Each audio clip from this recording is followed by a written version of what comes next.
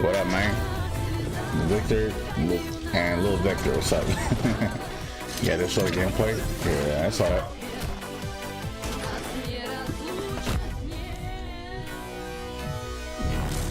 What up, Franklin? Another day, y'all. Another day.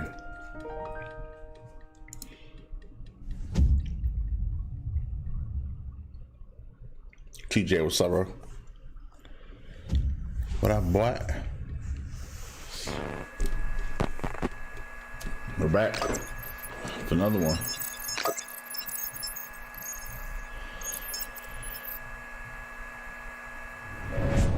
How you guys doing? Wait, is this that one game? No, it's not there. Never mind. There's something about GT5, Victor? I don't know, bro. I mean, it is Xbox, so they should be able to show something in here. Let's see.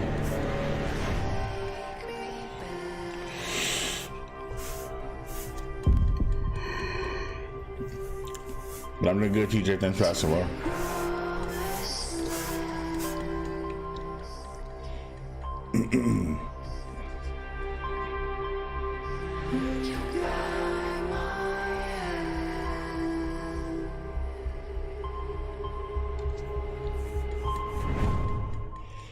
Any edits from Rockstar? No, not yet, man. They've been quiet.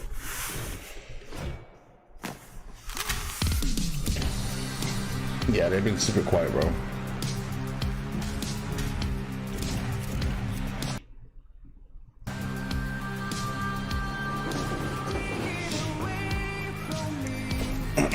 Facts. Yeah, they are, bro.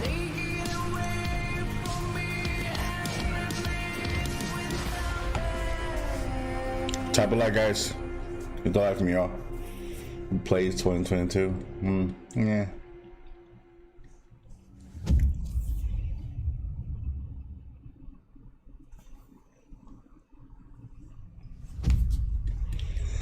I'm waiting for State Decay 3. In the first year of Grounded, millions of players kept busy with crafting, fighting, the pond, What up, y'all? ziplining, flying. We here. Now, to celebrate, we present the Shroom and Doom update. What in the It gives hell? people what they've been asking for, like sitting. No, seriously, a lot of people want to sit. Pets for when you get sick of your human companions. And of course, mushrooms. But not those kinds. We also got something that literally no one was asking for. The Brood Mother. She's so terrifying. You should probably turn on arachnophobia mode. Oh, even her blob scares the shit out of us. Go big. Or never go home.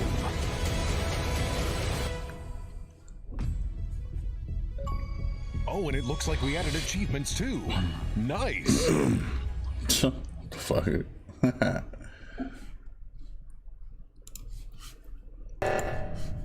I'm starting to think that the expanded edition will be a brand new game. Yeah.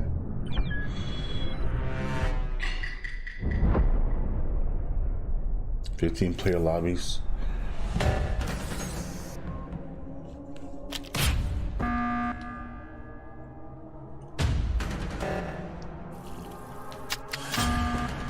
thought this game died, bro.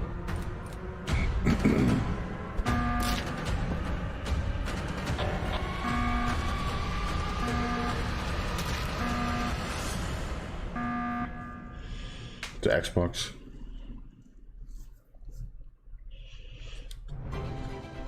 I know, Victor. I know, right?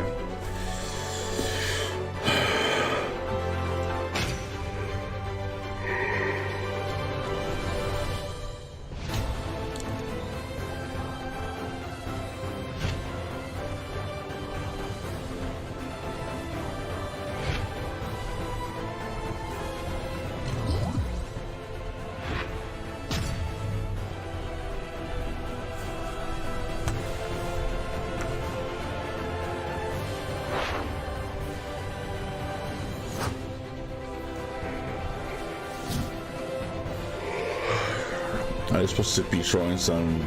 I mean, it's Xbox. I'm not sure, bro. On Monday we have the Take-Two thing coming.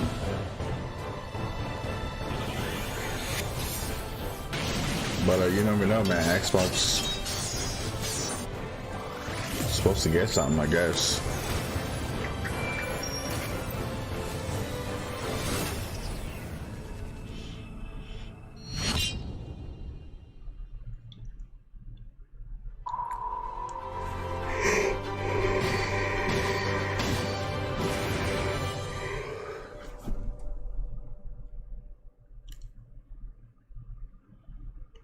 Wow. Everyone tap the like for me, guys. Hit that like for me, yo. Hit it quick, hit it. Only got 5 likes in there, come on.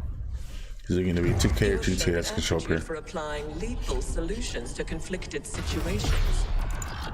We wish to test your abilities.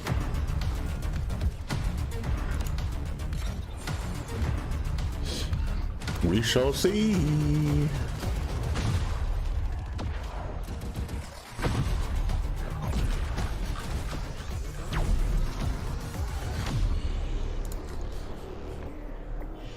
Since Take-Two Interactive said one of its companies will be representing E3. You think it was a person? You thought you think it was a person? Oh my gosh. History is all around us. Those who made it have never been forgotten. Their daring choices echo across time, turning land into kingdoms and mortals into legends. People watching only 7 last small guys. In your hands. Right. What would you build? I mean, it's E3. People should be showing up. Yesterday was odd. It wasn't at best, man, but How would you fight? Where would you go? What will you be remembered for?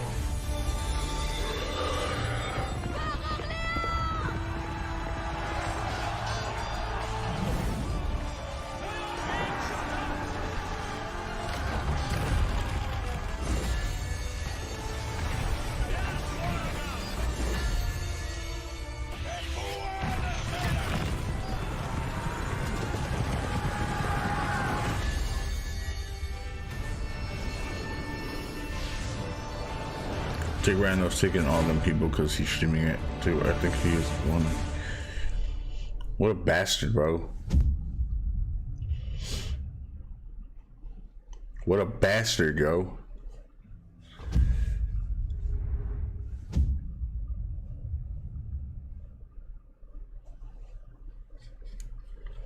We begin by hearing an old, wise-sounding voice.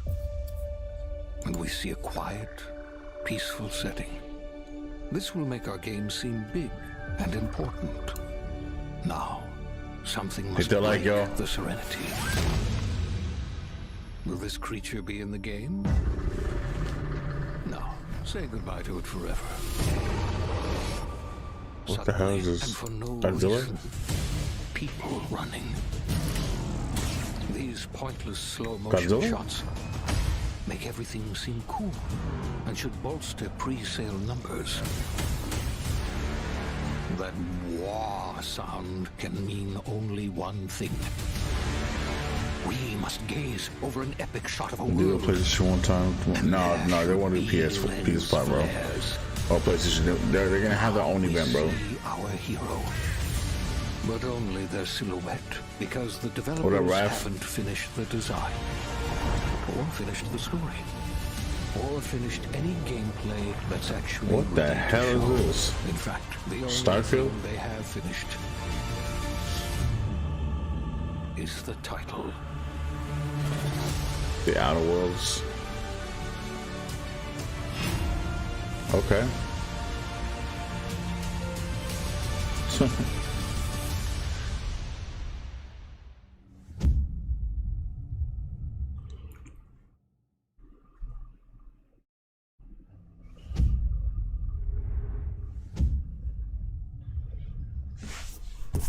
Wow.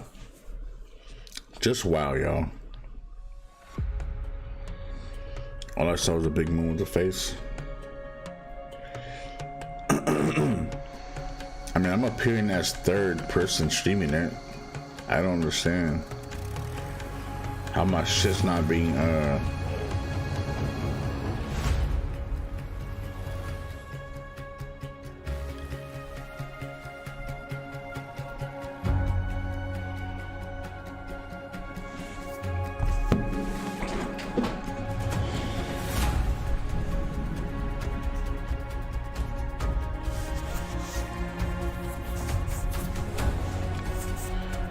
Oh, remember? Yeah. Yo, this GTA about? Is this GTA about? Can't be. This can't be. Screw it. I'm gonna put a GTA logo on a thumbnail. Fuck you mean? Let me do this shit real quick. Let me edit the same image right now. Screw it.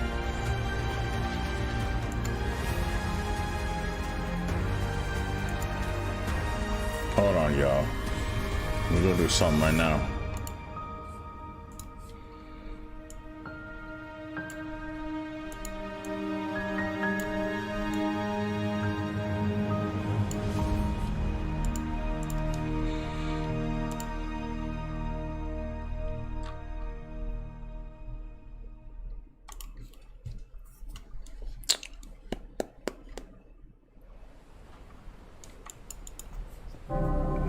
Oh shit, it's GTA, y'all.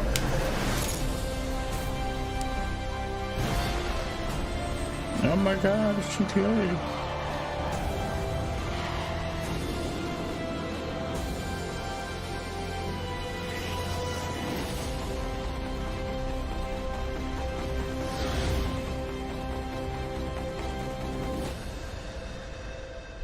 Good expansion. Okay.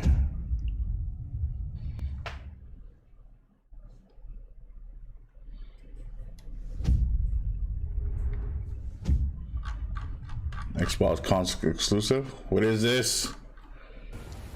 Speak, damn it. Oh, Kyle Perico, bro. This is Kyle Perico, bro.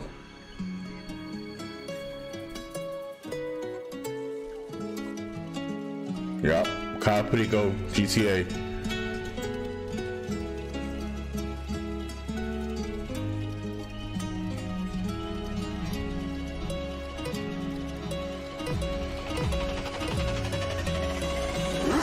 Yep, GTA. Tell me what you want and I'll tell you what I'm gonna do. I'm not giving up, come on, we got nothing left to lose. I've been here from the start, you know I'm not going anywhere. I don't give a tell me what you want, you can get it. Tied up, bad vibes, bad luck, been swinging like a boomerang. Tried up, all tight, no fight, now we're coming like a hurricane. Hold up. So this everywhere. Not like Young's Fire. Yeah. Tap in the like for me, guys. Coming like a hurricane. Tell me what you want right now. Ooh, Let everybody talk right now. Tell me what you want right now. You could get it. Yeah, well, you can get it. Yeah, yeah, you can get it. Tell me what you want and I'll tell you what I'm gonna do. I'm not giving up, come on, we got nothing left to lose. I've been from the start, you know I'm not going anywhere. I don't give a tell me what you want, you can get it. Yeah, well, you can get it. Yeah, yeah, you can get it. You could get it. You can get it.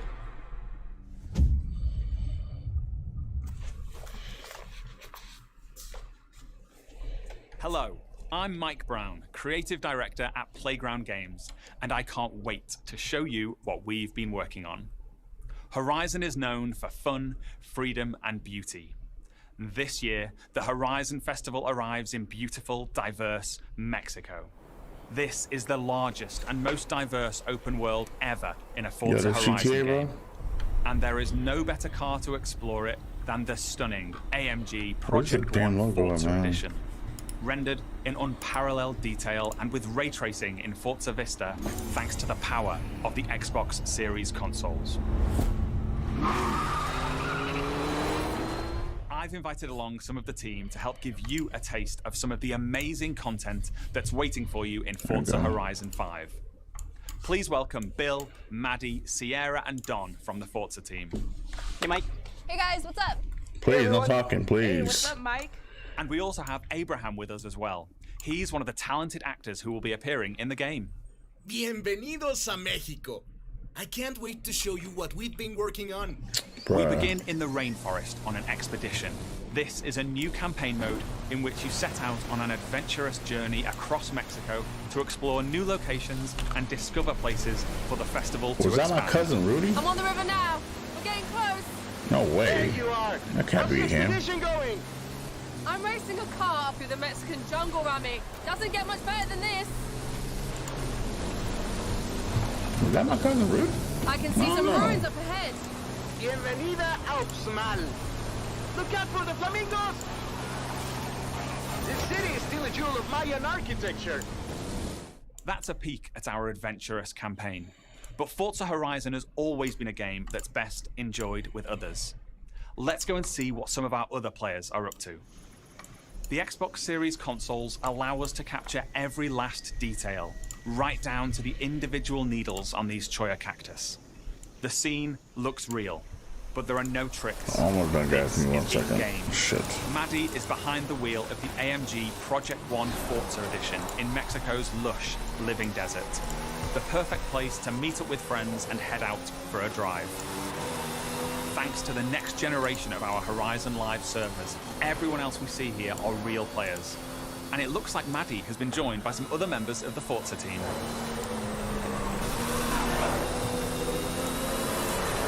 Let's leave Maddie for a moment and head out to the coast and meet Don. Don is already on the move, exploring this idyllic seaside town. This is a recreation of Mexico that is honest, authentic, and filled with love. Speaking of, hold up, Don. Oh, hey, what's up? This is a mural by Mexican artist Farid Rueda. Just one of the many beautiful, faithful pieces of Mexico you'll find all over Forza Hold on, Horizon guys. 5. 1 second.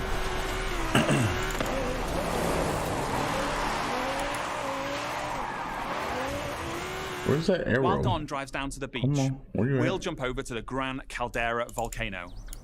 Check out this geology detail, implemented with precision accuracy using photogrammetry data captured on location atop an active Mexican volcano. The entire world has been recreated at this Drop a level like, of guys. detail. And here's Drop a like, Sierra drop a in like. her favorite Yeah, off-road buggy. Did it start? The volcano Start what? Sierra and friends are exploring is the highest point I'm ever finishing in up a this other Horizon thumbnail game. that I'm working on. And thanks to the power of the Xbox Series consoles, from up here we can see for miles in every direction. In the distance, we can just about make out Guanajuato. Let's take a closer look. Guanajuato is one of the most beautiful cities anywhere in the world.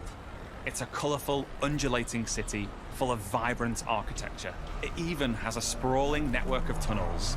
And these twisting, turning, overlapping streets mean that as well as looking good, it plays great too. As we see here, as Don is challenged in Horizon's open world battle royale, The Eliminator. While Don tries to win that race, the rest of our players are still out exploring this diverse open world. Let's head north to the canyon. The Horizon series is known for its uplifting beauty, and using our unique HDR camera rig, we captured 24-hour shoots of real Mexican skies at 12K resolution. What the hell? And thanks to the Xbox That's Series what GTA should be looking like, these man. photorealistic skies result in lifelike lighting that dynamically changes every frame, making you feel GTA should be looking like really this. there. The fuck? Here's Maddie again. Man, they're kicking our She's ass joined with by this Abraham updates, and some man. other members of the team. Our players are using Forza Link, You gotta the be new kidding me, AI bro. assistant that intelligently tracks the status of you and the people you meet online, and then helps you link up and play together. Where's my goddamn arrow, man? We'll now head deep into the rainforest and rejoin Bill and the rest of our players. Here we see our new volumetric lighting system, There it filling the is. scene with God rays as the sunlight dapples through the dense rainforest. A Horizon arcade minigame is about to start. Forza Link knows that Bill loves minigames, so it intelligently prompts Sierra to invite Bill. Bill accepts, and they're seamlessly linked together with their GPS route set. With that Horizon arcade minigame starting soon, all of our players are coming together. This minigame is called Pinata Pop, signaled by the Horizon cargo plane dropping a payload of pinatas. Ooh, over this way. Gotta catch up to you guys. Our players now have to work together to find and pop as many as they can. Okay, go up here to the left. There's loads along the main road. Here I go. I'll take a look through the bushes here. There's some between the houses. Oh, there's a couple more over here. Sweet. While the team grab those last few pinatas, we're going over to the stadium because I have one more thing to show you. This is Event Lab, the incredible new toolset that allows you to create your own races, game modes, and gameplay experiences. You customize everything, right down to the fundamental rules of the game. Let's see. This didn't start yet. I mean, it's already here. What up, Zappa? Forza Horizon This shit 5 is doesn't the look like this, largest, and I'm most down. fun, and most beautiful open world we've ever built. And it will truly be an astounding showcase for the Xbox Series consoles when it comes to Xbox Game Pass this November 9th. Thank you so much. I'll see you all in Mexico later this year. So, will you stream? Will you stream tonight? Yeah, I'll be streaming tonight. I just didn't stream last night because, you know. Team I don't know. Xbox is on a mission to bring the joy and community of gaming to everyone on the planet. That's why you, the gamer, are at the center of everything we do. Did my dude Phil just gain some weight, bro? He we looks a little showed chunky you 30 today. games. 27 of them will be available on Xbox Game Pass. Now, through the end of the year, you can look forward to back-to-back monthly releases landing day one on Game Pass, led by 5 new titles from Xbox Game Studios, as well as highly anticipated games like Back 4 Blood, 12 Minutes, and The Ascent. And as we look ahead to next year, I'm inspired by the creativity of Bethesda and Xbox Game Studios.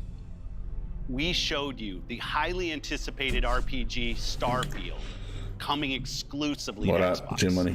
But we also have some of the industry's best RPG storytellers working on Avowed, Fable, The Elder Scrolls Online, Fallout 76, The Outer Worlds 2, and Elder Scrolls 6. We unveiled the stunning multiplayer mode for the world's most beloved shooter in Halo Infinite, adding to the roster of iconic Xbox shooters alongside Wolfenstein, Gears of War, Perfect Dark, and Doom. We premiered the most epic open-world racing game, Forza Horizon 5, bringing you a vibrant and authentic depiction of Mexico in a game Look how nice built it looks, from the bro. ground up for next gen, while the team at Turn 10 is hard at work on the next Forza Motorsport. Our growing family of 23 First time coming in studios machines, I've been is Skype devoted to to you for a year advancing and the half an hour, and I haven't we had all time to pull love. up. Oh, for real? Damn. Well, thanks, man. I Xbox has appreciate been it, here bro. for 20 years, and that's because of you. our team strives to make Xbox a place where you'll Well, find my the dude. Appreciate greatest it. games, the most dedicated developers, and the most passionate community. Hopefully you Together, pull out more, man, on we stream. all make Xbox the best place to play. Before I go, there's one more thing. Take a look at this brand new original game from the Arcane team at Bethesda, the studio that created Prey and Dishonored. Arcane created something new for them, an open world BMW? immersive shooter that What you up, can PM? play alone or with your friends. What up, And PM? like Starfield, this game will be an Xbox exclusive.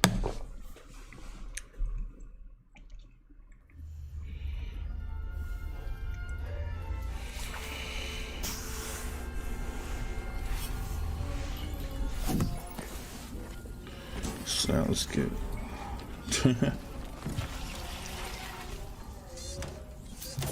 What the hell is this? Pobre bribón. I'm gonna have to take you apart again. Hey, Dev. Anything? Is this GT6? 25 centimeters. This GT6, right? Oh snap! What is this? I might like this. Well, it depends. Fallout, maybe? Is it really? So, that was fun, right? Or is it Fortnite 2? Isn't that Fortnite 2? That's your cue, mate. Sleep tight. You know what this reminds me of? My time in the Himalayas. Betty's later, Dad. Could be Fortnite 2, bro. Anytime they want. Hey, asshole.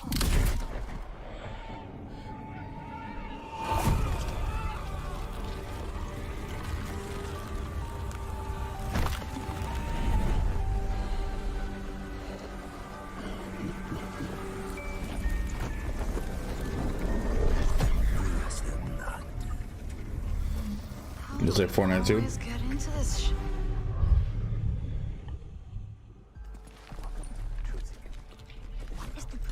In the field in Redfall, Massachusetts. Behind me, we are witnessing Goddamn clear vlogger. signs of cult activity as the locals engage. Hey!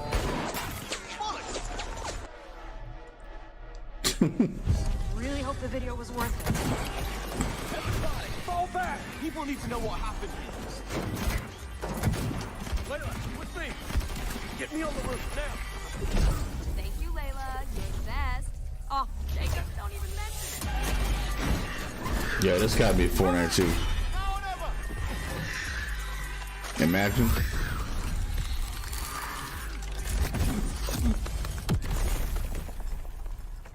Where's the other one? Where'd it go? Give me a taste. That's bad. Bloody hell. Taste this, cabrona!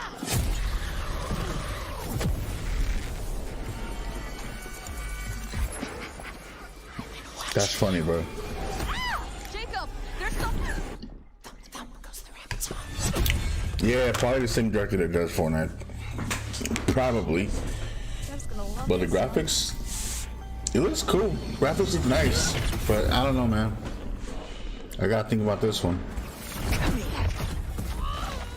She got a really fucked up fuzzy hair or some shit. Don't touch me! Look! A new one! What is this? Just give me a name. What game is this? Doesn't it drive you guys insane? You're watching and you don't know what the hell the name's called? Back for Blood ×2.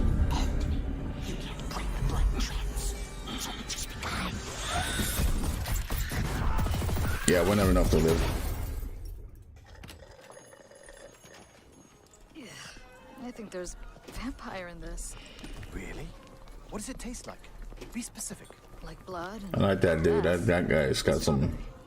Sun's coming up. Oh, the dude with the hoodie. Look like a gangster, bro. Sure thing, Edgar Allan bro. That's a good one. Do you think things will ever go back to normal? Would you want to go back to normal? Not if I still have to pay my student loans. What in the fuck is that, bro? Redfall? Okay, that's not bad actually. Redfall. That's not bad at all. I mean,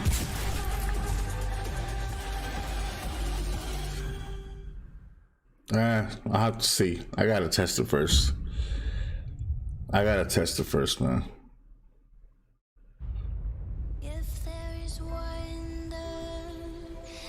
Redfall 2, We can disappear into our world beyond.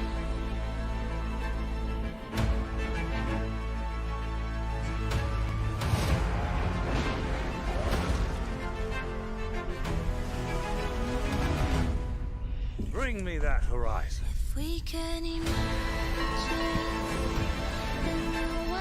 Where you from, P1? Kelly. We can fall into the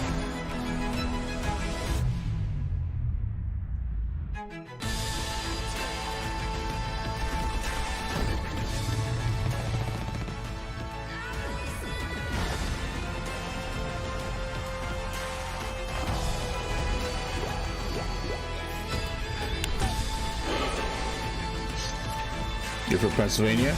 That's what's up, man. Y'all got history of vampires over there, huh?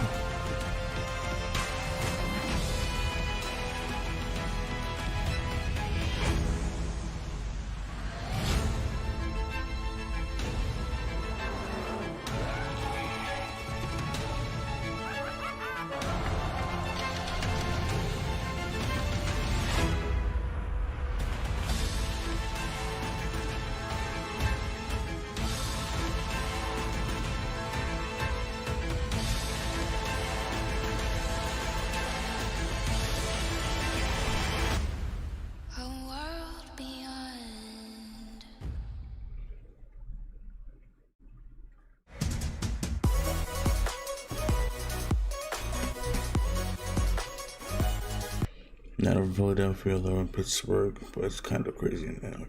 So, damn. Crazy, bro. Which block? G2. All right, I'm ready.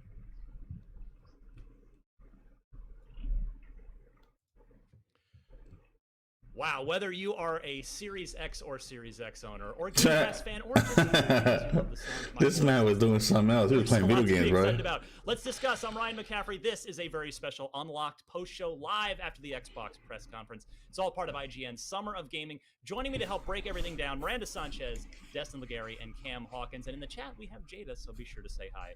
The fuck is this? Guys, let's get right into it. First things first, biggest topics. Let's go with games first before our overall thoughts of a very impressive show. Destin, go. Yeah, wow, what a show. I really think they hit all the beats that they needed to, but the one I was most impressed with was Halo Infinite. They did is this part of this whole shit, bro? They did. They showed off the engine. They told the story of Master Chief. I cannot wait to watch it again in 4K because we're watching it live, so we're watching it all compressed, but it's already looking really good. I am stoked. I legit loved how they presented it. Is this part of the same panel? That story more. Yeah. Okay, good, because I was. In fact, I believe we have called up our. So we have cameras on us while we're watching this stuff. So I think we have the still screenshot that our producer sneakily grabbed while we were all watching the Halo Infinite, the multiplayer reveal specifically. I don't know if we're gonna put that up on the screen here in a second, but I was expecting great things from Halo Infinite multiplayer, and holy crap, that looked great. The new Banshee looks awesome. It looks like the return of the Brute Chopper, if my eyes did not deceive me. The new Banshee looked great. Miranda, I know you love Halo as well. Talk about how great that Halo So let me make sure. I was like, wait a minute, like, what's this? Is it part of it? Myself like this. Oh yeah, I turned off my camera because I was just like freaking out. I think you can almost see a little corner of drool on the corner of my mouth there. Just the eyes wide, like a Cam's like. What's like in LA? It's just alright, bro. It's cool. Let's show off all this awesome stuff you can do in multiplayer, and they're bringing it back full force. Like, I've never doubted Halo multiplayer. Like Halo 5, they just nailed it. Like the multiplayer is phenomenal. So I was like, all right, I just want to see it for the sake of I don't have the same panel, bro. It don't seem like it. Pink Spartans. I was so happy. Give us our familiar maps, but also provide us new ones. Show us cool customization. Okay, James, what's up, man? I want to keep returning. Now it's warm, June, gloom, ending too soon. A lot of us have Game Pass, but for those of us who don't, it's just like, hey, you want to hop into Halo with me? You don't have to buy it. It's just there.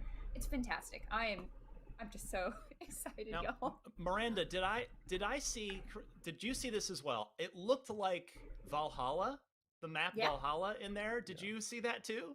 Oh yes. Oh yes. I know I was calling for Blood Gulch in the pre-show, and maybe I'll still get it, but there's no way they don't give it to us. There's just some maps. It's like this is not Halo without these set of maps. Like they're classics for a reason because they are phenomenal. Is this shit over, bro, or something? They're just a place that you can live and breathe and have a good time taking on, capturing the flag, whether you're doing that or fighting other people. And I think they've been revealing some more information about like modes that are confirmed and other things for multiplayer. Like they've already talked about, I guess, arena, so the 4v4, nah, bro, the balance competitive, and of course we're gonna get big team battle. So Cam, quick thoughts, Cam, on Halo, either the multiplayer or if you feel this shit ain't right, bro. That's not the same shit, fam. You're missing some other bullshit.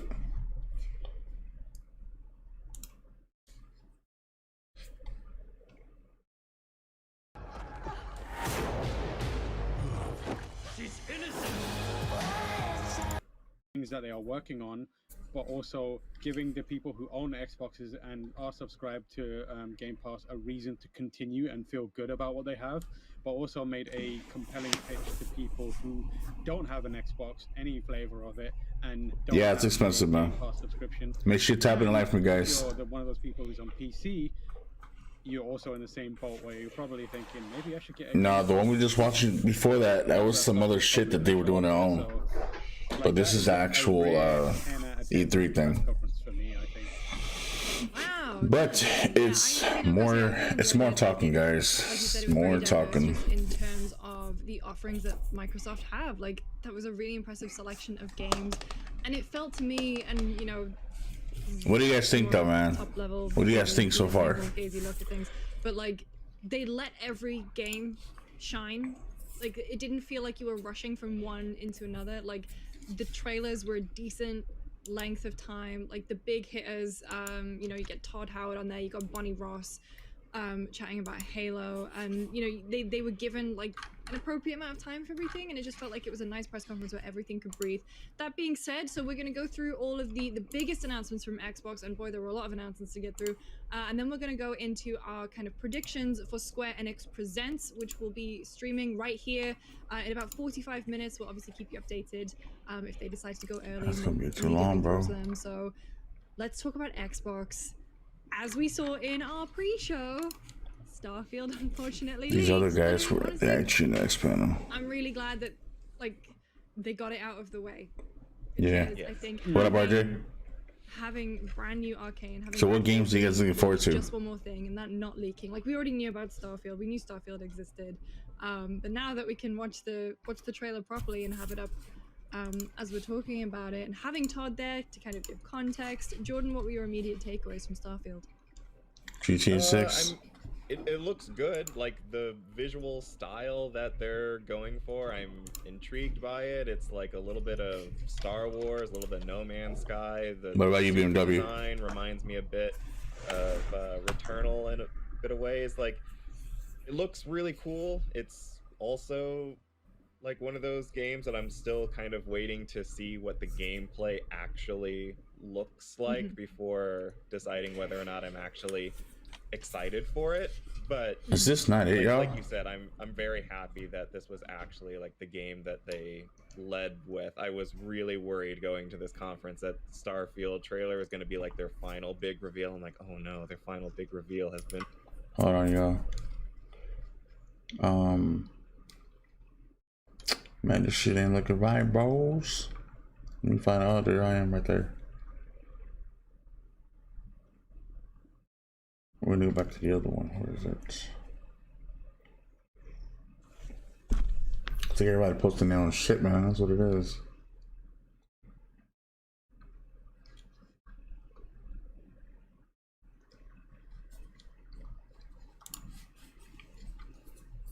It's hard to believe that Mint Mobile can be...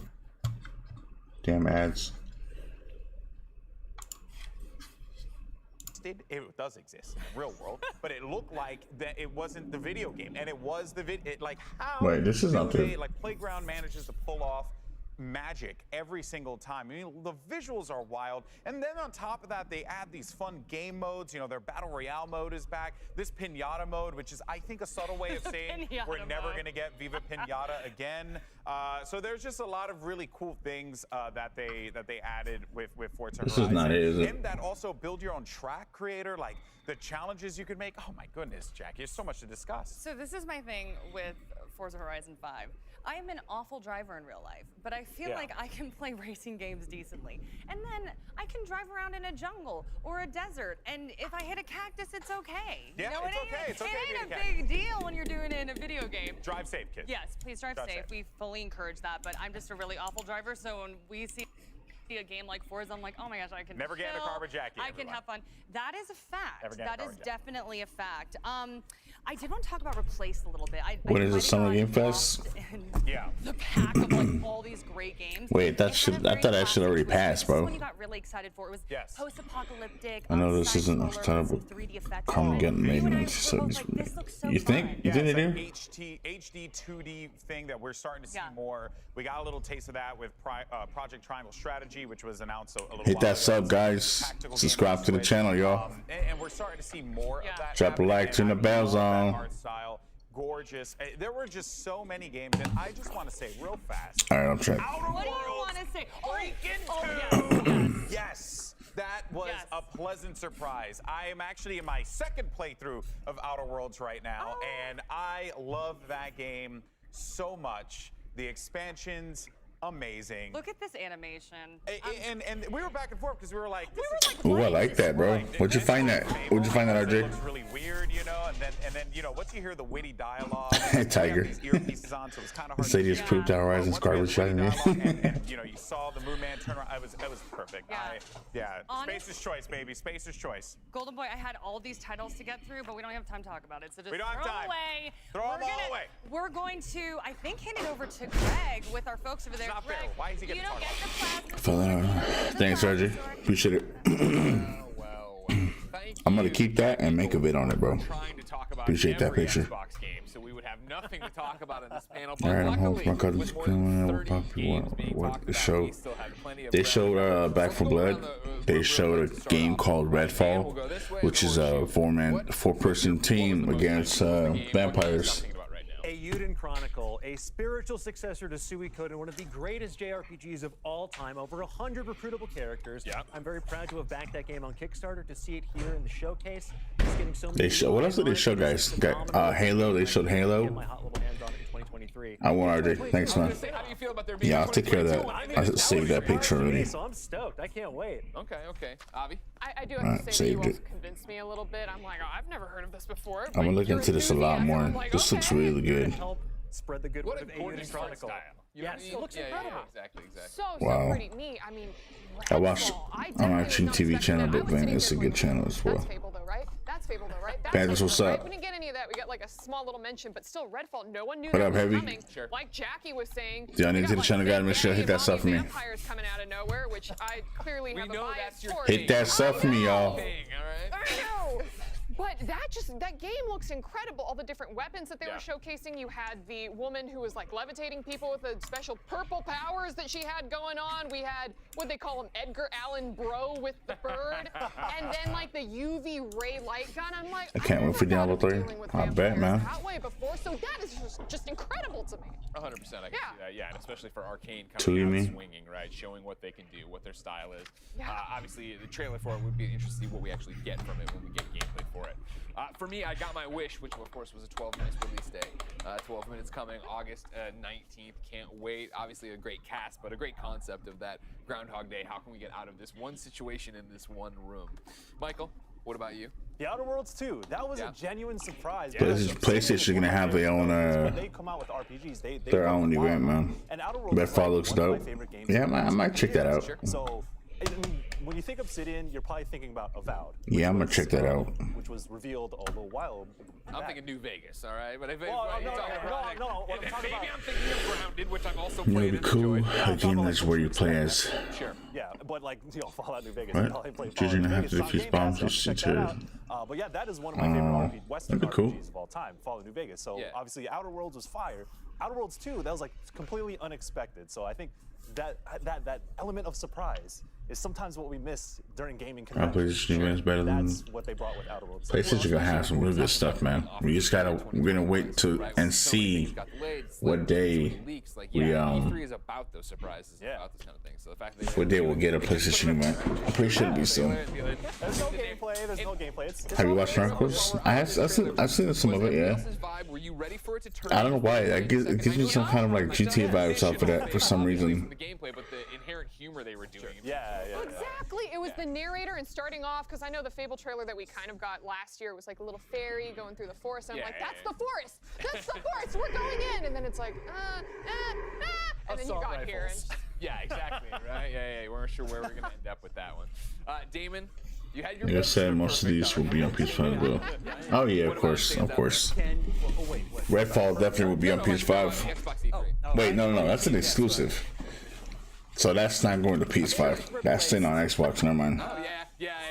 Never mind. Who win this Take Two live stream tomorrow? 1:15. 1:15 tomorrow. 1:15. Where's that GT Sanders?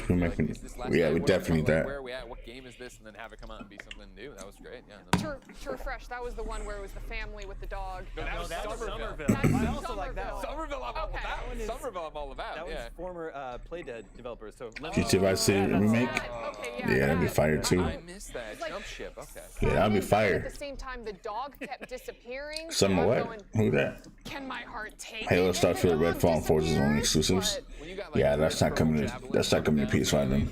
Not even. At least one playthrough. I'm sure there's a happy ending. I'm sure the whole family makes it through. Why do you think they haven't spoke about God of War Ragnarok?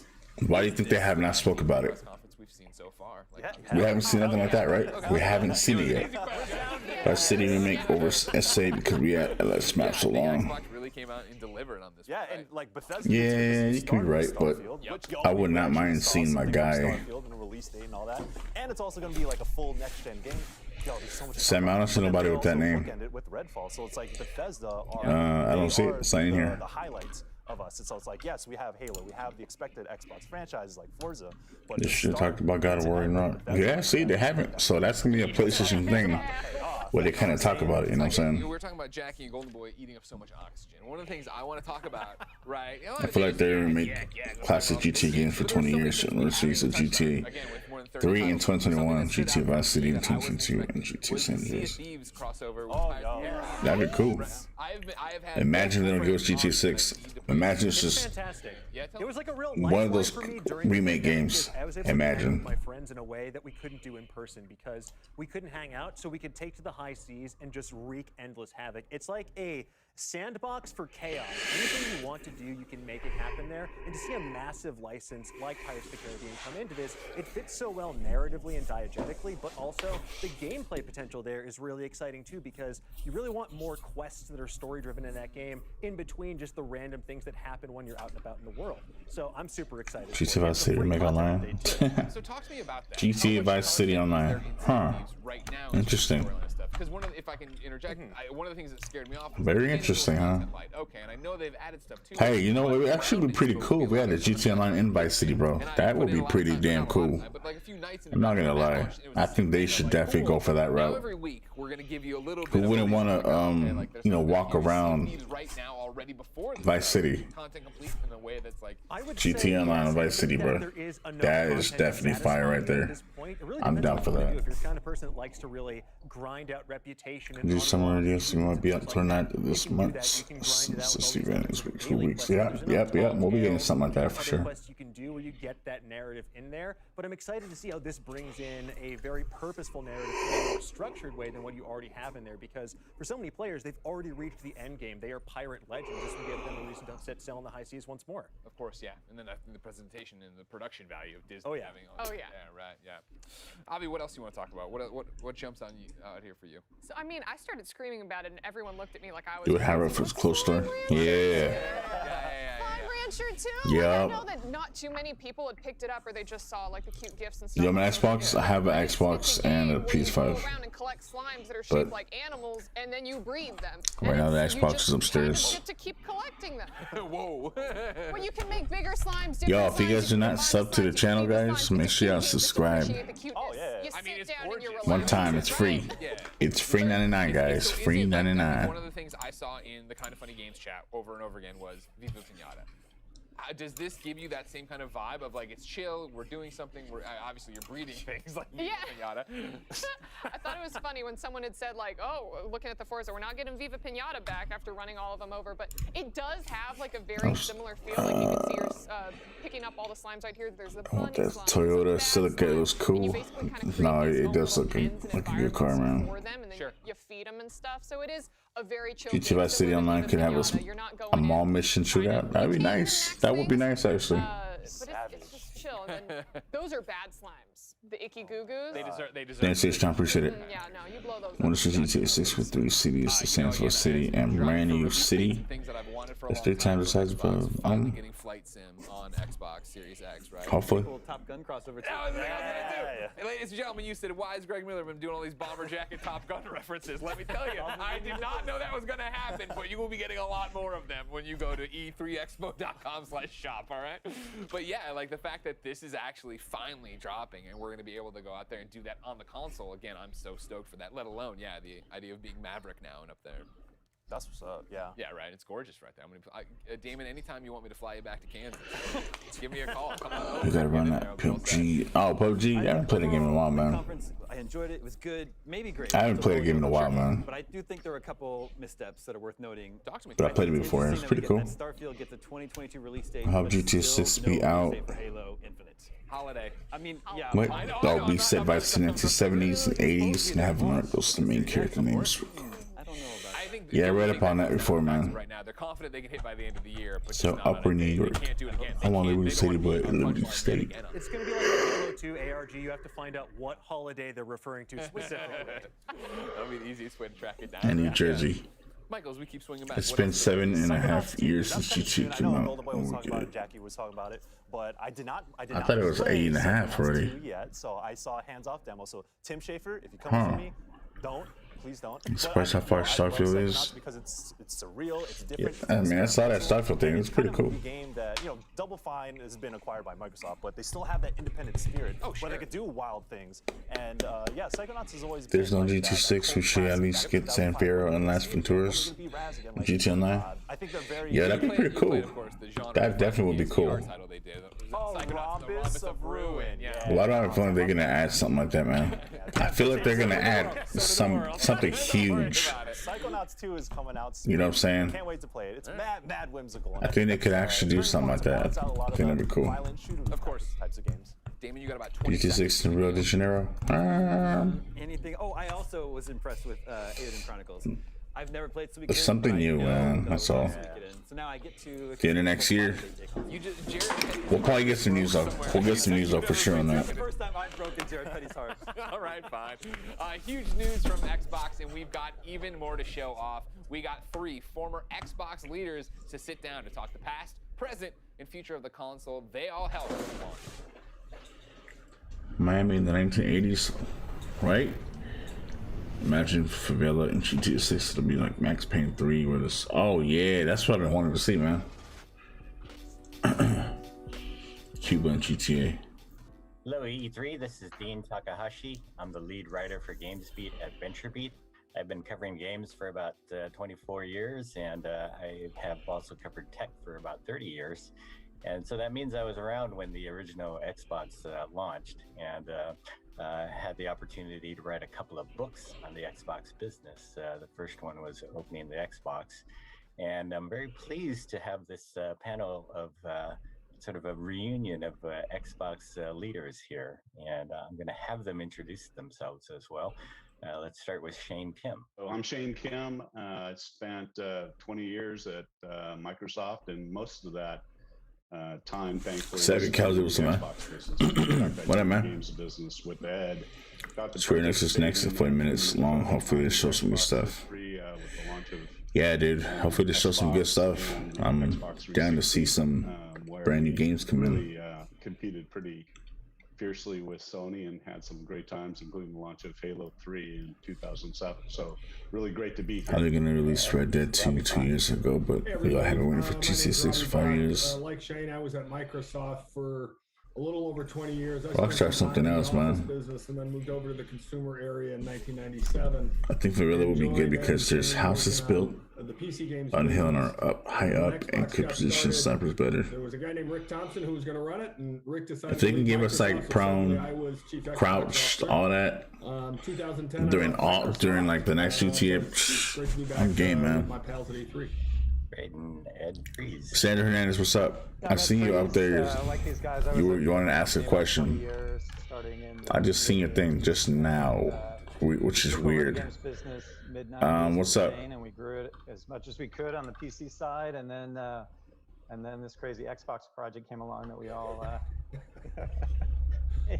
did our best to make happen, and still betting on the games business. Absolutely, love the game business. Crouch stealth button. Yep. So Robbie, what do you I'm sure they can add all that in there. Tomorrow's Capcom and Take-Two Interactives. Well, you know, so I'm not the technical person, nor am I actually particularly a gaming person. So my lessons are going to be a little bit more on the business side of it. And the two big ones I took away from this time period. Man, this guy don't like games, man. He's just about business. It's really important because the first version of Xbox didn't have a lot of it. It was just about this man, bro. Done. And the second version, we really focused on strategy. And then the second thing I'd say is it took us quite a while to build sort of a culture as a team. You know, Xbox team went from 0 to 100 miles an hour really quickly. And so imagine when crouch and have the knife out. You do a stealth kill like in GTA's. Oh yeah. And not a lot of good team. Man, they took out so many good things on that game, bro. And when we got the team working better together, things really started. So many features, dude. You know, strategy and teamwork are super obvious lessons. I know. I need to cop an external hard drive on Xbox, but I don't want to lose my data. Learned that. They're only like $45, man. If you get one, it's like $45. Amazon or with Microsoft Game Studios, we figured out going to Best Buy or something if you have one over there. In the battle, especially versus Sony. I agree with these guys completely. You know, the first Xbox was about us running as fast as we could to meet a date, and then after that we could breathe and reflect on all the things we did wrong, and I think you really could see that thinking expressed in Xbox 360 and saw it do better. So. Well, Shane, let's get you the next one here. What are some contributions that your colleagues here made, I guess, to the whole effort? Like, what do you give them credit for? That's a hard question. Dangerous. No, I think. Well, look, I'm not going to say this just because he's on the call, but I think Ed deserves a ton of credit. I mean, I owe a lot to Ed personally and professionally. I mean, it doesn't make sense for Jesus to be made at the moment. 90s. I'm not like Robbie. I'm not a technical guy. I'm not a gamer. She's still getting millions of dollars from GTA, but still. Ed gave me a chance, first starting on the business side and then on the content side, which led, I think, to a lot of fun and. I still think it's messed up at the same time to like. Was one of those guys just keep milking GTA for everything they can. You know, he first had the vision for Microsoft becoming a bigger player in games. First of all, on city side drugs, maybe get busted somebody. And I don't think without Ed's there's a lot of features that I talk about on my videos. That project, you know, happened. You know, and Ed, a lot of stuff I talked about in my videos, man. So all the stuff that you just said, I talk about everything on videos. Because in the past, they never did. Yeah. Well, before they have, they jumped from like game to game, but they stopped doing that. They slowed down like crazy. Everything that Jay did, I think, you know, when he was running the platform team, you know, he had the vision. So we just gotta wait. To drive Xbox Live. Yes, sir. I believe he deserves a lot of credit for us not putting a telephone jack in the back of the original Xbox and just sticking to an Ethernet connector. And I remember Robbie making that decision. And then Robbie, of course, deserves kudos because just getting the project off the ground in the first place is what I remember the most. Everything else when a new game came out every year, so right? We worked through a lot of problems, And then he stopped after. I think it was after GTA 4. I think. These two guys deserve a ton of. No, I'm wrong. Well, God, I mean, that hurt. I think that this project to be successful needed so many different I forgot. expertise, and so yeah, I came with kind of a product, making something technical background and a passion for games, but I had never run a business before, and without Shane, there's She's okay. All right, cool. Really wish you could from the mid-90s put Spider-Man on Xbox. So many different things had to come together in a short time to make this happen. So it was really a team effort. Dean, I was talking with Phil Spencer in email the other day, and he said sometimes he get asked who was the father of Xbox, and the answer you just heard is the right answer. There was just a really interesting collection of people as a team, and they weren't actually particularly alike. Figuring out how we worked, to the thing I said before, as a team. Who are you? Say what? What do you mean? Everybody got to play key roles at key times. I know it sounds sort of cliche, but it's actually how it played. So what are you talking about? Ed absolutely played those key roles. Boy. So now we've pissed off everybody whose name. A lot of I don't know about Forza. Yeah, I don't really play Forza, bro. Honestly, someone offered me the game for free, bro. I don't want it. Answer, but one person who comes to mind is having the I also did a Forza game testing, bro. I played it. I don't know. For Bill Gates, being willing to.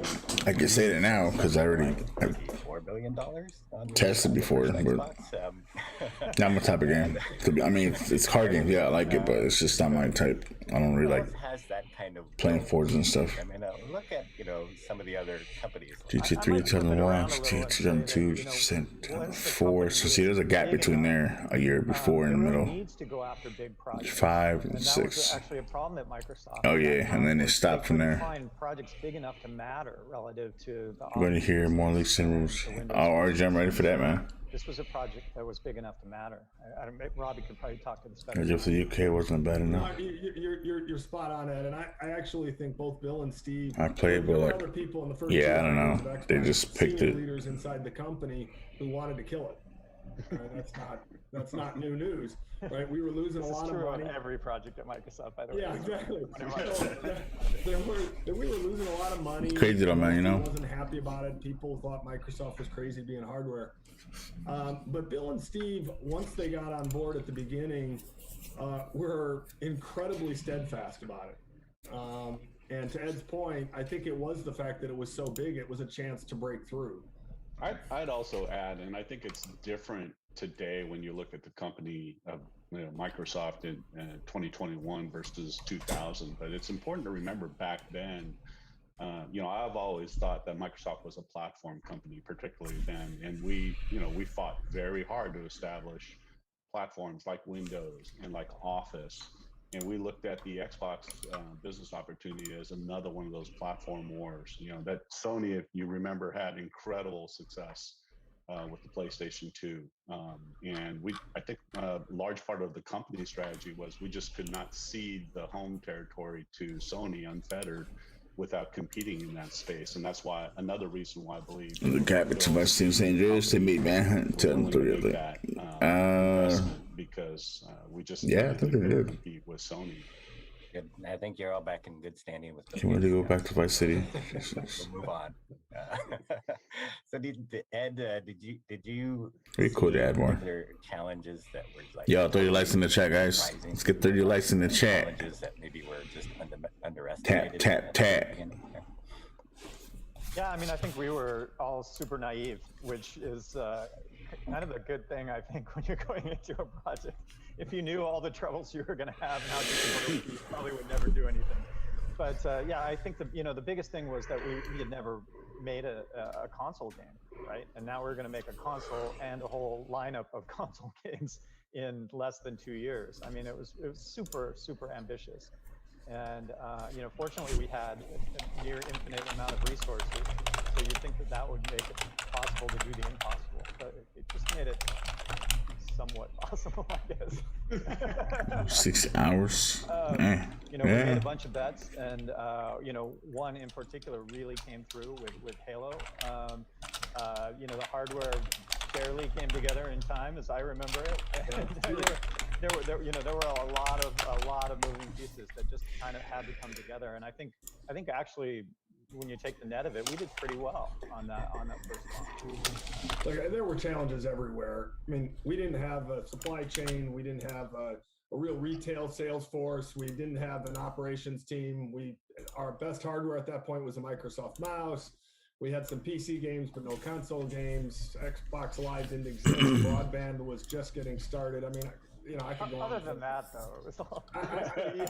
I could go on. I could go on for a long time. One thing I didn't mention, which I think was particularly impressive and really changed the industry in a huge way, is the bet on Halo wasn't just the bet on Halo, a game from a company called Bungie.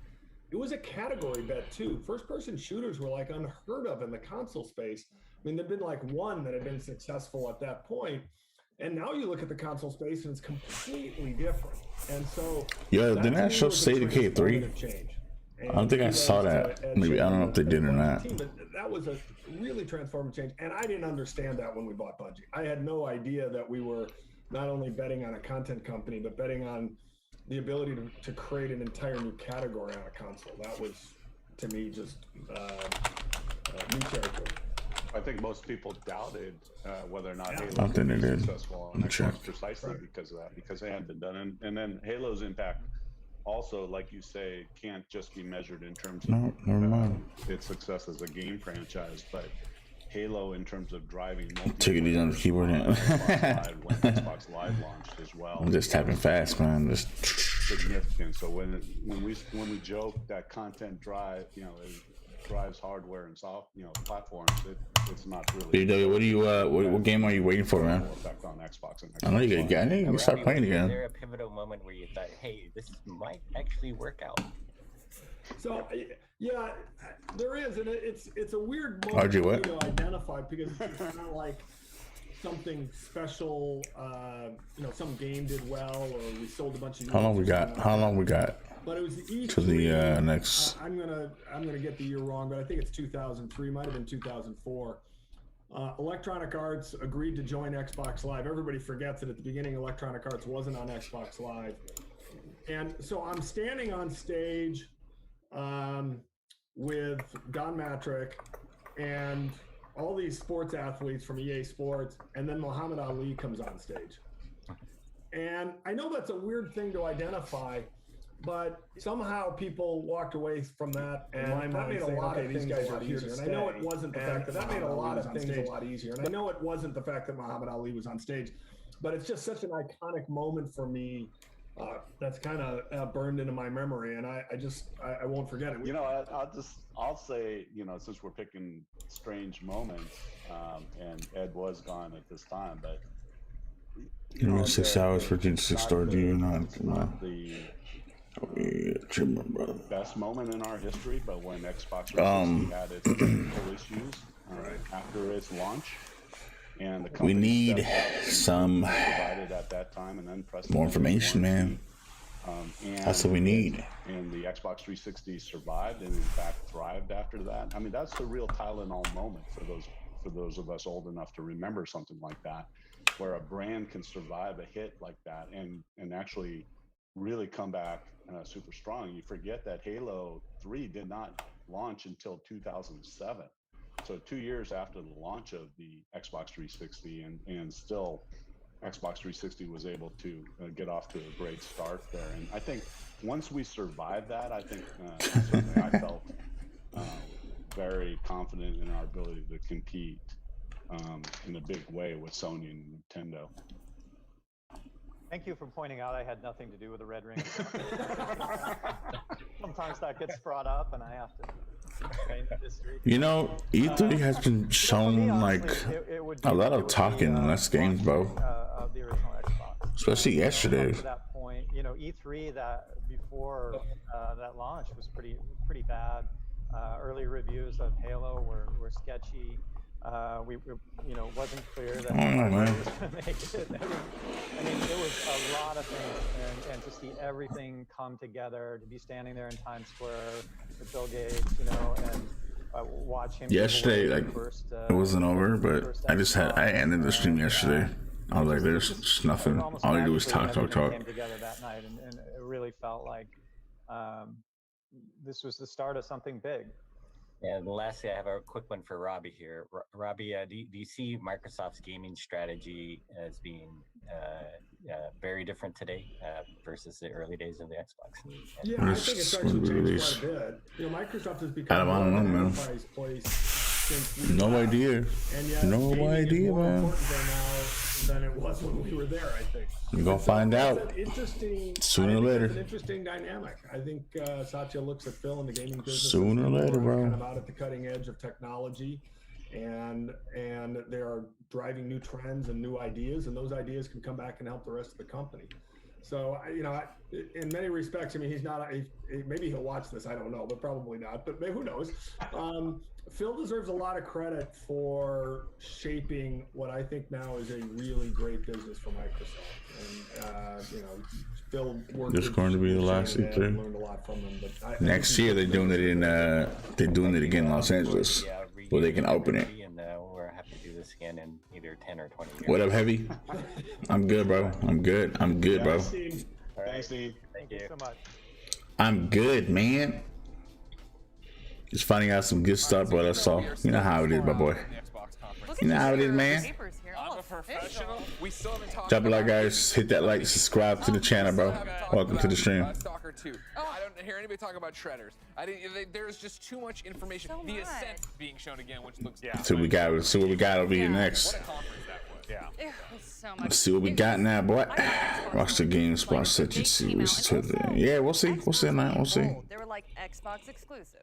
We shall see, Baba. Like I was like, okay, they're stepping up. Everyone, you know, all hail We're gonna find out right now. because that was there left and right as well. Yeah, I know. that too. By the way, Do you want to play with it? yes. You can take it away. I have the wait, wrong show. But yeah, I just want to say, guys, Halo is amazing. We know Halo is amazing. We know you're a fan. That samurai Spartan suit. Oh. We of course heard you screaming. We of course saw you talking He cried on a the little camera. bit, yeah. We have the reactions. They have the Hit reactions. the like, guys. Subscribe to the channel for new. These are not canned. This is legitimately happening. This If I meet you, what will you do? I don't know. Shake your hands and be like, all right, bro, take it easy. Stuff too. Then back to Battlefield. Nikki, no, thanks for the I'm sub. excited for Battlefield. Yeah. Look at you, a kid on Christmas morning. You know what Yeah. I mean? But did you see the? We didn't even, you went through all your notes. We didn't even talk about Battlefield. I'm telling you, that's how dense the There show was so was. much. Yeah. There was so much. to talk about. Look at you, Bro, they didn't talk about no. Oh my goodness. Yeah, that was hype too. They didn't talk about no Battlefield, bro. No, it was a great E3 press. Yeah, conference. man. That's the reactions you want, right? Especially not having it live in My person, face. not hearing an audience, right? But Yeah, getting to that's see Halo. that. My Yeah, arm got a that's Halo. cameo. I was punching you. Yep. There you go. That's what it's all about. Yeah. Little Smiling 50 likes in the chat, guys. 40 likes in the chat. 40, 50 likes. Come on, come on. Ueden, I forget the name of it. When Ueden Chronicles yeah. came out, I mean, the man was yelling. That's again. RJ, when did you say that? When? When? Financed it on Kickstarter. Yeah. He just kept talking about Kickstarter. It felt like he's finally Retro Trade. There are no cheats coming out. Stop. He was a happy guy. Retro Trade. What's up, man? On top of all the games stuff we showed, then they What I showed do? at the very end, which was Welcome to the stream, bro. they did it, the Xbox mini fridge. Drop a like, subscribe if you have not done so. It is free. And if you're a goat, They won the Twitter competition. Yep. Thanks to me hit that sub, man. Now we are all going to be able to give them our money. This showed a little Battlefield 2042. Hell yeah. On the map, and you need to know it. As a proud owner of an Xbox mini fridge. Hell yeah, boy. How much did you pay? The only way to PS5, chilling, bro. It's elastic do for next year. All they do is talk. I don't know if I should have given that that team or But it not. was really, it's an awesome fridge. So you guys are going to love it. Little But I already flex have it there. because I'm famous. Yeah, just a little My flex. famous Shit, my bro. friend The Rock sent it to me. What's up, DJ? Are How you doing, buddy? aware? Because of our video yesterday, Ryan Reynolds followed me on Twitter today. So. Wow. Okay, really? can we all stop flexing? He Cut didn't him follow off. me. Cut him off. Cut He him was off. in Fantastic Four. Okay. Didn't tag you on purpose. Oh. Wow. Jackie, you want Do you think he would have followed you after that comment, though? I probably would have. Yeah, no, I don't think it would. You want to talk about we haven't actually talked I mean, about? honestly, I thought it was eerie. It was this creepy post-apocalyptic Yeah. world. When the guy was dancing alone to that creepy music box, I was like, I'm here for this. Like, I just want to see more. Well, all So that games was they showed, bro. definitely at the top of my list. Back for Blood, Halo. They showed Redfall. They showed Yeah. Ladies What and game did gentlemen, it show? That's how we're getting things started. Xbox, your time is over. It is, ladies and gentlemen. I forgot. 9 9 minutes. minutes. Come on. Seven. I forgot what else to show. The chat will tell you also. This is my moment. Oh, this sorry. is me Go as an back. Avengers fan. Go Greg, back. there's no lighting there. Don't worry about it, We'll stand everybody. here. It's getting there. We're doing it. It's about time. When we return, ladies and gentlemen, Square Enix takes the spotlight. Stick around. Okay, watch.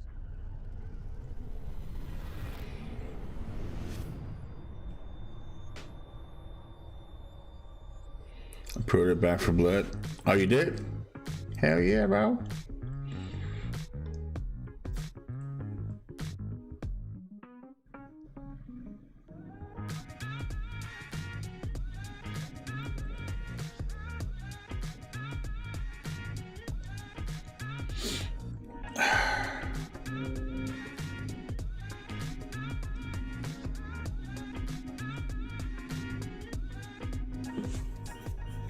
As a part of Play for All, GameSpot will be bringing you the latest gaming news and announcements, interviews with developers, the biggest press conferences, and lots more. Play for All is our yearly online event that combines the excitement and announcements. Hit that like, guys. Hit that like, with charity boys. live streams the following week with lots of special guests who are going to help us raise money for able gamers. So join us in June for E3 and Play for All on GameSpot.com, YouTube.com/GameSpot, Twitch.tv/GameSpot, and as a part of E3's official broadcast.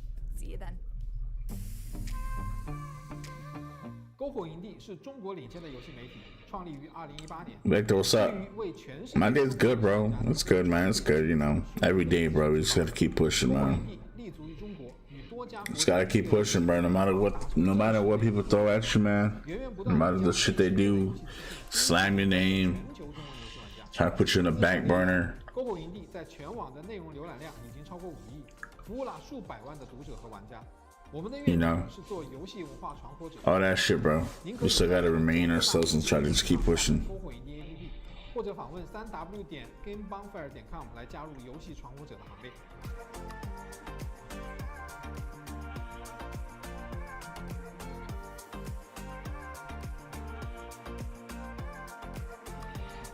That's what we gotta do, man.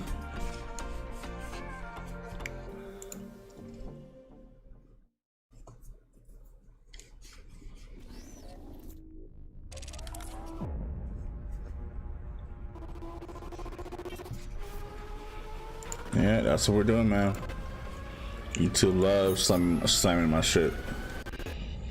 What will we get on the DLC update this week? Same thing, bro. 2 weeks.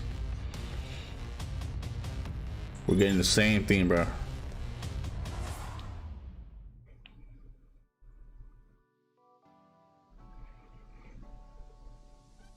The Kingdom Hearts franchise is my favorite franchise of all time. Kingdom Hearts, that has a very special place in my heart. Lara Croft is the reason why I started to become really adventurous in my own life. Tomb Raider, I think, became a symbol of who I wanted to be. Tomb Raider is very important to me, and not just because I worked on it. Dad got it first, and I remember him being really excited at the T-Rex in Tomb Raider and completely spoiling it for me. Final Fantasy VII, the original, that's what got me started on JRPGs, and I love JRPGs. games. Kingdom Hearts 3 was like the biggest hype I have ever experienced. I remember taking time off work, locked myself in a room.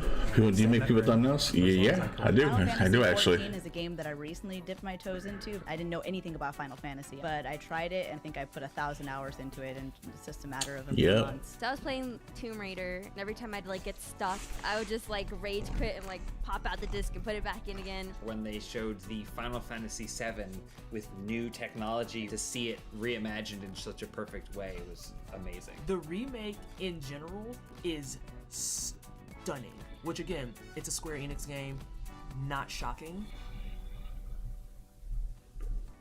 Welcome back to E3 Live from I do Los that. Angeles. Don't forget E3Expo.com. Do we get animations and the graphics too? Nah, it's the same thing, bro. They get two the weekly updates for 2 weeks. Is Square Enix presents. It's because they're dropping the DLC after. Why is it Marvel's Avengers? Oh my goodness. I mean, where to even start? Like, there's so many different. Babylon's Fall, baby. Babylon's Fall, baby. What are you doing here, Michael? All y'all stop the show. Babylon's Fall is gonna be the most fire thing Square Enix is showing. It's gonna be game of the show. Check it. Babylon's Fall, baby. What? You just hijacked this. I have never run into the media suite, that just and you know what I mean? Never done that. But Babylon's Fall is being shown. Can't believe this, man. A lot of people are stoked about it. Michael Heim from GameSpot being one of them, of course. That's always good to see. I didn't know it was going down there. I was like, Michael's coming in here. What's been up? A bunch of panel talking mornings. Pretty much, Tiger. Pretty much, man. Pretty much, man. Oh, goodness. We were talking about Marvel's Avengers, right? A little bit there. Yeah, I was like, okay. Square Enix in general, yeah, of course. Babylon's This show, Fall. I'm just like, anything goes, anything goes. We told you we're insane. You know what? I'm starting to understand that at a different level. So yes, War in Wakanda. Yep. Totally amped for that. We saw a little bit of an art reveal yesterday. Sure, yeah, new look at Black Panther, right? Yes. So far, all we've had is that teaser trailer at the last. I got more GTA videos coming, y'all, and also some GTA showcases. Obviously, as I've talked to death, so we won't go any further with it. Yeah. Game you're looking forward to most GTAs, and of course. They're calling this an expansion, right? It's Back for not like Blood. episodes we've gotten for So what does that mean? State of K3. But then, of course, another one that speaks directly to me and I want is Life And is of course, that GT5 Spin Enhanced. But Battlefield, I'm looking forward for that. I might just go ahead and cop that one and just It's obviously about a woman dealing with the loss of her you know, brother. get that. And Also, love about that God of series War, is that Ragnarok. They are bold and they're like, okay, we're Gotta going cop to that too, bro. confront trauma. We're going to confront SOD3? Oh, hell yeah, man. Hell yeah. turn it into this beautiful video game that just absolutely hits you. Hopefully the devs will find me out very soon. Psyched to see more about Life Again. Colors, but also the remastered collection. Yeah, so, of course, right? Yeah. Super here for it. Yeah. Eidos Montreal. That's it. The new title. That's all The I'm fuck looking is gonna be forward insane. to. I've been a big fan of Eidos Montreal for years. Yeah, Tom Voice is gonna be insane, bro. I think they just kicked Call of Duty's ass already, bro. I think they took over the show for that one, bro. That's massive. Great of a studio. Hella massive, man. That to me is the winner. That's what I'm looking forward to the most. Got flowing out for dice. Gentlemen, what are you excited No, for simple hashtag E3 for State of K3, and Dead Labs. They flew me out to their studio. 2 minutes to go. That's the exciting part. They paid for my hotel or my suite. That was the biggest suite. I mean, that suite hotel was huge. It was so damn big. And then they paid for my air flight as well, and the food. And I went to I went to the studio, hung out, tested a couple things. The labs, oh yeah, man, I was so grateful. I think it's going to be all them guys are the shit, bro. I love those guys, man. If you will, from what we got, from like the overload. It was only 3 of us. It was me, somebody else, and one of the dudes from GameSpot. It was one of the writers from GameSpot. He got invited. So it was me, him, and one other dude. So it's just 3 of us that got, that got chosen to go. I mean, It was cool, man. marketing strategy, they might be like, hey, this is all we're doing. We saw the insights of the game. We saw a lot of things that are not supposed to be I'm definitely in the camp where I like being kind of shown and stuff. You know, like what's coming, what's We had to keep it in a low pro, you know what I'm saying? 'Cause it was big, man. like, hey, this is the docket, but we'll see. Who knows? Anything's possible. Tiger, did you find me on State of K2 yet? Let me know if you find me if you play State of K2. Let me know if you find my character on the game. E3 is a place for deception. It's like an Oh, let me tell you about Jersey, bro. That Jersey old guy, bro, is a snake, bro. I don't fuck with that dude, bro. I really don't. He's a punk. Without further ado, Jeffrey, on the other hand, that's a cool dude. That's one of my. I love that dude, man. Brand as well. Him and Brand are the shit. But Jersey old man, he's a snake, bro. The reason why I say that is because when I went, he was asking for State of K2 Juggernaut Edition clips. And what's up, he banished me without notice. You see, and that's the thing, bro. Good afternoon, everyone. He kept begging for my clips, man. And I said I'm not giving my clips out like that, you know, because the game has not been put out yet. So he's been asking, and then one day I said, "No, I'm not gonna give it to you, bro." He went and he blocked me out of nowhere. And he went to go beg somebody else for a clip. That's how hungry he was. So no, man, screw that dude, bro. I don't fuck with that dude, man. That is a punk. Do you know what a birthright is, Peter? Sorry, man. It's just the truth. I don't like that dude, bro. And I'm sure he would not be picked, you know, for next year's thing. Oh no, I know the person who, who came up with him, you know. So I let Groot fill out the paperwork. Who came up with them? He said he had nothing to say about him. He does not like him for the person he is now. So we got fined. But did he start making videos? I knew he was gonna start making videos, man, because I haven't seen none of his stuff. So I'm sure he stopped making videos already. He just dipped out.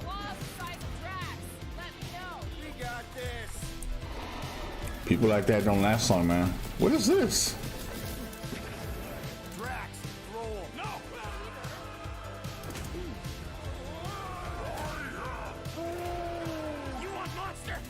Oh shit. No, we disrobe. Keep your pants on. Yeah, beggars too. Yeah, the dude was begging so damn much. I was like, I can't. It was so annoying for a channel that he has, bro, and he's a beggar. Oh man, that's how he came up. You had one job, Quill. I did exactly what? I don't know, people. Tiger, did you start making videos? I made no such commitments. In less than 3 cycles, all would be lost. The galaxy cannot be saved, Peter Quill. We can do this together. Bro, that's not even his face. Why didn't they put his face on? Guardians of the Galaxy?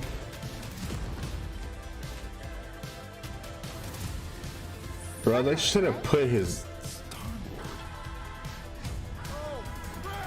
Doesn't even look like him.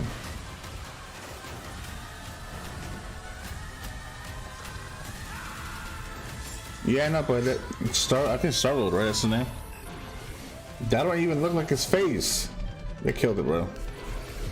Nah, they killed it, bro. No, of course I will. I'll call you. The hell? Bro, they should have put his actual... Senior producer here at IDOS Montreal. For the past few years, we've had the privilege to work on our version of Marvel's Guardians of the Galaxy and reimagine it into a single-player, story-driven, third-person action Chris Pratt has his face copyrighted. It's our own fresh take on the Guardians, and something that's really so that's the reason why he's not in there, huh? You get to be Peter Quill. As Star-Lord, you're constantly in the middle of the action. Bro, that's... They should just put his face on it, bro. But they put a different... They put Kratos in there, bro. Yeah, they ruined it like Avengers. They had the rights to do so. Right, let's do this. His face don't even match, bro. Man. Marvel's cosmic characters. Growing up as a kid, I read them, enjoyed them, loved them. I had the opportunity to write for Marvel on some of their cosmic titles. I went back with the help of Bill Roseman, the editor, and kind of cherry-picked characters from Marvel's past. The opportunity here was to build a team, but to make it all underdogs. So that look, it's Kratos. Like, oh my gosh, how is this team going to survive?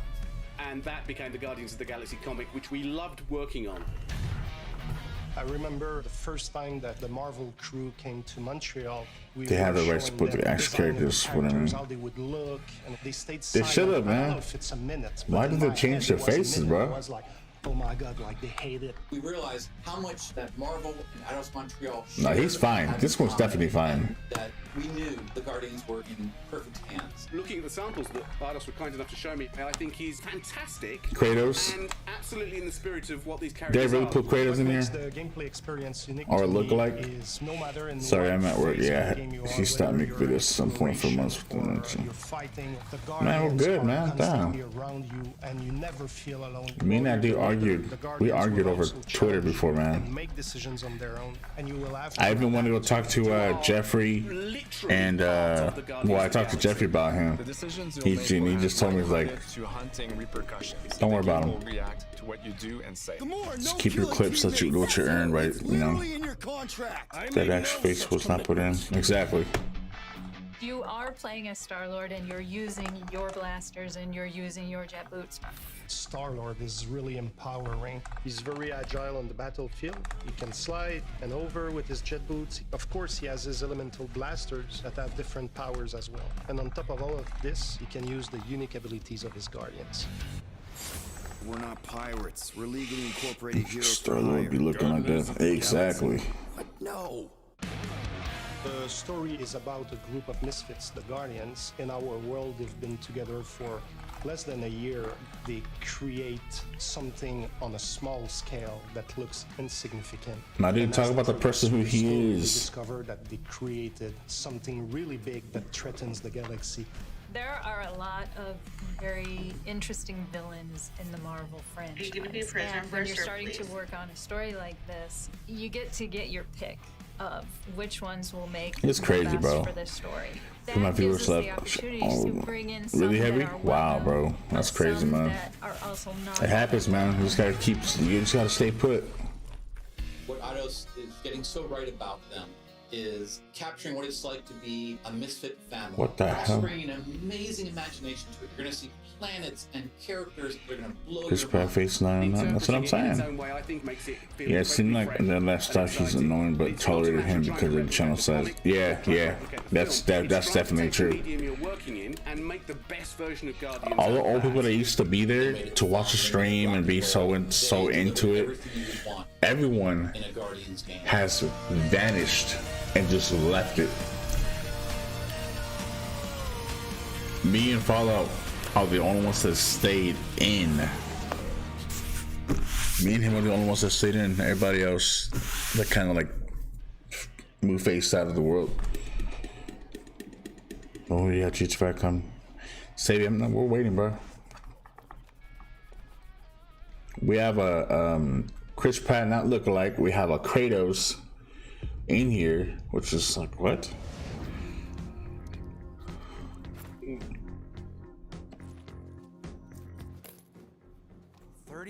Units?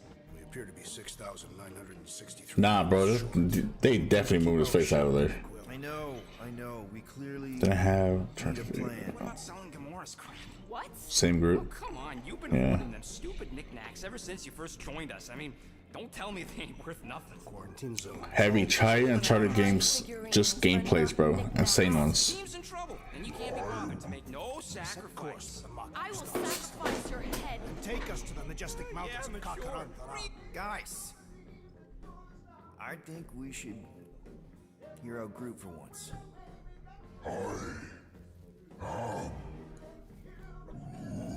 You know, the only problem with your plan is that Lady Hellbender Rocket looks like Rocket. and you are not a monster. Groot, are you really offering to? No. I really don't sound like games rated M in which Could work. Tell Groot. I guess we could bust him out after. Absurd. Lady Hellbender seeks the monster within. The small, ugly one is clearly the correct choice. He's cruel, sadistic, and his soul is filthy and filled. Charlotte also doesn't do it for MW. I honestly think Lady Hellbender will go for it. Yeah, well, I vote for not. I also vote for the creepy little beast. 2 votes each. Peter? Oh, me. I thought NW's. I'm trying to thinking like Modern Warfare. Well, Rocket's definitely scarier on I the feel you. inside. He's unstable and vicious and Yeah, they messed it up, man. okay, we get They definitely messed us up. Let's go sell a monster. But you know how it is, man. People are gonna end up buying this game, bro, and play it, bro. Talk shit now, play it later. I'm looking at the live chat right now because I'm watching on TV and they say terrible face models, and I agree. Just like in Avengers, they had the rights to put the actual face. Yeah. You're right. Voice acting is decent. Castle isn't even that far. That is not a castle. It is an impregnable fortress. So how do we impregnate it? Peter! Let's just get closer. We'll figure it out on the way. There is nothing to figure out. As beast merchants, we will easily gain Just looks like he got hit by a dirty belt. All that's left is the merchant part. That's funny. There is no such thing. Right? The fact you ain't sure don't bode so good. Ball taps. Merchant.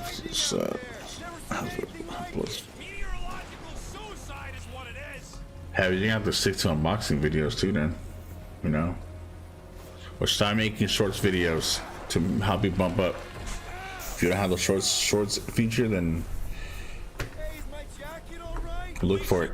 But if you have a shorts video, take advantage of that. Heavy, go look at my shorts videos, man. Look how they've been doing. They've been doing really good, actually. Most of them are doing really good. There's maybe like 1 or 2 that didn't make the cut, but I don't really care.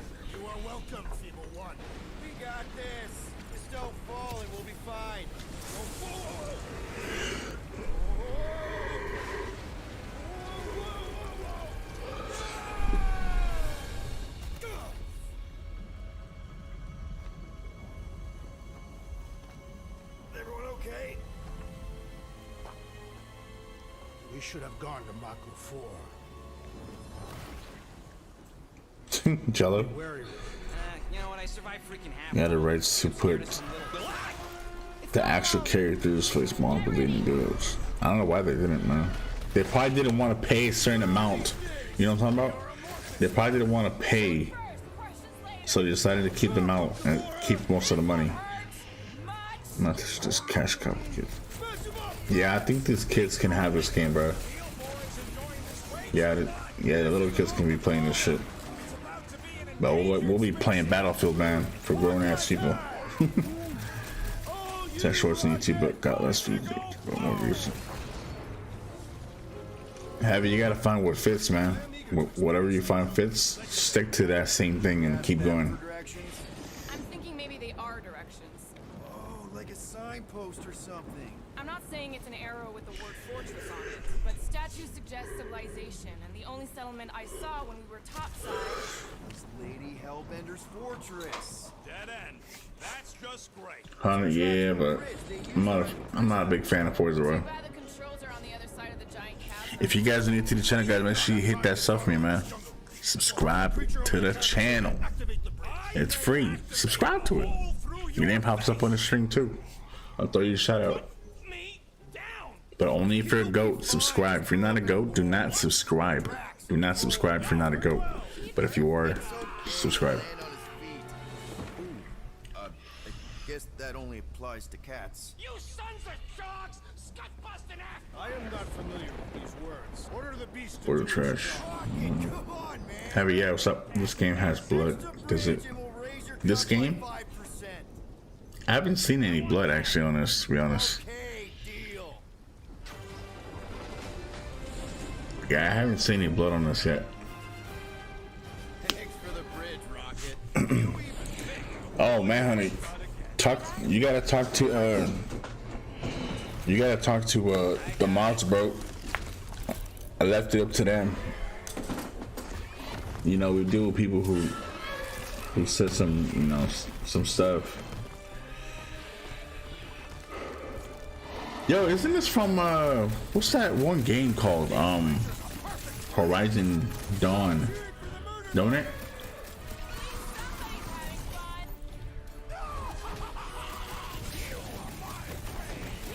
Horizon Dawn. It looks like they look like it.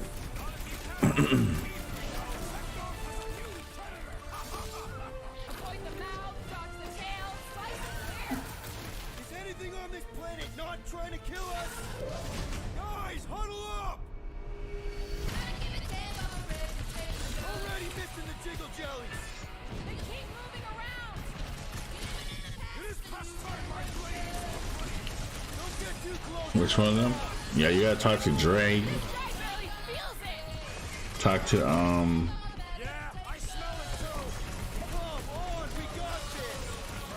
talk to Keisha V.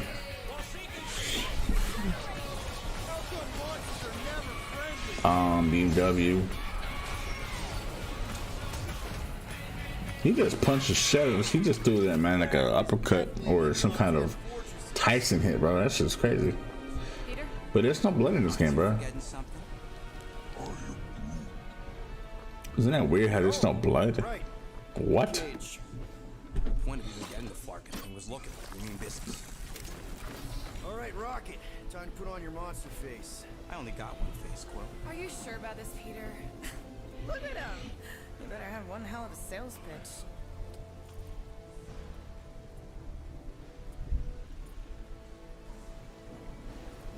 Maybe Gamora's right. We should try selling Groot instead. What? Really? This is an affront to democracy. I just think that we might need Rocket on the outside for this one. Yeah, we noticed. Let's get into that. Yeah. You want to make that call, then you better not mess this up. You hang tight there, bud. When the time comes, I'll get you out of there. Rocket style if I got it. Gamora, can you help me with this? What? To guarantee your safety as a leader. Come on. Snap Shrek is song playing. Hold up for Hero. Don't look at me, I ain't pulling that thing. Remember, buddy, menacing! Like me, only bigger. Not bad, not bad.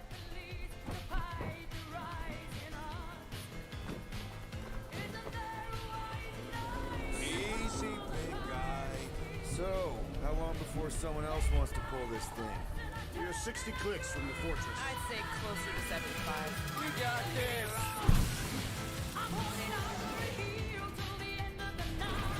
Rocky, what are you doing? Yeah, like I said, I'll leave this to the kids.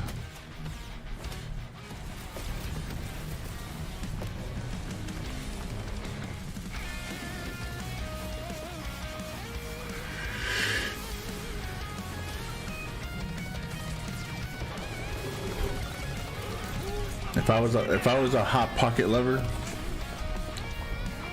then I eventually be playing this kind of shit. But hell to the no. Hell to the no.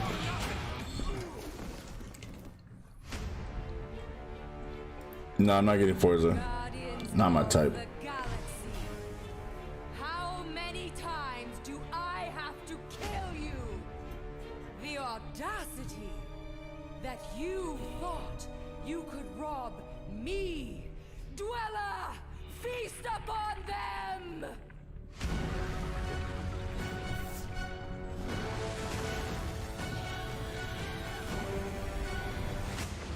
What the fuck? That an octopus? So what actually would you play if you were with the game? Damn, that's a hard one, bro. There's actually a couple of them.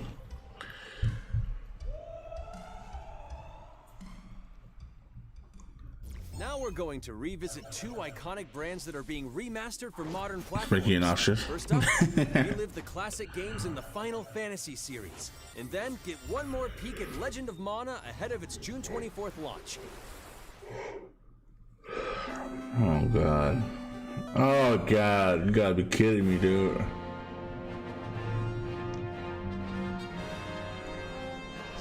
What is it, Star Wars?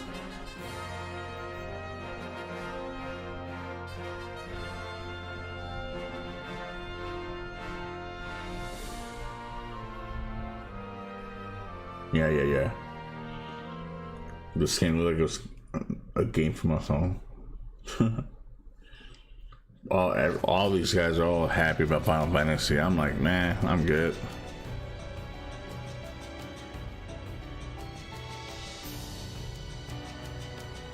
I don't really play mobile games. Well, maybe I play a Call of Duty mobile, but that's rarely. Because I'm always networking. I don't really have time to play mobile games on my phone. So I don't play phone. Yeah. I had a bunch of friends tell me, yeah, you should really look into this. Like, bruh, on the very first part, I'll probably be sleeping. That should put me to sleep. Earth's mightiest heroes continue It's just not for me. to defend the world in Marvel's Avengers. The team at Crystal Dynamics is excited to share the latest updates with you. Oh, great. New mission types and a growing roster of heroes. Alright, let's see, guys. Let's see. Avengers, secure that super weapon at all costs. Cosmic energy is building up. Every second counts, people. Keep it moving. It's beautiful, isn't it?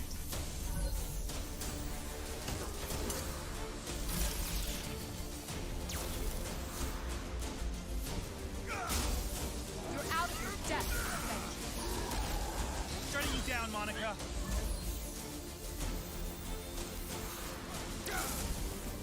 Yeah.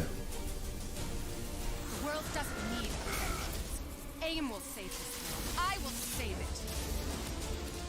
There is no end to these crumbs.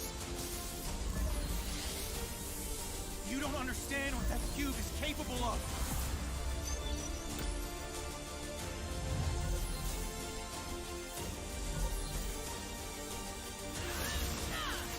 Yep. Kids game.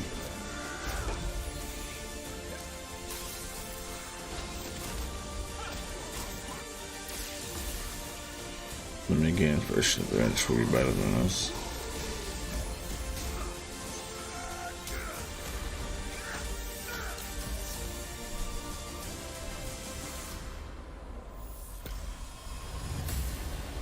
War for Wakanda. Okay, let's see this.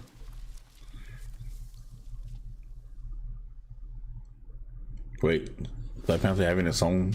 I applaud your efforts to connect with your roots. Wait, is Black Panther having his own thing? As a man who has seen 3 Black Panthers fall, I must warn you of a few things. Many eyes follow the path. He's got his own. I'll buy this game, bro. I mean, let me see how it looks, bro. Okay, graphics are all right.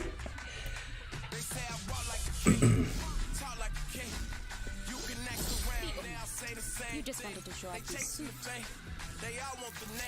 Bro, they didn't put Chad Boswick's face on their game, bro. What? It is Claw. Bought Thanos right, Hot Pocket.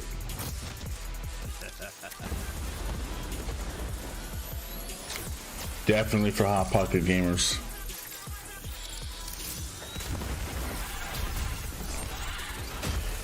Bro, they didn't put Chad's face on the character, bro. That's kind of fucked up. Doesn't belong to you. You are right. Vibranium does not belong to me. It belongs to Wakanda.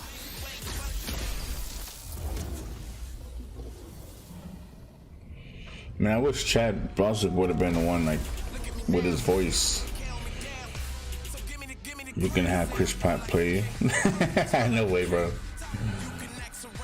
Full color expansion. Included at no additional cost. No additional cost. Mobile players a quick look at some of the games that will be available in the coming months. Show me something that I'll play.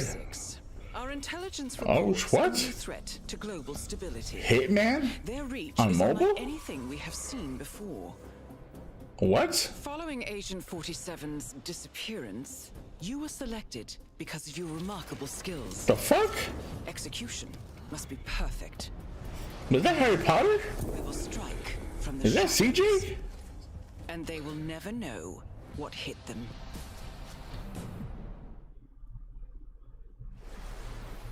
The fuck? What? Sad and beautiful tale that echoes Hitman eternity. on mobile? The first mobile Fuck. entry in the Nier series. Nier Reincarnation. I'm so lost.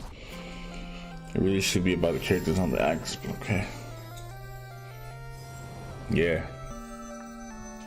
Oh my god, bro. You gotta be kidding me. Come on, man. Couldn't these guys make like their own little, you know, Final Fantasy type of event? RJ, no, that's not CJ, bro. Of course not. I was playing. Right, Franco? This game will put me to sleep, yo. I'm telling you right now. If I sit here on my phone, man, I'm just like this the whole time, bro. Oh, man. Oh. I've been like falling asleep to this damn game. This game looks boring, bro. I ain't gonna lie. No way, sir.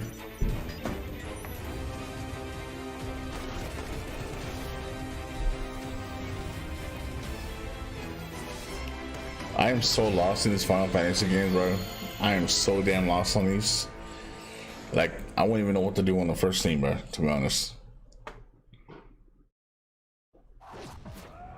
Today, the team at Platinum Games is giving you an exclusive look at the epic world of Babylon's Fall, featuring fluid combat, Babylon's Fall, let's see. and a unique art style. Let's see here. Let's see, guys.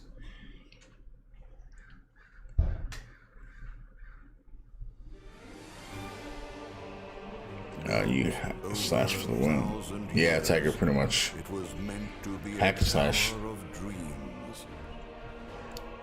Alright, let's see here. Let's see.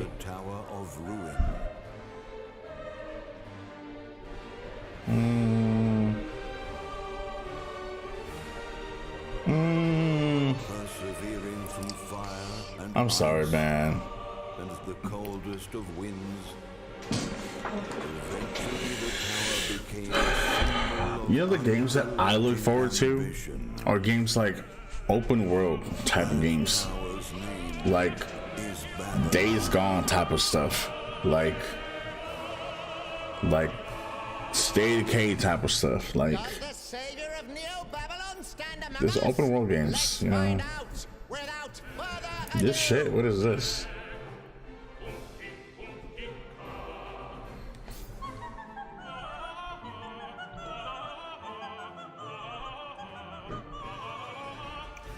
What is this music? I mean, I understand, you know. Make it feel rich. Or if I'm in an elevator, right? Maybe if I'm in an elevator. Or some kind of city hall. Or a theater. It's gone is fire, bro.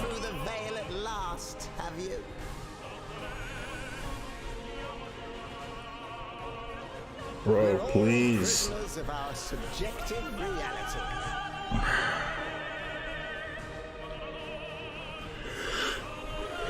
Believe only what you see, and you're like to end up seeing only what you believe. I wonder whoever created this game has probably fallen asleep more than 50 times making this game.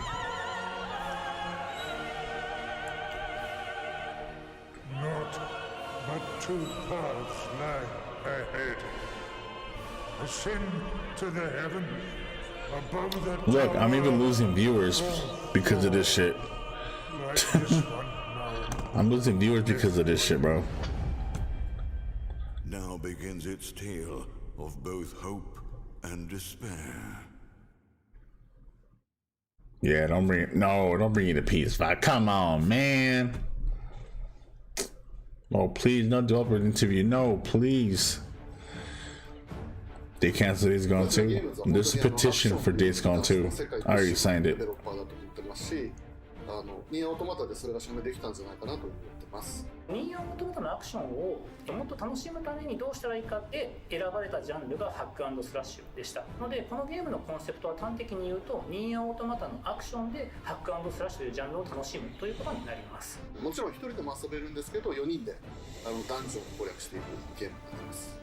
コンセプトについてはプレイヤーが、途切れない目標に向かって、アクション、追い求め続けることができると。プレイヤーは、ストーリーを追いながらダンジョンをクリアして上層を目指していくと。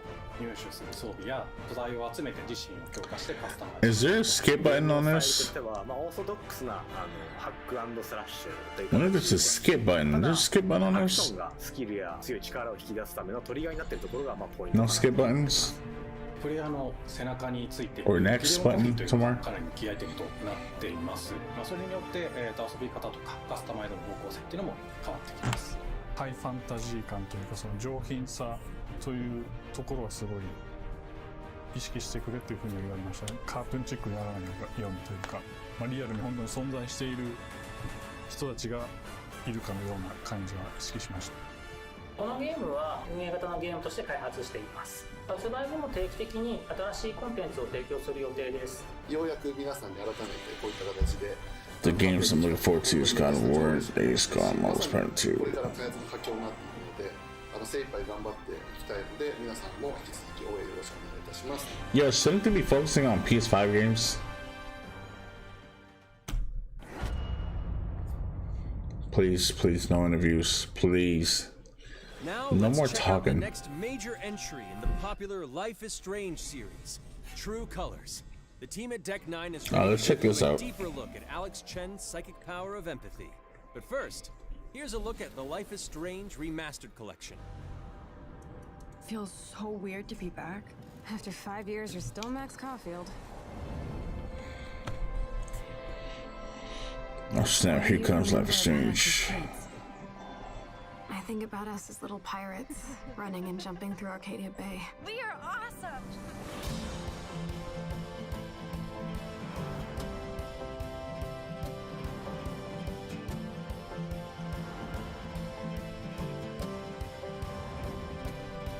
Come on, let's dance! Or take my picture with your new camera.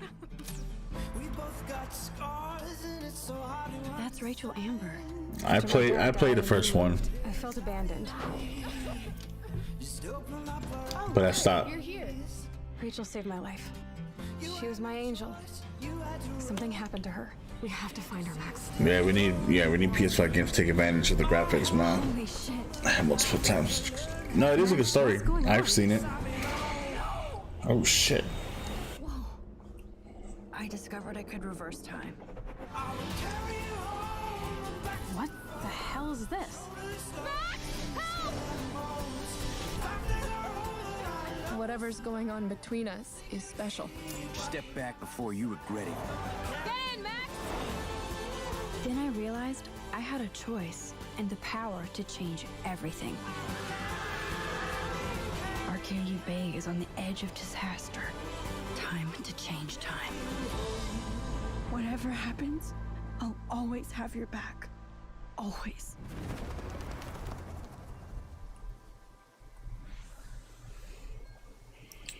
Okay, can we get some Hi, action? I'm Maya, also known as MXM2.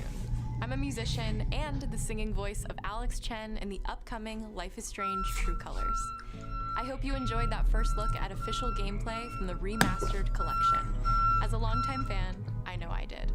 You can see the love and care that Deck 9 have put into remastering both Life is Strange and Before the Storm. This collection features improved character animation, lip sync, and visuals, breathing new life into these two beloved games. Back in March, we also revealed the next major game in the series, Life is Strange True Colors, a small-town supernatural mystery. To me, are there barely difference between the PS5 graphics? Behind her brother's death, Yeah. using her psychic power of empathy to unravel the shocking secrets of Haven Springs. Today, we have a first look at Alex's unique power in action. Here's game director Zach Garris for more. Alex's psychic power of empathy is integral to the story of Life is Strange True Colors. It impacts every relationship she builds and every decision she makes. Never thought I'd have a freaky empath friend. For years, Alex has been unable to shut out the strong feelings of others, the fear, sadness, and anger of those around her, leading her to believe her power is a curse. In the wake of Gabe's death, Alex realizes the only way she can find the truth is to embrace her power.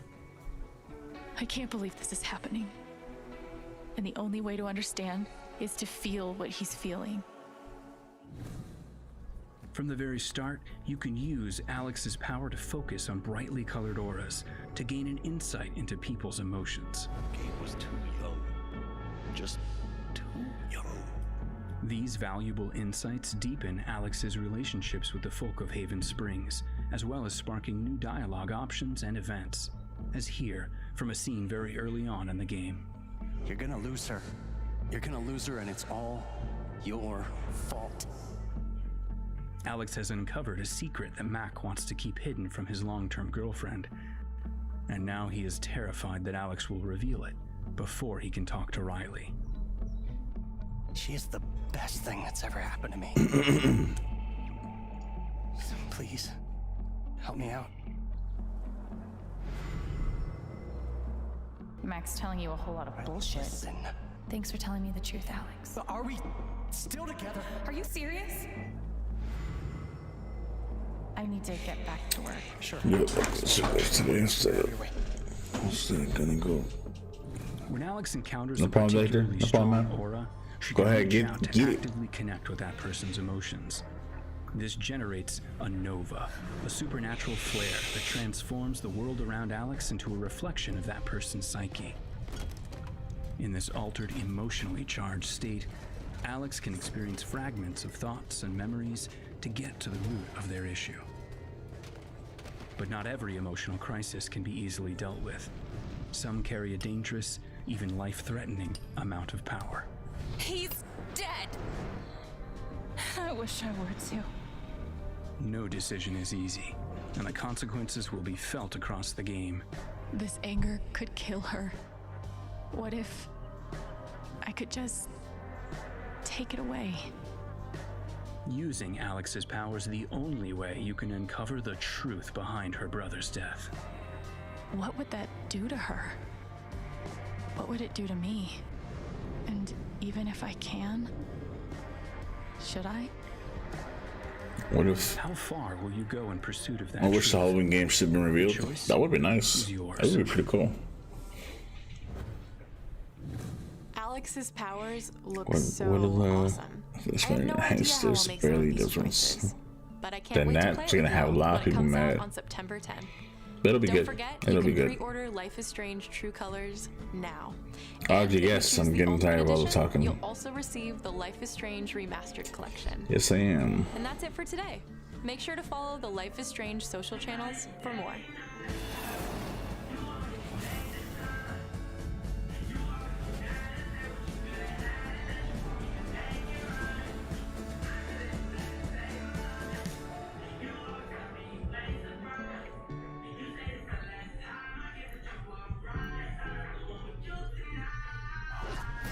And now, we are excited to unveil a brand new title from Square Enix Japan. Final Fantasy again. Final Fantasy again, bro. It's got to. Which should come. We're waiting, Seven. That's my mission. Oh my god, bro. Looks like chaos has been waiting for us. You gonna make us go in there and find you? Guess we'll just show ourselves in. I only know one thing. I want to kill chaos. That looks like a pissed off Paul Walker. It's not a hope or a dream. It's like a hunger. Thirst. Move aside! You're dust! You sure chaos is here? Yeah, we can only squash monsters for so long. I hate doing pest control. This is the shrine of chaos. He's here. We just have to hunt him down. Feel the pain!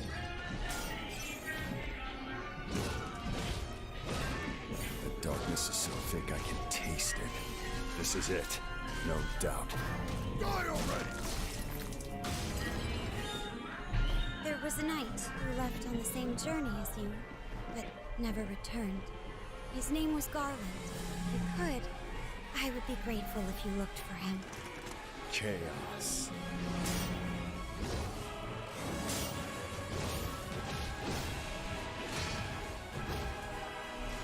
I'll crush you! Know when you're beaten! And who are you? We're here to kill Chaos. The prophecy's very own Warriors of Light. Real. He always wore such splendid armor, with a helmet that was terrifying to behold. It's Garland! No. I become chaos.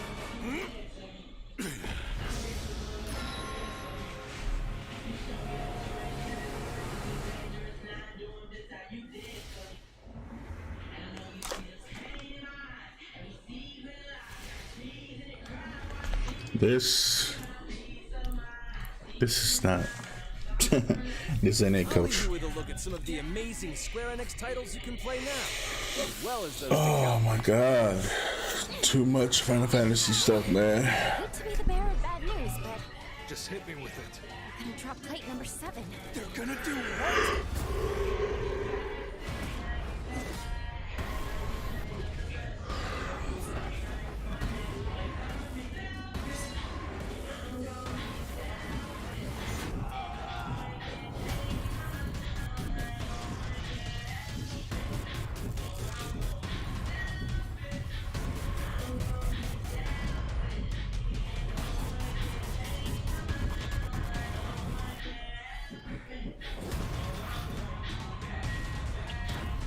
Wait, they didn't even show Forsaken. What? When did we miss that? It's all or nothing.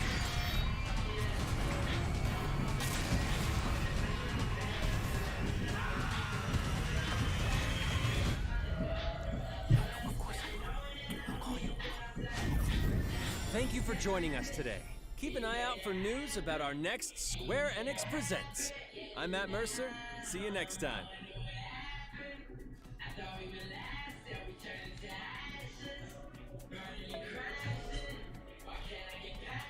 Welcome back, everybody. The Square Enix presentation is a wrap. You taking notes? They take it out. I don't blame you. I was taking notes too. Doing on this thing, Jake? You know what? It was very tough to follow up the Xbox presentation, but I actually found this very exciting.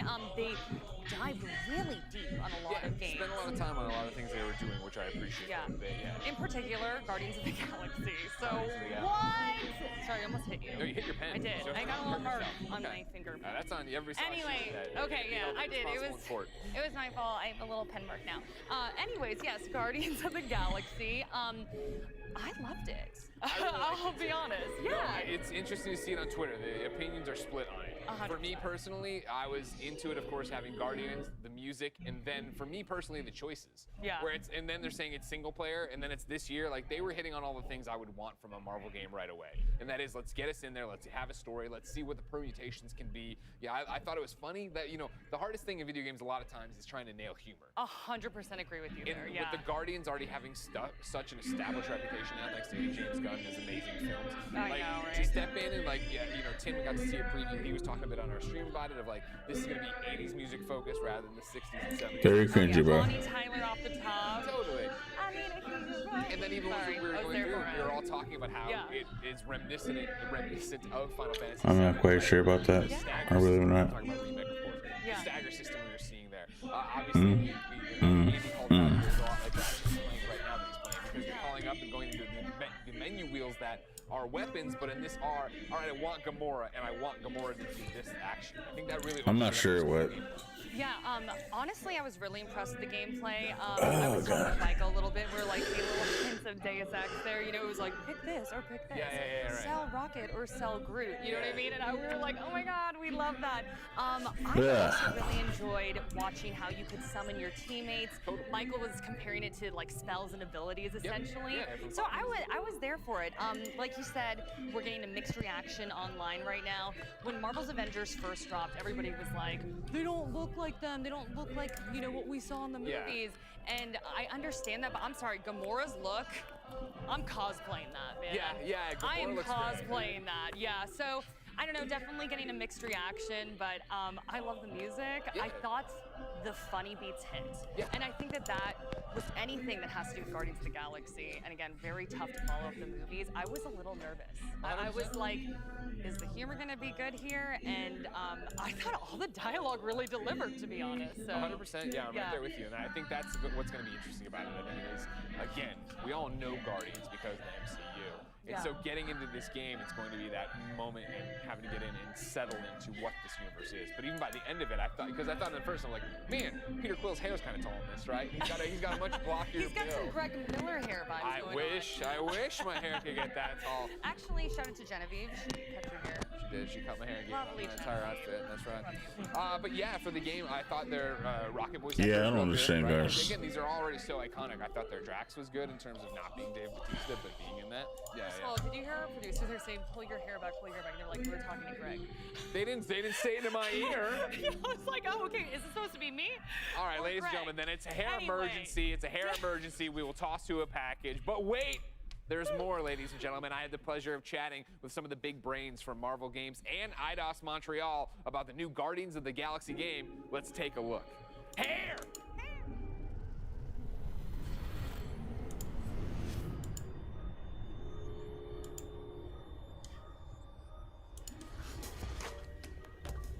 Oh no, more interviews, bro. All right, Mary, Jean-Francois, and Tim, let's talk Marvel's Guardians of the Galaxy.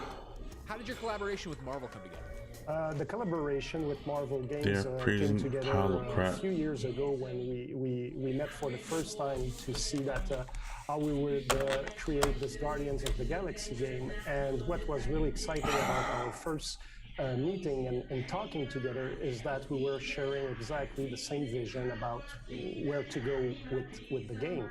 And Marvel Games really wanted us to really embrace our creativity and give a fresh spin on this universe and explore different ideas. And it was also our wish as well, because as creators, you really want to look at the source material and bring it somewhere else and bring fresh ideas on the table. So in the initial discussions, like, we were all aligned with that. So it was really, really exciting. Yeah, so the collaboration with between Marvel Games and Eidos Montreal came about in what I feel like as a really kind of natural fit, right? I think we're always striving to partner with the best developers in the world, and pair them with the right franchise, right? Something that they care about. We at Marvel here have always been a huge fan of Eidos and what they've done with the But what else are they announced today? and their passion Man. for sci-fi and world building. It's So just- when we saw how passionate they were about not just Marvel but specifically the Guardians, I think it just felt like a natural fit. Okay, so tell us more about your original take on Guardians of the Galaxy. Absolutely. When we start a project, the first thing that we do is really get to the source material. And then in this case, like comics, like there's like over 80 years of comics at Marvel and everything, and a lot of like more underground characters, more prominent characters and whatnot. So the first few What the hell steps did I were have really in to here? read comics and exchanging among us with Mary, with other of the crew here at Montreal, and we started to solidify some ideas that we were also running in collaboration with Marvel. And Marvel also, they were feeding us with ideas too, like, hey, that could be interesting or that. So it was really in that mindset that we were looking at like the source material and see what we could take of it, but not take it one for one. Distilling all those sort of key features down allowed us to understand what these characters are about, and then like Jeff said, tapping into the history in comics and animation and of course the films allowed us to sort of bend and shape these characters in ways that fans may have not seen before, and perhaps even expand on what they may already know. So yeah, I mean, outside of that, I think we also have a lot of fun with playing with well-known characters and factions like Mantis or the Nova Corps, but also like introduce characters that are newer or lesser known, right? Like Lady Hellbender or the Blood Brothers or even Cosmo the Dog, right? Like just diving into this untapped cosmic corner of the Marvel Universe. And I think, the hope is obviously, the fans will enjoy what we put together. So what was your main source of inspiration when working on Marvel's Guardians of the Galaxy? Obviously, we're familiar with the Guardians of the Galaxy movies, and we went back and rewatched them. We watched some of the animated television series, and we did a deep dive into the comic books. And from that, we really got a sense of who these Guardian characters are. And what was fascinating for me is that in every incarnation, whether it be the comic books or the movies themselves, there's a core essence to these characters, and yet the interpretation changes. So that really was inspiring to know that we could take our own unique vision of these characters as long as they stayed true to the essence. And so then we were able to draw on personal experiences from our own So lives what's next? and What's next is Warner Bros. Enjoying ourselves to kind of see how do they blend in to Next this up wonderful is Marvel Warner sandbox that Bros. Okay, so we play as Star-Lord. Warner Why did Bros. you guys PC pick gaming that show narrative and pathway? then future I guess game on top of show. that, how does Star-Lord interact with the other Guardians? Becoming Star-Lord became a natural choice, especially that he considers himself as the self-proclaimed leader of the team. And in this third-person action adventure, like we just said, we control Peter, but we constantly interact with the Guardians as we move forward, like whether it's So we'll be seeing like Gotham Knights, Suicide Squad, Killer Justice League, Hogwarts Legacy, things like that. So ultimately, the vision was to really and then just confirming like Back for Blood's huge focus. You focus on Peter, you have your button for the Guardians. That's what they got coming next, guys. And they will banter, they will react and combat. So even though we're not in a cutscene or things like that, we constantly stay alive. So the narrative or the liveliness of the Guardians Heavy remains airwell today. all the way through. And when we get into some of the more, I would say, epic encounters or with different characters in the Marvel lore, sometimes you have the opportunity to try to convince some of those entities to side with you or not. And since Peter is the smooth talker, he can use his like social skills for that. But the Guardians are always there, and they can chip in the conversation, or you can ask them to get involved and hope to get better results. So all that to say that for us, like playing as Star-Lord and being like constantly around the Guardians and feeling to be part of this family was at the heart. I can't wait for Take Two, man. To achieve, no matter in what That's some other stuff. aspect of the game you are at any given time. What is the overarching story, and who are the Guardians going to confront? The story takes place in space, obviously, 12 years after a massive war has swept through the galaxy, destroying civilizations and planets, upending lives, and many people are still trying to recover from the losses that they suffered at that time. As Peter Quill, he wants to put that past behind him, and he has pulled together this team of space outlaws and former galactic war heroes, and he's convinced them that there is a great deal of money and some really wild adventures to be had if they rebrand themselves and sell themselves as heroes for hire. So the team's been together for not very long. They've been on a few missions already when the game has begun, just long enough to kind of know each other, but not long enough to have really gelled as a team.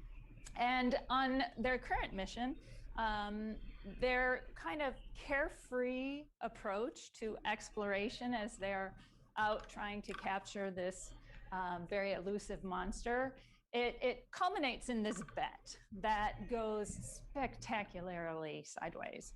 And the next thing they know, they've kind of inadvertently set off a series catastrophic events that are going to start really upending the rest of the galaxy.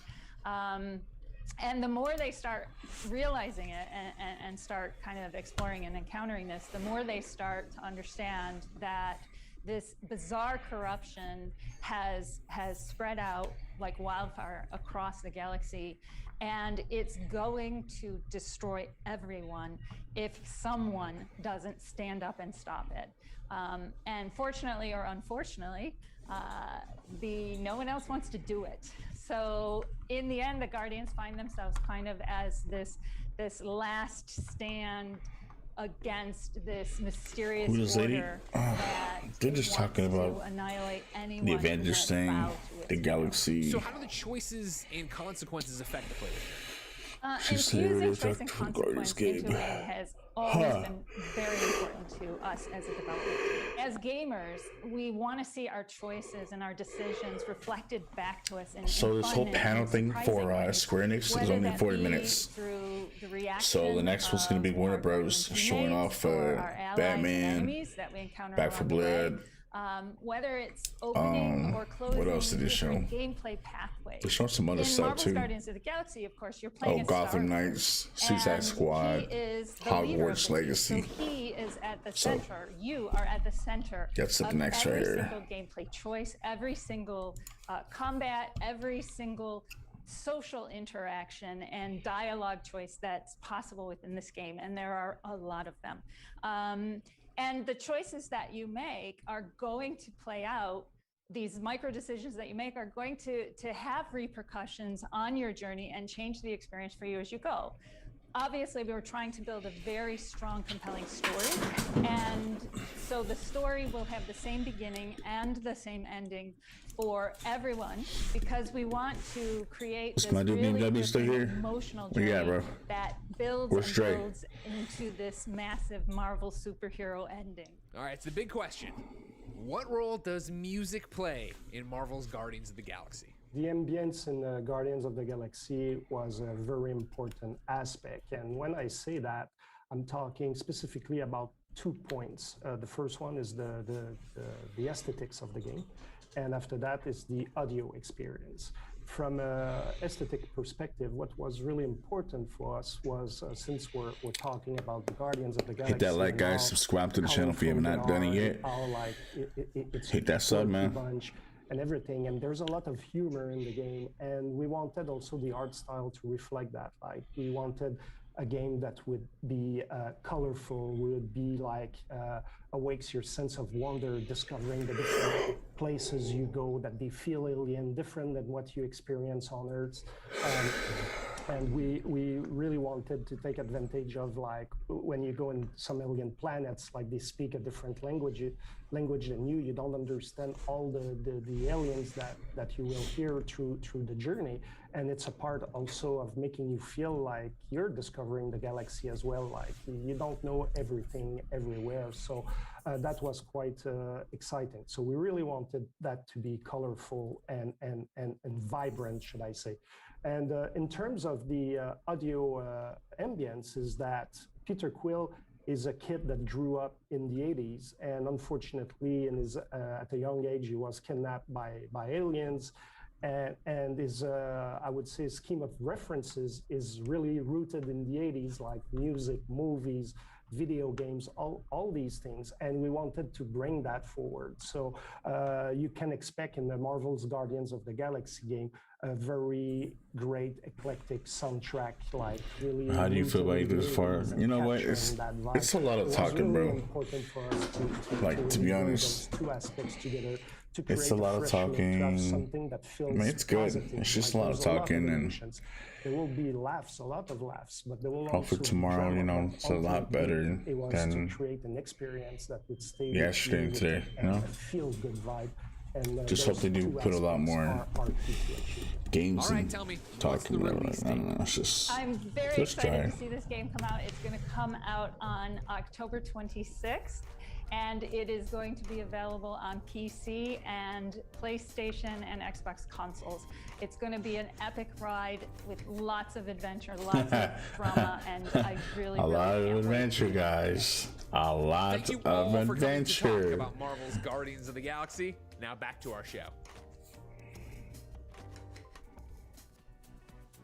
Thank you, Greg, for that great interview. He was fantastic. I wonder what they were blurring out Exceptional behind interviewer. him during the Marvel interview, but we won't talk about that. We've been talking a lot about Guardians of the Galaxy, obviously, since before we went to break. Instead, let's get to what the final announcement there was. Warner Bros. Stranger next. Paradise, the Final Fantasy Origin. I love that we both were Please, like, no more. Stranger Stop, Paradise stop, stop, Origin. stop. Make sure we got that As all with in, most right? Stop. Final Fantasy games, I have to read Enough off of the page this. a few dozen times. No more Final Fantasy. Stop. That is a long title, and right now social media is blowing up. Of course, again, another one Yeah, with it's force people having a feed lot some of adventure opinions. things like What what I of course want, stood out for right? me is what they started with, right, and then affected its team. Exactly. Of course, Ninja Gaiden, you're going to have Neo. You know it's going to be this action Like, combat. jeez, And that's, man. of course, what they were stressing throughout the trailer, that it's not your daddy's Final Fantasy. This is Pick what you guys think. right, as they jump into this. What y'all think? Black Panther, Baby Lone's Fall, Life is Strange, Guardians of the Galaxy, Stranger Paradise. I don't know who mentioned that. I'm gonna just stick with number one, bro. That's all these other ones. I mean, Life is Strange is cool. Like, you know, let's see how they end this thing. And oh my gosh, Damn, nobody's picking Black Panther, bro. They were hooting, they were hollering. I mean, a Final Fantasy Picking spin-off. what? Final Fantasy? We're all here What? for that. No one is going to No, complain about that at all. no, that's an ugly and actually, we game. do have a poll I was going up to say, right but now. what are you here for, ladies and gentlemen? We, of Guardians of course, the asked Galaxy. you what your favorite announcement was from Square, and it looks like right now, look at that. It's neck and neck Guardians versus Stranger of Paradise Final Fantasy Origin. And Guardians with the narrow lead right now, 32%. Remember, of course, you can vote wherever What you is are wrong watching with us, whether it be on people? Twitch, whether it be on YouTube, you put it in there. Of course, if you want to be on the bottom bar, hashtag E3 2021, you can get on there by tweeting with that. And if you would just compliment What? me, that would go up there and really put Oh some my people in God, Twitch that's chat to shame. people They got don't like me. Regular ugly compliments, taste. everybody. Keep them coming. Just to talk about Stranger of Paradise a little bit more, I thought the story seemed really interesting. The Warriors of Light versus What in Chaos. the hell is wrong with people, man? They're all gonna They are determined. These people hate chaos. That was the Ew, JRPG Final moment Fantasy, there, bro. right? Yeah. Come They were on, just man. like, kill chaos, hate chaos, chaos, What up, chaos. Carmen? I How was you like, doing, okay, bro? I'm here for it. I'm Yeah, of 100% course. Yeah, this is your here motivation, for go that. for Exactly. But that definitely stood out to me. I'm really not surprised by the poll, though. There were a lot of great titles. Oh, sure. And as we talked about in the beginning, they were deep diving so hard on these titles. I am ashamed, Deep diving into guys. a lot of the titles. I am Not on ashamed. Marvel's Avengers, though. Oh my gosh, you're right. I was kind of like, I wanted more there. Man, me too. I really thought we were gonna get, War for Wakanda expansion. Here's a look at what the gameplay will be. I thought we were gonna get a gameplay. And we got a reveal, great. yeah. I enjoyed the setup cinematic they used. Of course, Black Panther facing off against Claw. The fact with the narration that I've seen 3 Black Panthers fall already. Yeah. Shuri being there, right? And being able to be like, all right, cool. This Yeah, is the they world you're in, definitely do but I drink was the looking for goddamn more to Kool-Aid, bro. getting into. Black cherry Kool-Aid with no A little sugar. bit more of a look at the landscape. Gameplay. Can you imagine Kool-Aid with no sugar, bro? I mean, That's we love how what it people looks. like. I have absolutely adored his costume. I thought the teaser definitely got me hyped. But I will totally agree with you there. I was hoping we get a little bit. My hope, of course, as a Marvel's Avengers fan, is the fact they're going to deep dive in on their social channels. Yeah. Because during the presentation, they didn't put out dates. They showed the roadmap, showed where. Hey they're guys, attacking today we're Elgato going to and be everything streaming else. some But Final they talked Fantasy about Cosmo, 4. showed us going up against Scientist Supreme from the main game, and that actually has a date, June 22nd. That was announced on Twitter after the fact. And the same thing for War for Wakanda. Didn't mention when it's coming, but on Twitter they confirmed August. Yeah. So I'm hoping more and more information about it will be dropped that way for the fans like us, or me. No, I'm not going to drag you down. You with can throw me in there. No, actually, you don't know nothing about. I don't understand, bro, honestly. Ovalie and I actually hosted a Marvel's Avengers launch event together. Wow. Yeah. It's sad we didn't get any Friday. Okay, all right. Just you very flex a little much. more. Thank He and Golden Boy all about the flexing. Who's got the Xbox mini fridge? How many gears? We don't go? talk about Okay, that, okay. all right? With the one did. But yeah, then they showed more Wasteland Patrols. Yeah. Again, that's cool for me. I like the idea of being able Yeah. to team up with friends and just go. If you're not familiar, you just go through the Wasteland, random boss fights, different things. There's gear you can only acquire there. That's exciting. Yeah. And again, they're on track with their roadmap, which has been Marvel's Avengers' early problem, right? Like, Yeah. of course, Kate and Clint were supposed to be there in what, September? It was September, so then October and November they were supposed to be here, and that got way pushed out to December and then this year for Clint. I'm a little sad. I was really hoping something big for you, Greg. You know But what? Again, it it was looked okay. It was good. a taste of it. It was a taste of it. Yeah. I think one of those things is that, Ask and I you shouldn't say chat to me universally before. because it's the internet, But, most people like yeah. the Marvel Avengers campaign to some extent. Yeah. So if they've taken the learning, He took too long, bro. That's why. With the Black Panther expansion of us playing through. And plus, the movie directors said they keep giving him shit. Oh, yeah, this doesn't do anything for my excitement. Like, no, we can't do this right now. I am excited. I would like to know if anybody can hit up Square and find out, does Life is Strange Remastered have new trophies? Because I wouldn't mind replatinuming those games. It looks great. Yeah. I loved seeing the remaster, and we got an in-depth look at True Colors too. Yeah, some exactly. interviews. Yeah. So I'm here for it. Life is Strange, yay! You can tell she doesn't know much about We're just chatting away. I know. Life is Strange.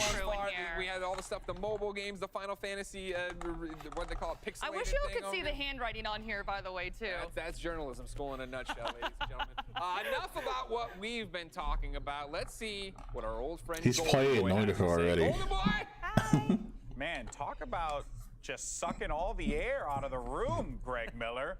Jeez, every topic we have just grabbed away from us. It's not fair. Now, folks, this was the part of the show where we were going to give Michael Hyam from GameSpot here an opportunity to monologue about Babylon's Fall. But unfortunately, Michael is having second thoughts. It was so, Warner Michael, Bros. go acting ahead. like women on period. Yeah, pretty much. How do you feel about They were pulling this his own game, bro. If I were to ever given a chance to make an open world game, bro, I set myself up. You know, I was like, you know, I'm disappointed. But it's okay. It's all right. Wow. You know, I still want to give you know, a chance. Platinum Games. Okay, that's very sus. You know what I'm saying? Bayonetta. You know. That is very sus right there. Maybe this is the next thing in line. Or that's Brotherhood. Automata, like, and then Yosuke Saito, my boy, Yosuke Saito. I would put say your pain. Say your pain. GTA 5. And it's like, oh, it's a live service. Last of Us. And, it's endless, and we didn't. Really get State of Decay. Bits about it, so. You know, I still want to give it a chance. You know, like Damon said, like that art style does kind of look fire. Like, Uncharted. We're committed, by the way. Yeah.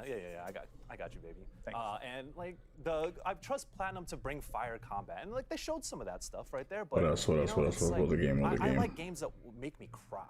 And then when you have the lineage of a Platinum game. That's right. You know what I'm saying? Like Nier I'm missing one more. I'm missing two more games. One of the best games of all time. All those put in one. Now, but not because tears of joy or Forza. I'll put Forza in there because of the cards and stuff like that. Hands for Michael here. Come on, Damon. All those things in one game. We're here. We support you. We're with you. Oh, and we'll put Ghost Recon in there. Ghost Recon in there. Together. All those games put together in the open world. Babylon's Fall was interesting, but I will say this much. I don't understand, Damon, the what do you think that is going to give us for GT3? Guardians of the Galaxy. I'm still thinking about that, man. I don't even know if I should like put a video on that and talk about it. I don't know. Surprise of E3 this year. I'll think about it. I'm a single-player gamer, so it's a single-player game. It's telling a story. You play as one character. What's this up about? The creature design and the world I have no design. idea. Reorex. So I was like, all right, this sounds great. But I understand the Guardians of the Galaxy. Reorex. There we go. If people were sort Reorex. of hoping they could pick a character to play as, or even play cooperatively with other people, I get that part of it too. Bro, what's this all about? I don't know, man. What up, V? Content is for. But Dan. Hey, let's get 40 likes in the chat, guys. 40 likes in the chat. In this particular keynote, because obviously we're looking forward to a lot of good things that's going to be coming out. Obviously we saw a little bit of Final Fantasy 16. We saw a little bit of Forspoken. Maybe we'll get a bit of Triangle Strategy later on. But then there was this final thing with Strangers of Paradise, Final Fantasy Origins. I love all those games you said. Yes. Not a fan. Chaos is no longer on the all menu. those games in one. To say about it. Having an open world. Like if you were to drink Forest. every time they say the word chaos in that trailer, you would be dead. Dry you reach the lands. final boss. But it would be worth it. Gas. Because it looks awesome. You can gas your cars. Ninja, Koei Tecmo. It looks super fun. It was just like Jobs. It feels like this weird mixture of like a Souls-like adventures, going into caves, really going into like we haven't seen that yet. Like more sort of action RPG island treasury areas. Entries. I think they can have a lot of fun with this. And again, you know what? I've had enough chaos for quite some time. I'm beginning to see some what other effects, stuff like that. I'd like to Omni/Chaos into a million little pieces myself. Oh, Battlefront. Battlefield. Put that in there too for weather effects and stuff like that. And it's fire, bro. Brutal. Face or the mouth, and You don't know.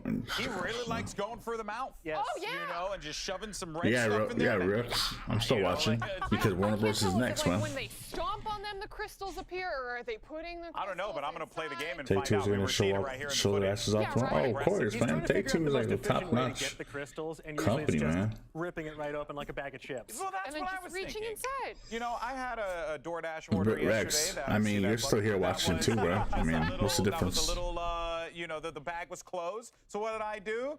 Stranger in Paradise. Lee, what's up? Chaos What do you do? reigns. Chaos reigns, baby. But yeah, it looked This, really cool. Obviously, though, lots Square of Enix is other almost really over. cool stuff with And Warner Life Bros. is is Strange next. True Colors. I think that, you know, everyone loves that game. It's a pleasant We're waiting experience. for Gotham. It's not my cup of tea. Suicide per se. Squad. Like, I'm not that like a Back 4 narrative Blood. player, but I always appreciate And there's another what one. games like that bring to the medium. Oh yeah, I mean, Michael was talking about, I like games that make me cry. Like Life is Strange, the original game had me like on the floor going like, I'm never gonna trust a teacher again, or like all of my friends, I'm gonna hold all of my friends near and dear to No, me. it's working. What I meant was if Matt Hunter's gonna return, there is a moment where you can you know, you guys and the mods can be able to like talk about it. to do that, and apparently like no one else was able to do that. And so all of these interesting experiences, they hit home. Welcome back, with Samuel. the new one coming Second out, day, Colors, and you're where back. Alex Chen has Good like job. psychic ability to feel other people's emotions. I feel like that's going to open up like so many more different stories, and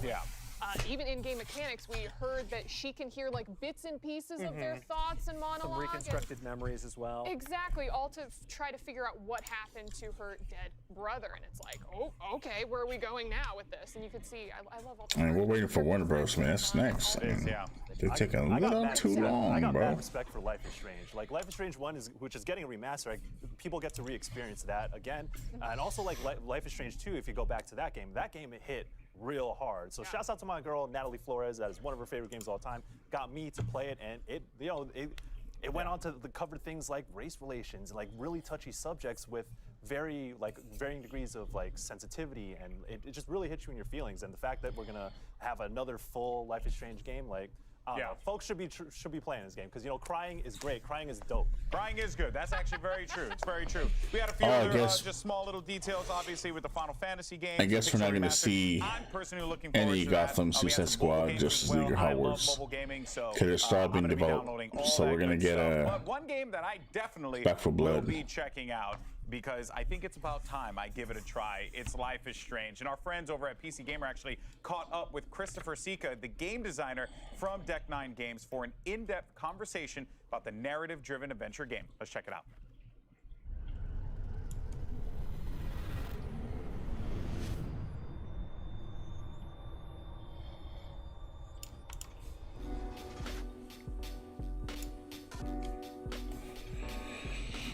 When are they going to release? Sort of gamified emotions to an extent where, you know, it's actually brought forward into part of the gameplay. What have you done to ensure that there's more subtle emotional impacts of the general story is still being retained? So in order to do that, Back 4 Blood? we have our town, Haven Springs, where our main character, Alex, is walking around, and she's able to interact with characters all over the town with a range of emotions from fear, sadness, joy, and anger. And the way we visualize this is through what we call emotional auras, which Alex can see around the characters. And then it also allows the player to do the psychic power of empathy to read the character's thoughts and emotions, which allows Alex to connect with them and have side storylines and more emotional connections with the characters.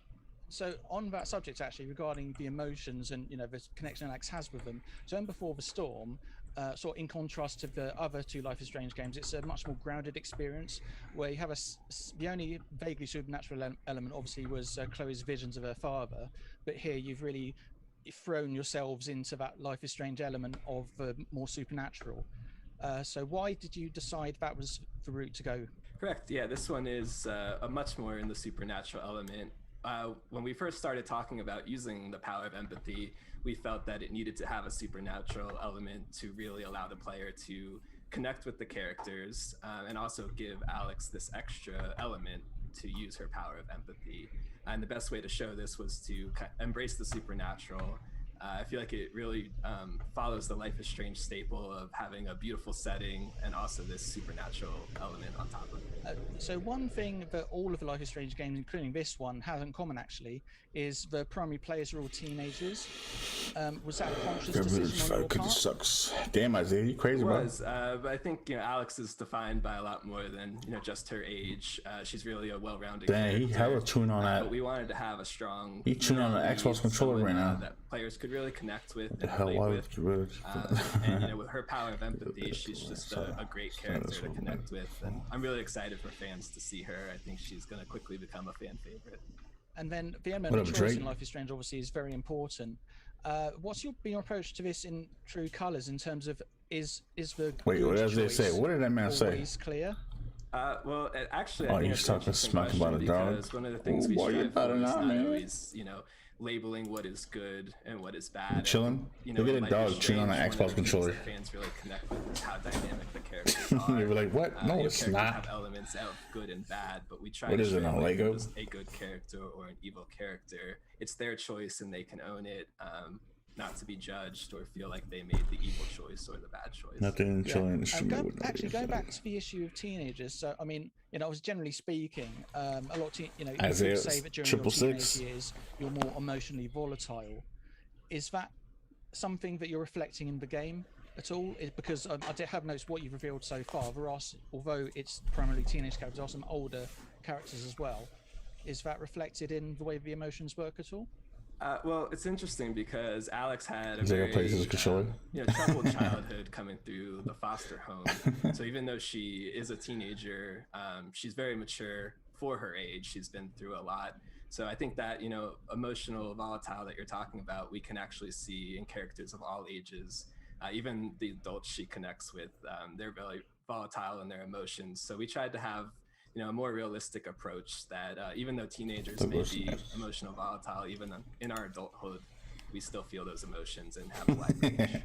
I know you've previously spoken a little about how it's a more open game than anything else in the Life is Strange series so far. Any of these optional interactions, do any of those have any of those more impactful than the player might expect?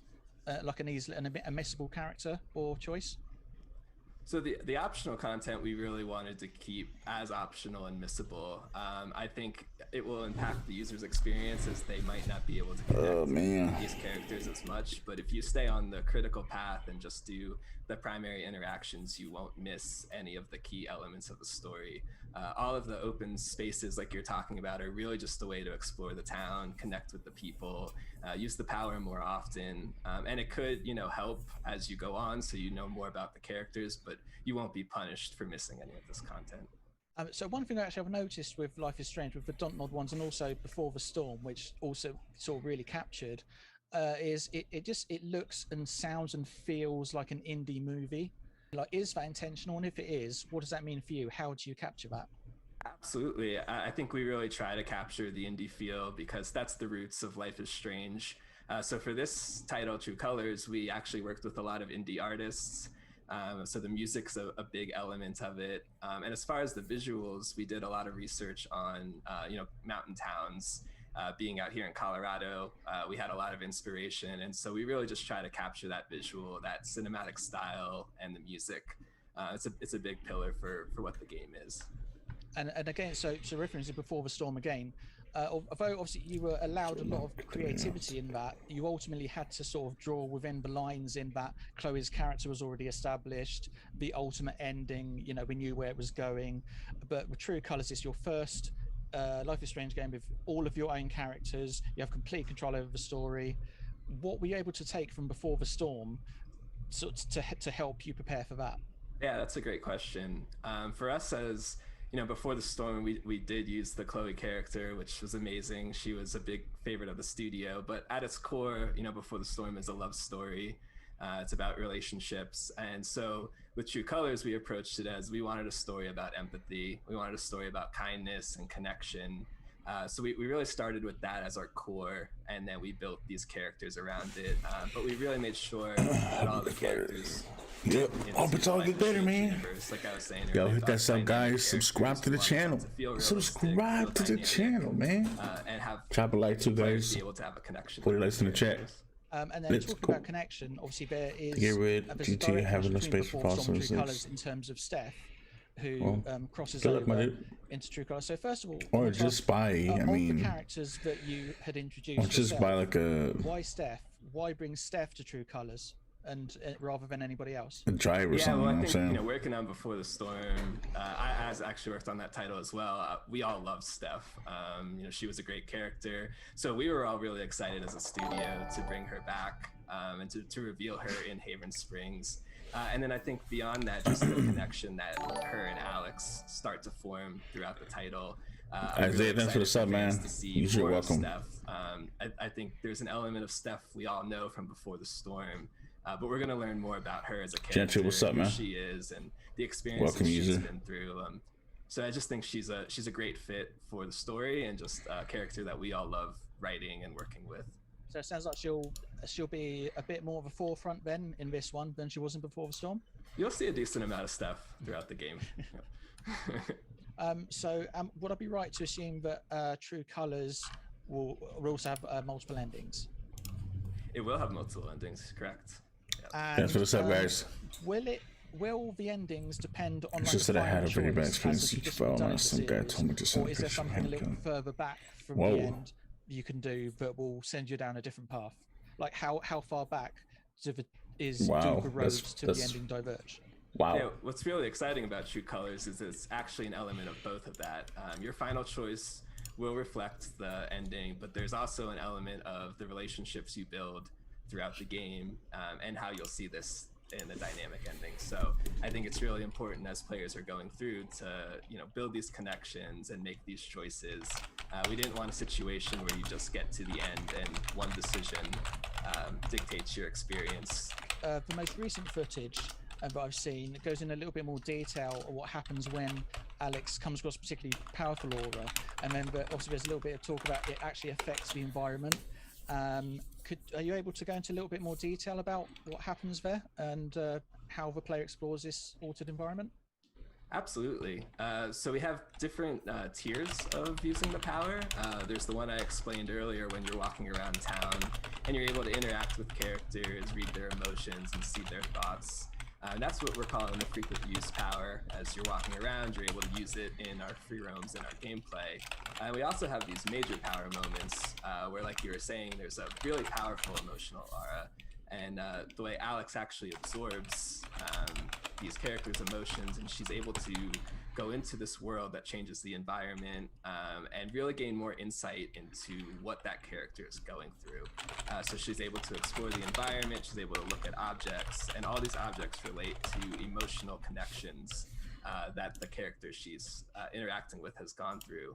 From your perspective, and again, now this is the game that you've got the most control over, what are you hoping that players will get out of it? That's a great question. I think for me personally, I'm really excited for players to see this power of empathy that we're talking so much about. I think especially in these times, it's really important to be able to be kind to each other and understand what others are going through. We use empathy a lot, but what this game really allows is for players to connect with people, see their struggles, see what they're going through, and really understand that people are dynamic and we all have our troubles and we all have our triumphs. And I'm really excited for players to get to know Alex. She's, for me, my bad, guys. I'm just talking to one of the developers right now. I'm really excited for players to see her. She's just such an inspiration. Gentry's like, that's new. This power of empathy and hopefully Never being rude, I'm just like, sure, it's not working. See others as well in a whole new way. It should be the first Life is Strange game to be released really as a complete package all at once, but it's still split into episodes, is that right? Yes, that's correct. So there will be 5 chapters, as we're calling them right now. Far Cry, yeah, I'm definitely getting that game. That's for sure. Anything that you've done in that's for sure I'm getting that you weren't able or didn't have time to do in Before the Storm? I think for us in True I just want to be able to really embracing the supernatural element, like you mentioned. I'm just trying to for us that we're able to at least try to finish each game as I can, because there's a lot of good games coming out, and it's all like it's stressing. Really excited about. You know what I'm saying? It's really stressing. When you want to get one game, you're trying to finish one and then try to go to the next one. It's like 3, 4, 5 games I want to get, man. It's bad. That we could really make into this dynamic place that it feels like you're part of Haven as you're playing. And speaking of the powers, I'm stressed. What was the process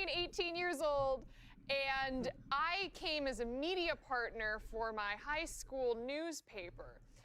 Totally legitimate, wasn't in high school anymore at that point. But I will never forget them, for some reason, handing me the badge, putting the lanyard on, and then just walking into the convention hall and just looking up all around me at all of the different booths. Yeah. And like seeing like the big Nintendo booth, and then I think there was like Persona 4 Dancing All Night being displayed or something, right? Yeah. And then just having like Teddy going over here, like, you want to dance, little girl? And I'm like, okay. That was probably like my absolute favorite memory of just being in shock and awe that I was there because, you know, we saw E3 on G4. Right. I found E3 from like, hey Ash, what you playing? They did like a vlog there, and So I'm is like, that, huh? oh my God, I'm here. This is People better it. stop playing. Yeah. Well, we don't have a lot of time, but Michael, what about for you? I grew up watching GameSpot, and I had a 2004 GameSpot DVD where they went around E3. I'm like, damn, it'd be nice to be there. 2017 was my first E3, and I did it for GameSpot, so I bust up in there. I'm like, yo, this is wild, whimsical. Like, I'm doing work, but it's wild to like collaborate with the Giant Bomb folks, because like we see them in the office, but like you go to the Giant Bomb couch, it's like, wow, this stuff is real. I'm really here. So I'll never forget 2017. It was a lot of work. You realize how much work is put in for like folks at GameSpot, IGN. So it's wild. And Damon? I'm gonna carbon date myself here. My first E3 with IGN was 2006. Wow. So I got to go to some of the behind closed door demos. And remember, 2006 PS3. US GT 77, man, it was also chill play. So I was playing PS2. GT 77. Original Xbox games. And I got to go to the behind closed doors demos of Mass Effect. I don't know. I could never see that. I could never see that. Those two put together, These bro. feel like real next gen experiences over everything I'm playing right now. What would you guys do if you guys saw GTA Fortnite style? Before we throw to our next segment, I did want to say my quick E3 story. I commentated a Major League Gaming show match for Fortnite's GameSpot engine. where I flew in the last On day of GTA. E3 because that was like all they could afford. Fly me in the last day of E3. I think I'd probably throw myself out the window. Last hour of E3. It was my first If I were to one, see but I something remember like being that. on that airplane, going to LA and saying Yeah, to I'd probably myself, throw myself out the "Mama, window for that. I made it. It was a great time. But we have so many great stories, not just from us, but also from all of our friends all around the industry and some of your favorite streamers as well as influencers all around had a bit to say about what was their favorite moments from E3. I'm a criminal.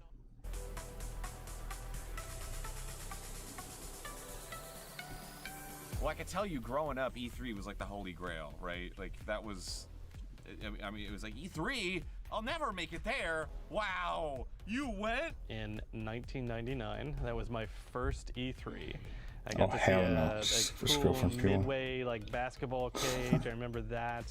I believe that was the E3 where they introduced. Yo, it's sad in my community, man, when I was in awe at everything. I tried Somebody picked everything. I played Just one Dance. wish. You know, the Ubisoft booth was What would you do with one incredible. wish? They had me just in a roller coaster simulator, and I was bad at that somehow.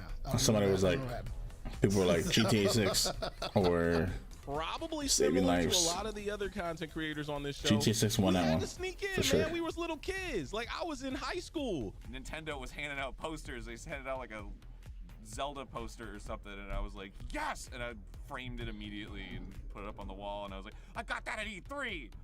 Don't even act like I didn't get it at E3. There it is right there. The time that I went to my first E3 in 2016, I think I called in sick that day. I was like, oh, you know, you turn on your sick voice. Yeah, I just. That's me. That definitely is me right there doing that. Sorry, I don't work there anymore, so I can't get in trouble for it. So the story's out there now.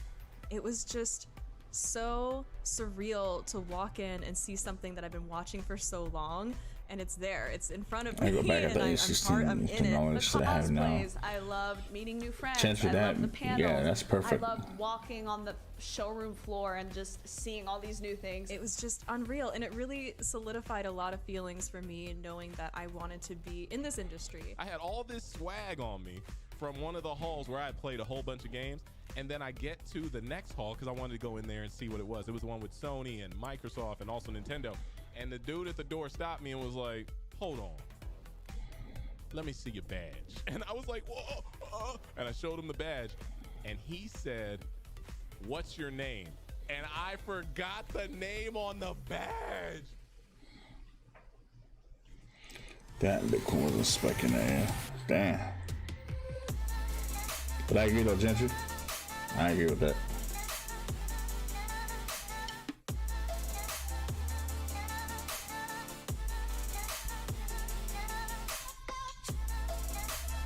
So they're squeezing in Warner Bros. Even though they're not supposed to be on this E3 panel, but they squeezed in Warner Bros. To announce one game. But I'm not sure if they're gonna show it or not. I'm not sure. What's up, everyone? I'm Brian Altano. In today's Maybe Switch, they we have. get our first look at Avatar: Frontiers of Pandora. Far Cry's most iconic villains are back and badder than ever, and Mario and Rabbids: Sparks of Hopes has been officially revealed by Ubisoft after Nintendo leaked it themselves yesterday. I'll get to that in a sec, but first, here's my friend Stella with some news about the upcoming Avatar game. Take it away, Stella.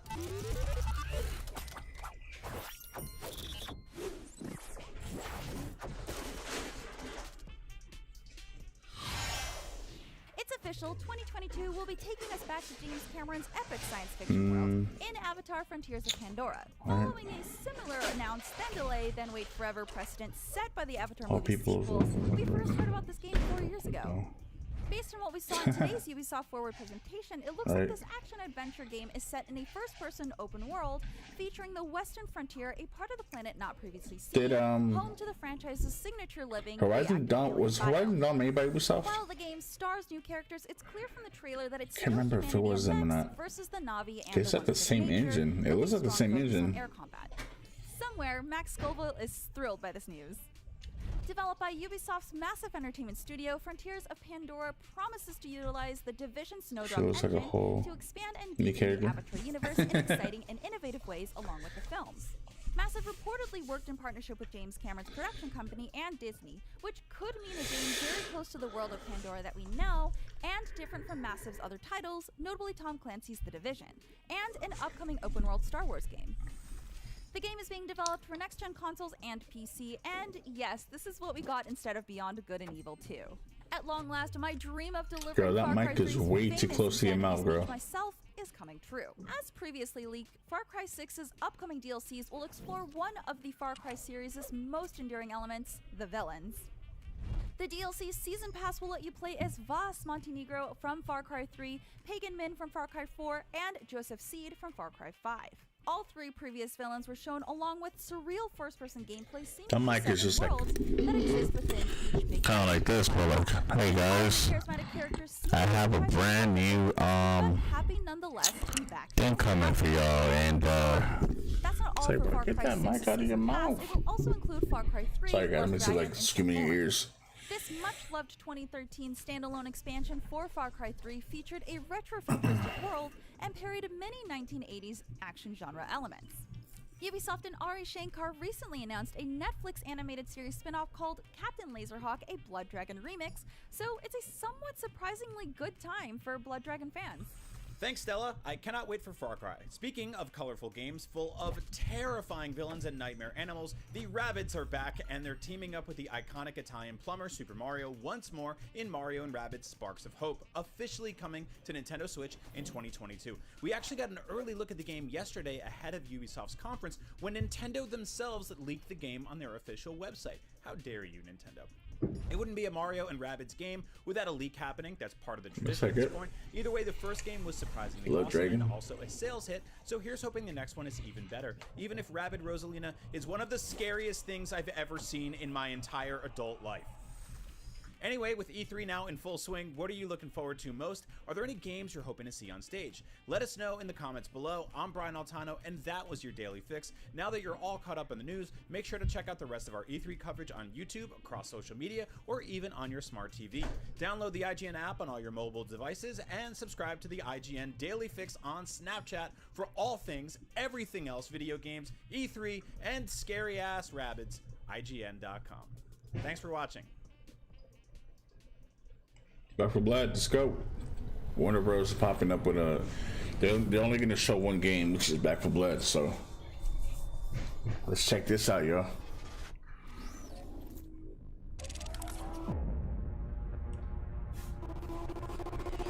Is this Back for Blood? Birth of a new gaming universe.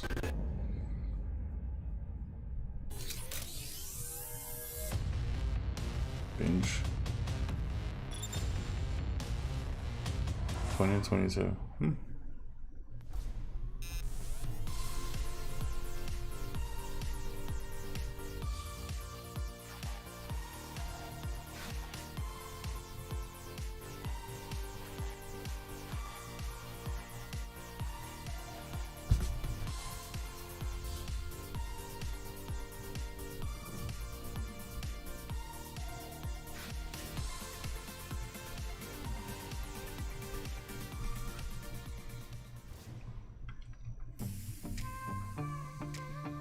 篝火营地是中国领先的游戏媒体，创立于2018年，致力于为全世界的中文游戏玩家提供专业、精准、迅速的资讯情报。篝火营地立足于中国，与多家国际一流游戏媒体。 So I'm guessing it's like an ad or something. I worked one day at Warner Bros. 自成立以来，篝火营地在全网的内容浏览量已经超过5亿，服务了数百万的读者和玩家。我们的愿景是做游戏文化传播者。您可以在全球各大手机应用市场下载篝火营地 APP， 或者访问3w.gamebonfire.com 来加入游戏传播者的行列。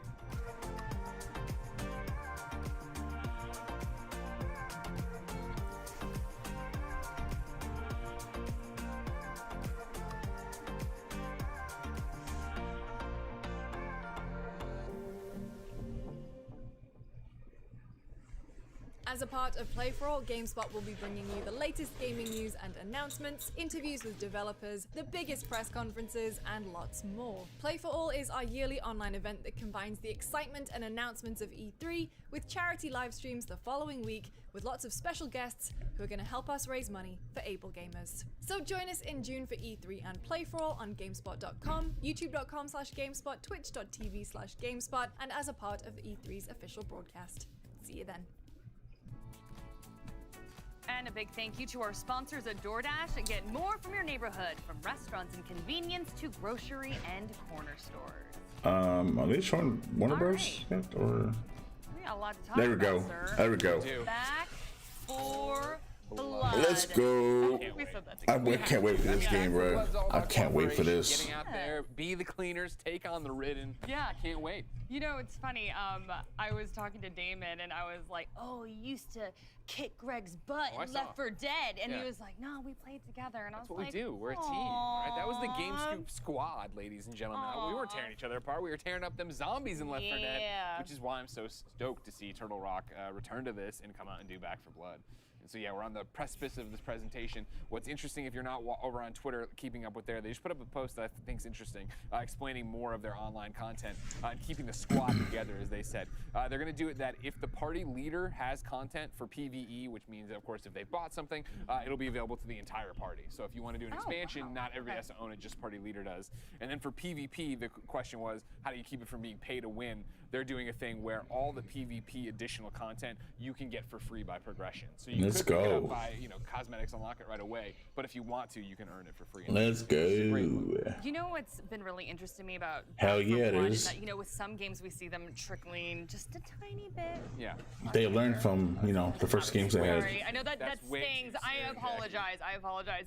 But Back 4 Blood is the exact opposite. They're like, yo, we want you to know exactly what this game is about. We have gotten very long descriptions about all the cleaners. Yep. We've gotten a very inside look at the ridden as well. And I have absolutely loved everything that I've seen. Yeah. The cleaners are extremely varied in abilities, but I'm gonna be quiet because It's almost time. It's time. That's the thing. Everything I've seen has been a PvE thing, which is why I like it. So let's talk about PvP. Here it is, ladies and gentlemen, the Back 4 Blood showcase. Let's go. Thanks, Heavy. All right, let's watch, there guys. was a little while ago when WB Games had reached out to me and asked me if I wanted to be a part of the reveal of Back 4 Blood, and I knew what it was, and I was so excited about what this game is, and it's the reason why that I'm so stoked for everyone at home to enjoy this. So coming up next, WB Games is throwing you smack in the middle of the action with their gore-fest shooter, Back 4 Blood. So grab your weapon of choice, because here is WB Games, Back 4 Blood. Let's go. Thanks, Golden Boy. Hello and welcome to the Back 4 Blood PvP Showcase. If you don't already know, Back 4 Blood is an upcoming 4-player co-op zombie shooter made by the creators of Left 4 Dead. Today we're diving deeper into the new PvP mode called Swarm, how it works, and what you'll be doing, maybe even a little bit of strategy. We'll also talk with Turtle Rock's lead game designer on Back 4 Blood, Brandon Yanez, to help piece it all together. Before we get there though, let's start off with the reveal of a brand new PvP trailer and see what it's like in action.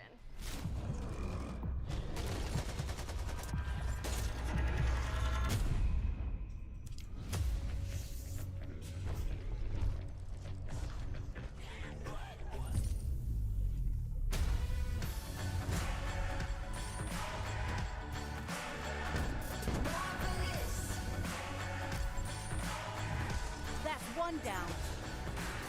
When I was young, I climbed up too high just to touch the sun. Back off!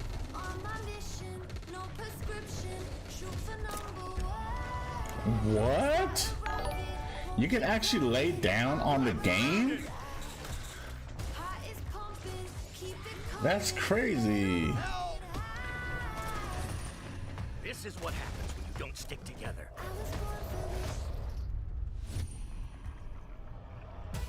I'm a monster, I'm a hunter, let my demons show.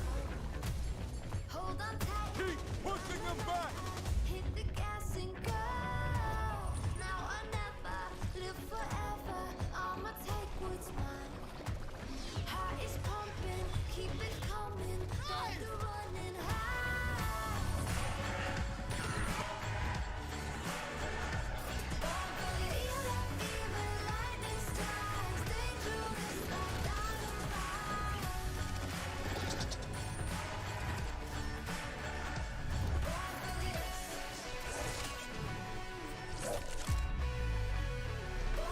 Whoa.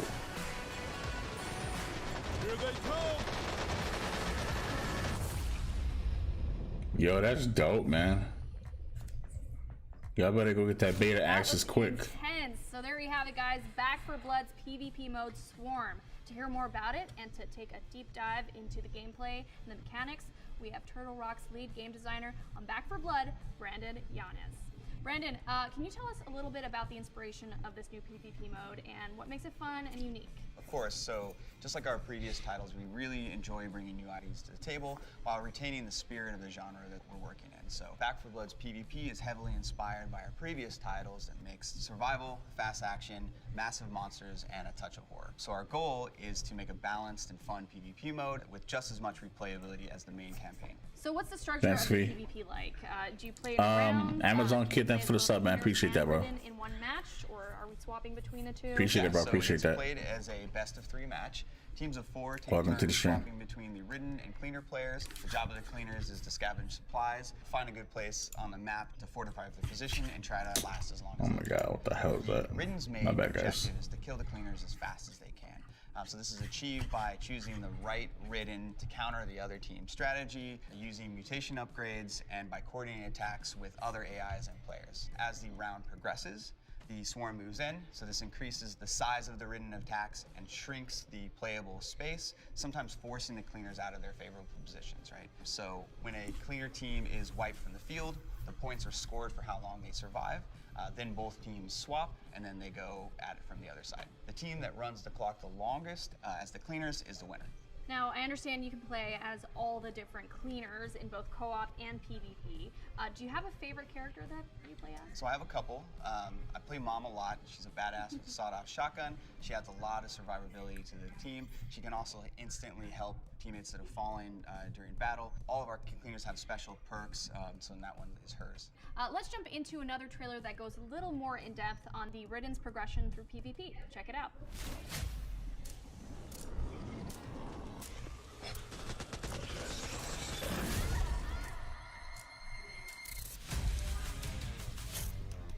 Damn.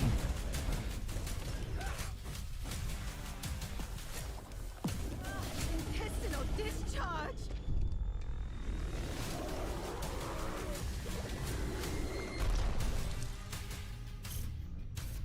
Stalker, Hawker, Stinger.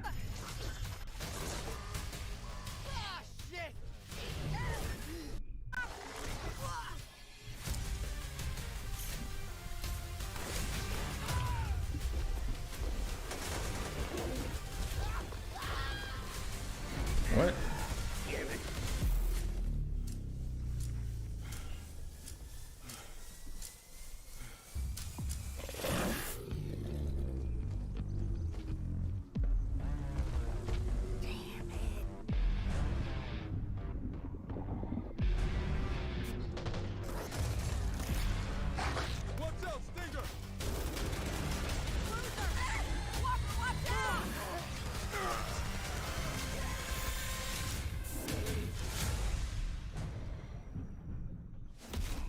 Okay, so Brandon, we just saw that each different Ridden has their own variants as well as their own mutations on each variant. So can you expand a little more on these special abilities and how they work? Sure. So at the start of each round, players can choose between 9 playable Ridden, each with their own unique abilities. So for example, the Stalker can pounce a player and pull them away from their team, or an Exploder can time their detonation in the middle of a group of cleaners and fling them all in separate directions.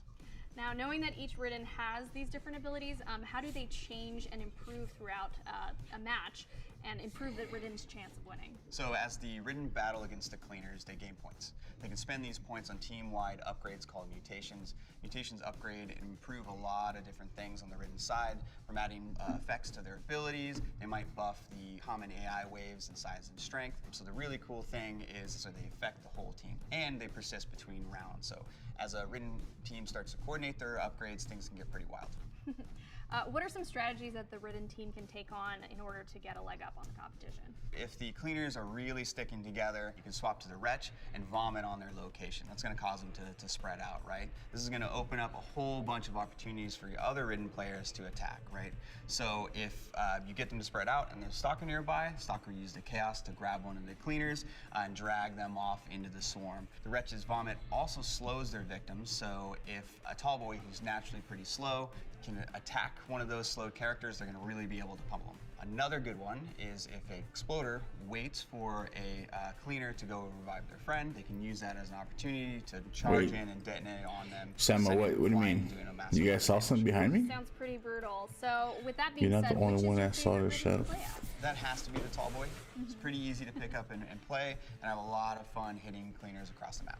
Speaking of fun, let's talk about weapons. Now, throughout the trailers, you can see a number of different weapons. What? Can you go a little deeper into what those weapons are? Did you really? So we really wanted to Go expand back and on the Sam, go back and take the picture, bro, or something. Let me know what you saw. So of course there's handguns, shotguns, LMGs, SMGs, sniper rifles, and a whole bunch of other types of weapons, each with sort of like a unique character feel to them. Now, how deep does this weapon customization go? I really want to know. What are some of the different attachments and options, and how do they change the gameplay overall? Absolutely. So there's a lot of different customization options for your weapons. So throughout the world, you can find scopes, silencers, stocks, sights, all that good stuff.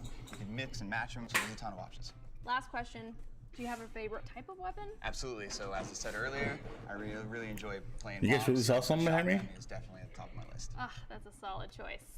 All right, we've learned a little bit about how it all works, the cleaners, the Ridden, the mutations, as well as how the customization works for the weapons. Thank you so much for joining me, Brandon, and for giving us a little bit more detail on Back 4 Blood's new PvP mode, Swarm. Thanks for having me. I can't wait for everyone to get their hands on this game. We're all really excited. I can't wait either. The good news is that you guys won't have to wait too long. There's an open beta coming up on August 12th with an early access portion on August 5th available to those who pre-order. That's all for today, but Back 4 Blood still has a lot more to reveal in the coming months, so stay tuned. Bye. Really, Gentry? What the heck? Wow, that's crazy, bro.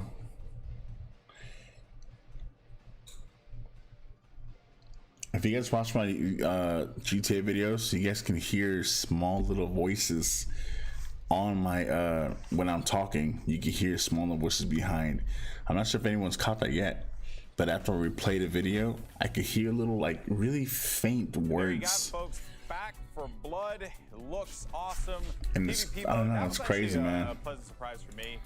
When I played the game, you know, and when the alpha was out, I think it was the alpha is what they termed it as. It was, you know, a single player cooperative, right? That kind of experience, Dan. But, you know, I love me some good old fashioned unorthodox PvP types of games. I love that kind of stuff. Yeah, I played an irresponsible amount of the versus mode in Left 4 Dead and Left 4 Dead 2, in which you get to be both the monsters and the player characters. And Swarm mode that's exactly what I wanted from this game. And I like the wrinkle where you're going to die no matter what, like you're actually in a horror movie. At least that's what I would do in a horror movie. I would just perish immediately. But here, you have to try and rack up as big of a time as possible and challenge the other team to beat it. I think that's a cool conceit. And like really, it makes it feel distinct from. That was until I played Slow Roll my windowsill. So I'm excited for it. Yeah, and obviously you and I, we both come from an esports background. you know, I see something like that. It looks different, and we know Turtle Rock's history, having tried different games and different unorthodox multiplayer games in the past. But I think that there's some potential there for some fun competition. I think that, I don't know if I see it as like a full esport, but like a Twitch Rivals or something, or like some fun competitions, like we get a couple G4 hosts together. Shameless we plug. start playing, shameless plug. I got you, Jerry. Shameless plug, and then we all play together, we're the zombies, we're the good guys, and then we do it in real life. No, I wouldn't want to do that in real life, especially not after the week we had. That's a whole watch too, but I know you're a single player guy, but I know you also played a decent amount of Left 4 Dead. So because of this Back 4 Blood, what I like about it is, yes, it is, you know, That's PvP, weird, you guys but saw. it still pulls back to the single player experience very well. What are you and I think most, for that reason, what it are should appeal you to folks most who looking maybe forward to? don't really want to dive into PvP, but enjoy, you know, the gameplay mechanics. I think there's actually a character or a class just for people like me in the PvP. Building a That's the deck? Explorer. Yes. I'm gonna die a lot, but if I can take out a few Playing with enemies friends, me, achievement I don't mind PvP. dying so much. Yeah, exactly. Number 1 and It's number all right to 5. just run up there, blow yourself up a few times. You know what, man, Michael? 2, it 3, and looks like 4 it's is gonna be a there good time. anyways. Do you feel like this is something that you can pick up and play repeated sessions of? Like, Yeah, I miss having that game where I could just like play with my friends back home and just be really loud and ignorant over comms. Like Left 4 Dead is 1000% that game for Did us. you know We Blood can just Dragon? while out That's right. on Discord or whatever. But it's really exciting in the sense that, you know, when you think about it, Left 4 Dead was a source mod. And so like Turtle Rock obviously made their bread off that, but the production values of Back 4 Blood, you know, this is their opportunity to kind of bring back that magic of Left 4 Dead, but like do it on a much bigger scale. And like that presentation that we saw, it's like, yo, we're going all in on this mode with all these classes, these different characters. Yo, it's gonna be wild and all sorts of stuff. So it's really promising because that format, that foundation is strong enough already. That can carry a new game, but if you put on like a lot of mechanics on top of that, sold. Yeah. And funny enough, we did not mention that Back 4 Blood was also on the Xbox press briefing as well. So you actually saw a few of the different elements that are going to be coming to this game. Something that I love, Avali, giant monsters. Giant monsters always a plus. Oh, giant monsters are freaking amazing. You saw, I think they said like 9 playable ridden that you can be fighting. The huge monster that we ended up seeing, which was like the size of a building, just came in. So I'm trying to figure out like, okay, cool. So we're co-oping this. We're getting in there. We're taking him down together. But then also very excited for the PvP moments because I just What can't up, wait to Sasha? just throw up on friends. Can't do it in Bro, real so what life, we so just may as well saw, do it in the game. That's what's up. You sure you didn't? she can actually lay down, like. Well, you have a mask on, so it's just gonna be like. We're trying to be COVID safe, GB. Thank you very much. Totally. But no, I mean, it just seems like such a fun What? game. Some? The Oh last no, I time was looking at played, the Left 4 gameplay, bro. Dead 2 was quite honestly Probably in go to a middle doctor school, to and fix all my my neck friends or were older at something. me and Oh shit. just yelling at me. Yeah. And so I'm like, okay, cool. I now see Yeah, some you gotta get mechanics that- that you gotta Michael get that was fixed, man. mentioning, being able to kind of like throw up on people and move them out of their hiding spots, or trying to like separate people from the rest of the squad. I can't wait to like, with my newly formed adult brain, try to implement some of these. Well, you know, if See, there's one once you thing see game like area, Back 4 it's- Blood is which good can for, cause it's blindness, good for you know, yelling so. at friends and having a good time. And one Wow, friend bro. who I love yelling at, it's Greg Miller, who's over with Jackie. Greg, take it away. Thank you, Golden Boy. Always a pleasure to yell at you. Avi's newly formed adult brain. She's so sweet. At Our what little point baby. does it form? At what year does the adult? You know what? We won't. Let's keep talking a little bit about Back 4 Blood. I was gonna say all of ours is still forming. Exactly so right. I'm yeah, doing we more, still got a long way. I'm hurting. Never my smiled. brain at this It point, was I so think. good. What did you think? PvP. I Back feel you, 4 Blood. Sasha. Oh my goodness, I absolutely love everything I've seen with Back 4 Blood. Since the first trailer, to be completely honest, and then I've just been like tracking every single YouTube video that I can get my hands on. Yeah. And actually the co-founder, Phil Robb, it was like in some YouTube video, and he was like, you know, we've had to sit back the last 10 years and watch other people riff on something we created. Yeah. And I feel like he's like, y'all, Your I'm camera bringing push it will flip 100%. We're gonna give you cleaners with depth. What? We're gonna give you ridden with depth. Of course. You know, we just heard Avali and we heard Golden Boy talking about the potential for esports here. You know, I was talking to you, I said, wow, do you think there could be the potential for that? So a lot of people thinking that as well. I think they're bringing their A game, and I have loved everything What? I have seen. I adored You Left talking 4 about, man? Dead, but I only played it. I've never been the PvP person. You're a and lover, not a fighter. well, it's interesting to get to this point now, you know, in 2021 and talk about this and look for what we just saw from this presentation, because I can see me and my friends playing that. I can see Kinda Funny doing streams of that. Oh, yeah. And I think this round, you know, best of 3, switch sides, go through who can clear it the fastest in the time, it gets really interesting really quickly. When you have somebody, and I think also about how, I guess you know, since as old as I am and as long ago as Left 4 Dead 2 was, the way my gaming preferences have changed, because I still think of it as Left 4 Dead and what I did with Left 4 Dead, but in reality, right, there's, for me personally, been Predator Hunting Grounds, there's been Friday the 13th, there's been these different things that are challenging me and my friends groups to go at it, and then switch up the teams, right? When somebody like Snowbike Mike comes in and is way too powerful and is too good as a cleaner, we'll put him over on the So actually, you got to, bro. try to balance for it. I thought it sounded really good. I'm right there with you. I like this idea of, one of the things they were talking about is, you know, for every round, the area of play shrinking, so that it does become, you've sat there, you've established your base of operations, and now you've got to move all the way over there. You know I'm all about that battle royale, so I was like, okay, I'm here for that for sure. So who do you think you're gonna pick? I was leaning towards Holly with the bat. You know me, I'm all melee over here. I'm with the shotgun. That's a pretty good one, right? You know what I mean? Mom with the shotgun. You can't beat that for And then, sure. I mean, what about when you think of the Ridden? Who are you thinking? Honestly, Avali stole my pick. I want to vomit on people. Really? I do. I was like, that was too fun. Though being the Exploder could be. I agree with Damon as well. That could be really fun. See, too. Crusher, I think I'm in line for. Crusher. Get them, squeeze them, go. But again, it'll be about building, you know, teams together. 9 playable Ridden, a whole bunch of different stuff. Oh my goodness, we could talk Back 4 Blood for days. I have like pages Yeah, I know, and pages. But want even more details, Back 4 Blood's lead producer sat down with our partners at Reddit for an in-depth AMA. Check it out.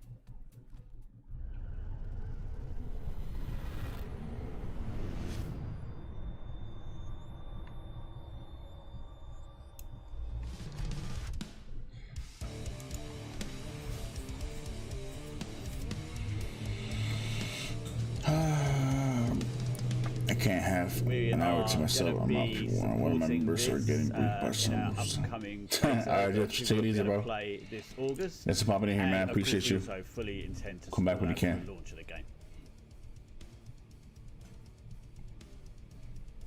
We're going to be supporting 2 modes, PvE and PvP.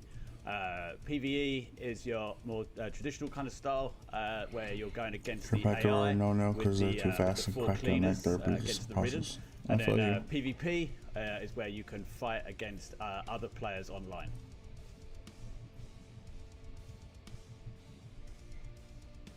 In PvP, we have a separate progression tree that we call ZMS, which is the Zombie Mutation System. As you play through the game, we grant points to players depending on how well they're doing during each round, and then they're kind of free to spend those points on upgrades to the different zombies that we have, just so we can, you know, they can make them more powerful, cleaner killing machines.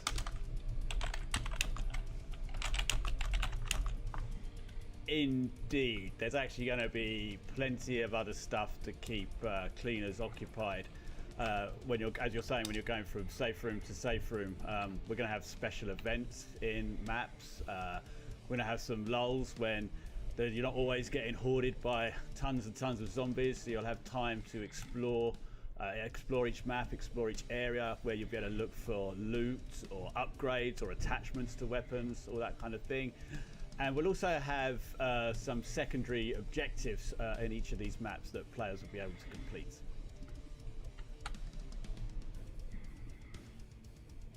So yeah, as you say, ADS wasn't in Left 4 Dead, but we're certainly fully aware that a lot of games these days do support that feature. It's pretty common. So it's something we definitely wanted to include so players have that option. And I believe we do have some cards that can disable ADS if that's kind of not your thing.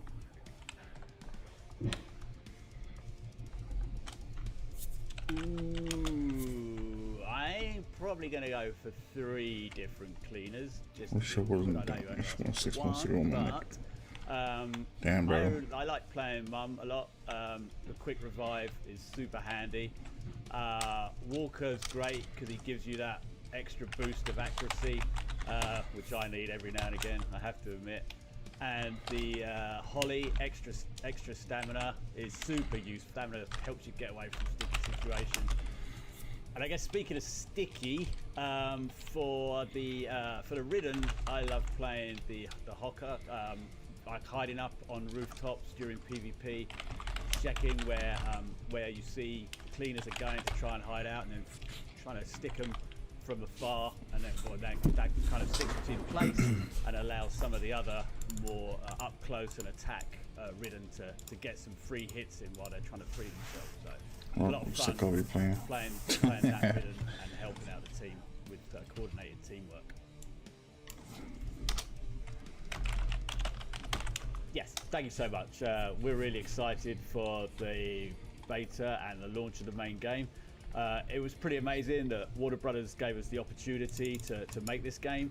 And then, yeah, as you said, the atmosphere in the studio at the time was electric, and it has continued to remain so, even though we've developed this game in, you know, somewhat unusual circumstances.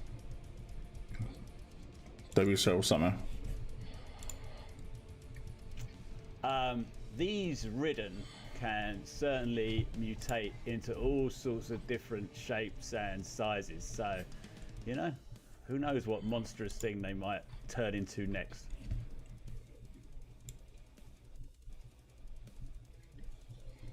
We won't be supporting that at launch, but you can of course queue in with 3 of your friends into PvP. And I think it's important to point out that during a match of PvP, you play different rounds, and then at one point you will be playing as the Ridden, and then at one point you'll be playing as the Cleaners. So, you know, you're going to have a chance to pick off Ridden during a normal match of PvP with 3 of your friends. We need to make a people game. Yeah.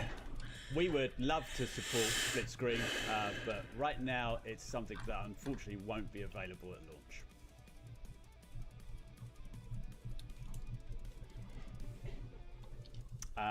We don't currently support that, but you can build different decks with the card system, and that'll give you the option to take, you know, maybe like reload speed you like, which another character has.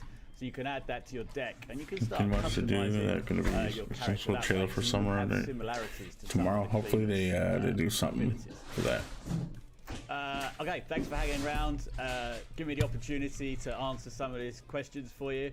Don't forget, in August, there's the open beta. It's going live. We'd love you all to play as much of that as you can, because that'll get us ready for the big day in October when we bring the full game to you. Look out. Get ready. Back for blood.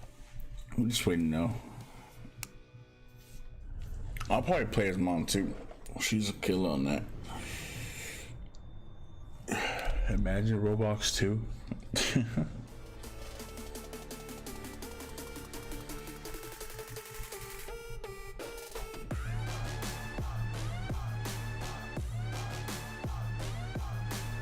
More power.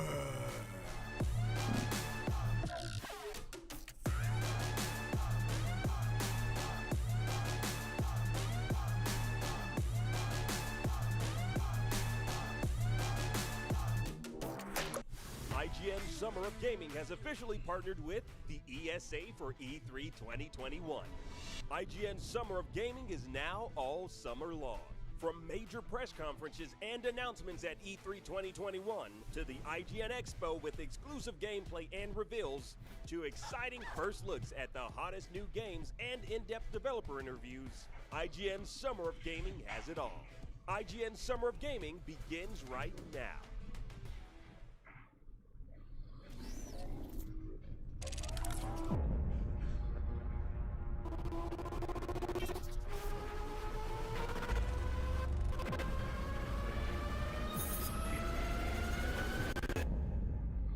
Tomorrow.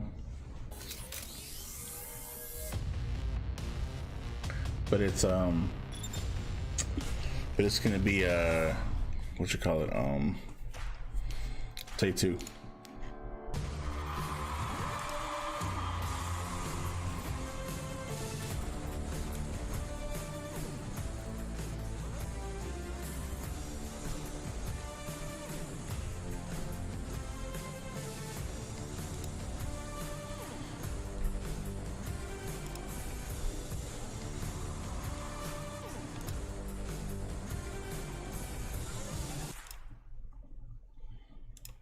I grew up where you would buy games and they were big floppies. Not the little diskette floppies, but like the big floppies, you know? And you'd go and you'd buy the game and it came in this big box. And of course, internet came about and it was like AOL 1.0. This is like when it was black and white. And you would connect and you had the external modem. And I'd be yelling upstairs. I'd be like, don't pick up the phone, you know, because it would kick me off the internet and I would be so upset. And I was just like, oh my God, this whole world was being unlocked for me.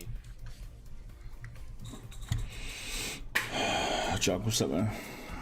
iHeartRadio is a proud partner of E3 2021 and the #1 podcast publisher in the U.S. Listen to all your favorite shows on the iHeartRadio app. Jackie, Golden Boy. It's continuing. Can you believe we are moments away from the PC gaming show? It's coming up. We can't wait. It's going to be exciting. Yeah. But the question I have for you is, and especially you, Alex, what does the PC gaming show mean to you? Well, you know, so I grew up traditionally, I'm taking it all the way back when I was a young lad in the Bronx.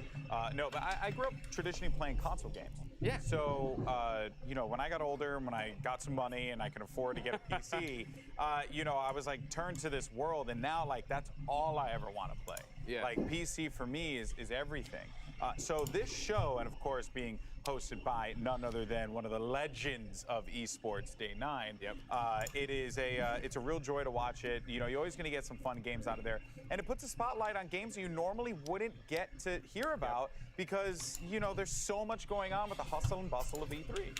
Yeah, 100%. That's what I think is special about PC Gaming Show, is that it is, first off, designed for the PC player, which I know Or sounds like 65? super I don't know, man. We gotta wait, man. But it's true We because gotta it's wait. designed in a way of like, hey, let's target PC players. Let's talk to them on a We different gotta level. wait. Jackie, what do you get out of the show? I own 2 PCs, so I am all about that girl. PC life. Look at that flex. Look at that flex. Hold on. Well, when I was in the Bronx, I built the PC once. She's got 2 over there.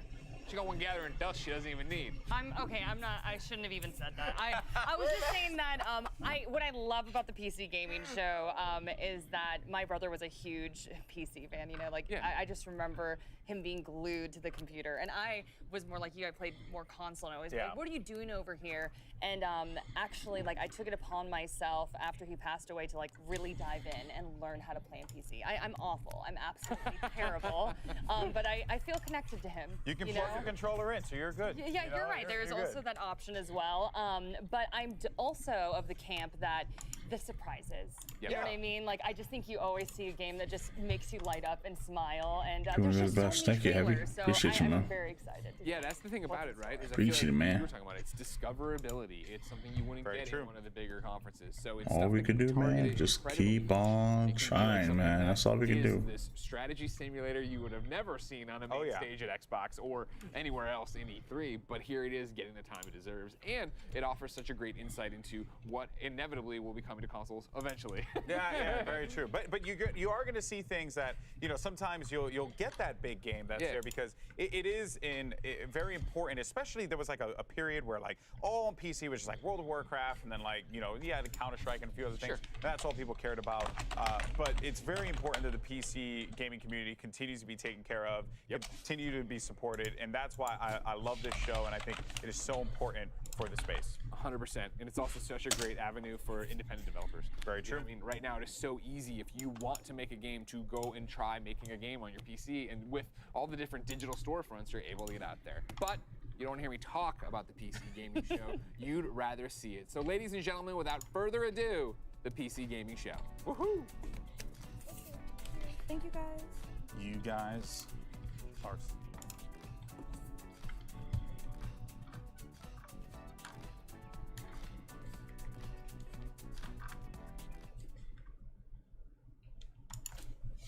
Space Year 2021.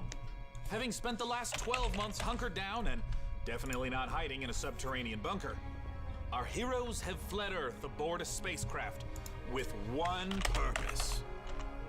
To bring you the hottest trailers, to bring you the best interviews, to bring you the PC Gaming Show.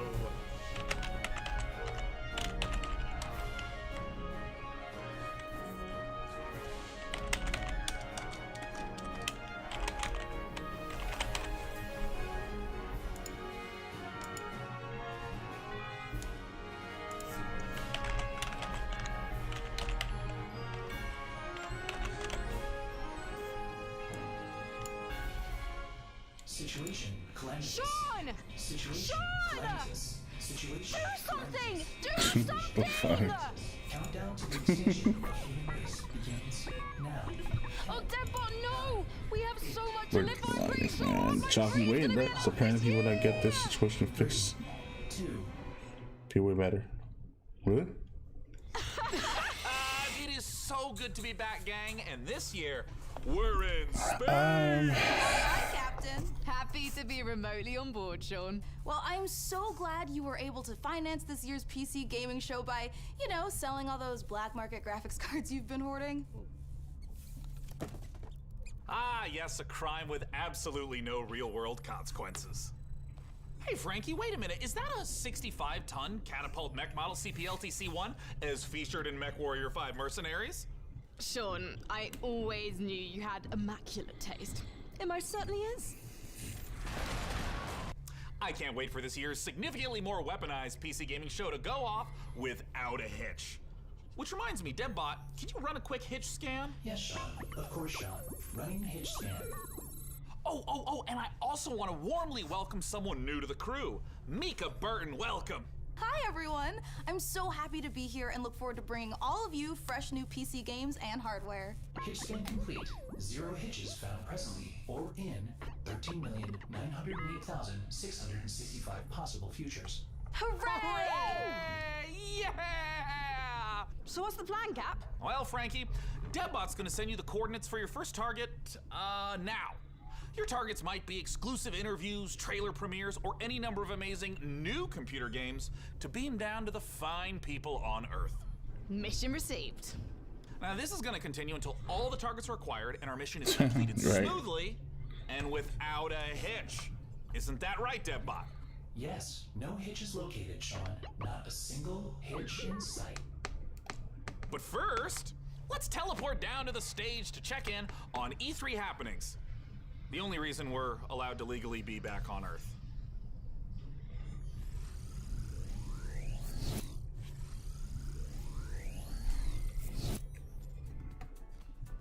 Oh, planet Earth. Oh, great to be back, right? Am I right? One of my favorite planets in the whole galaxy.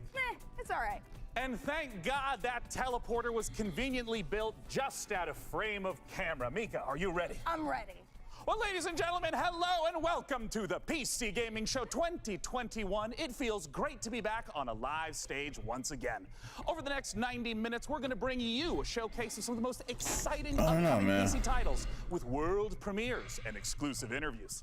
And if dozens of new trailers wasn't enough for you guys, later in the show, we are going to tell you how to win a custom MechWarrior 5 themed PC powered by Intel. Yeah, be So sure. you're gonna want to I stick hope around it's good, man. I'm sure. I'm gonna be ready for that shit, bro. Special look for a special promo code throughout the show from Humble Bundle, during which you can get a ticket to get Civilization 6 Platinum Edition for just $10. But right now, we're gonna kick things off with Nautica Blade Point, probably the most original entry in the Battle Royale genre this year. Let's go!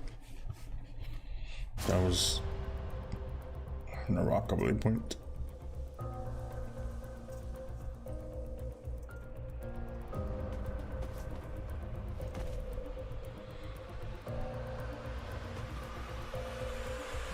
Most popular. They messed up. They had a typo in the name. Most popular.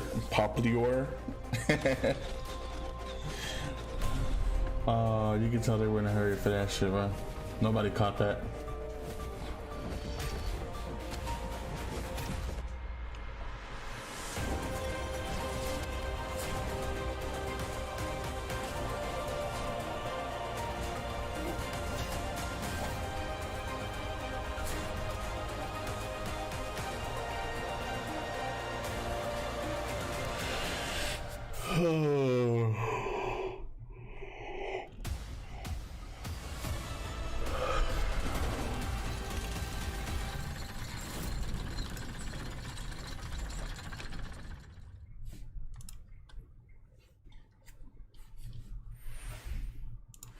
You are watching the 2021 PC Gaming Show, and I am the new cloud-based Deadbot. I am streaming from GeForce Now, NVIDIA's cloud gaming service that connects PC gamers like you to their own library of games, purchased from digital stores like Steam and the Epic Games Store. Coming up, Dying Light 2 and Orcs Must Die 3. But first, a trailer for Humble Games' Dodgeball Academia. And be sure to check out GeForce Now, currently available for PC, Mac, Shield, Android, Chromebook, and iOS. Visit GeForceNow.com to learn more.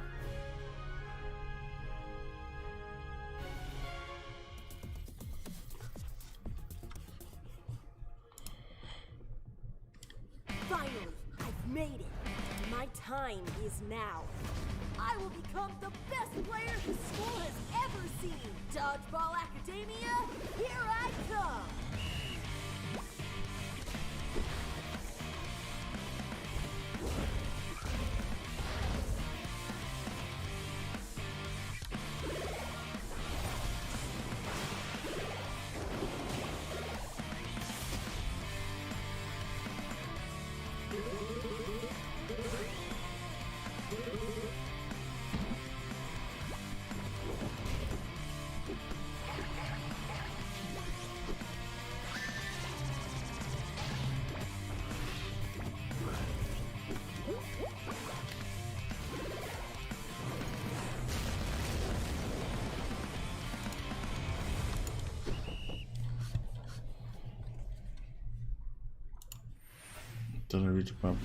Make sure to Tiger, check out yeah, that's what you saw, bro. Soon from Humble Games. Ooh, that was Low-key, that's what's up, bro.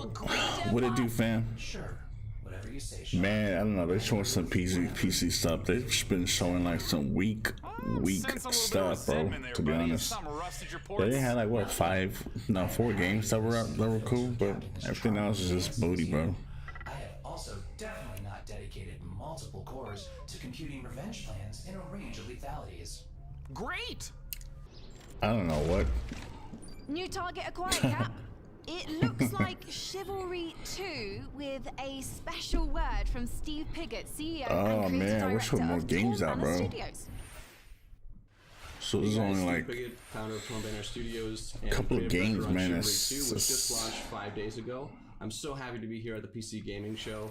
Chivalry 2, if you don't know, is a first-person slasher, which is like a first-person shooter, except instead of guns and grenades, you've got swords, battle axes, longbows, and players are fighting it out on these huge 64-player battlefields. Crazy, though. It was crazy, man. Epic sword-fighting duels that you see in medieval Hollywood movies, and also that huge clash, the Battle of the Bastards. This shit putting me to sleep. Carnage. So the post-launch support plan is going to look like a mixture of mid and massive level content updates coming out across this I know, year. Tiger. One of the things we're most excited about is taking it to different areas in the Back 4 Blood was good. There was we're going closer to the later period. what other games were there? Update where you're going to get a bit more refined medieval armors and refined, It's just a very few games, man. That was good. Everything else is booty, bro. But we really want to take players into different experiences and make each of our maps its own game mode and make it something that medieval army. I don't really play PC games. Something I play is like GTA mods and like Seagate 2 on PC, but that's it. I don't really play anything else. It's a canvas for your destruction.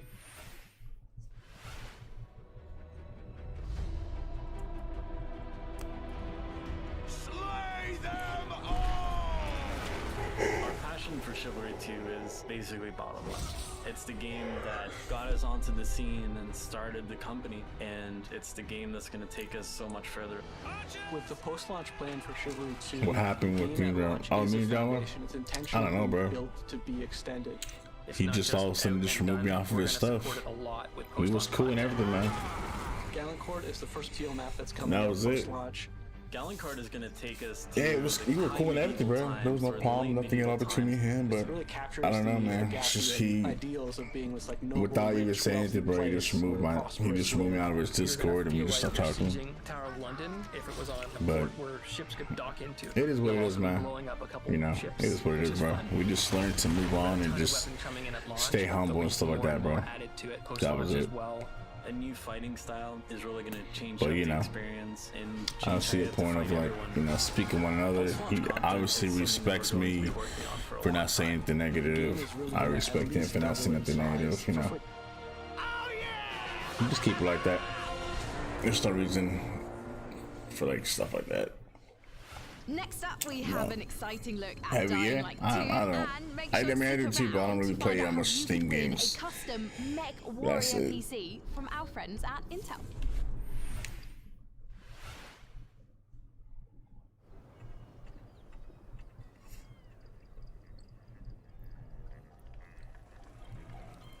But yeah, Loki, you know, I'm just doing my thing, bro. Just trying to grow my channel stuff, man. It's just the main focus, you know. Trying to get on like,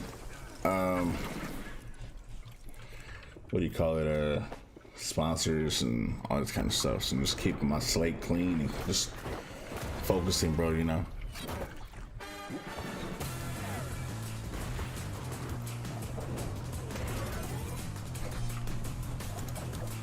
Yeah, they have a lot of gaming PCs that's not really that good, man. Not a back parts. Push your session.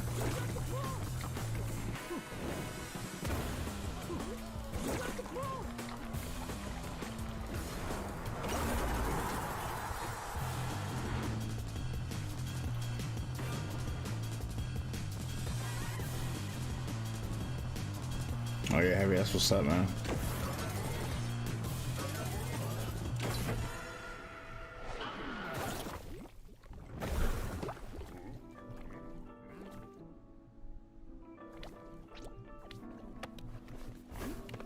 What is this game, bro? What is this, yo? Yo, Key, was that you that subbed to my channel the other day? I'm not sure if it was you or not, bro. You know, these people come in like they use different people's names and stuff like that, so I'm not sure if it was you or not. But if you did, thanks, man. Appreciate it, bro. Today, especially for the viewers of the PC Gaming Show, Dying Light? I'm gonna tell you a little bit about the Dying Light universe. Okay, this I'm waiting for. Stay tuned. This I'm waiting for. Every tragedy begins somewhere. Right.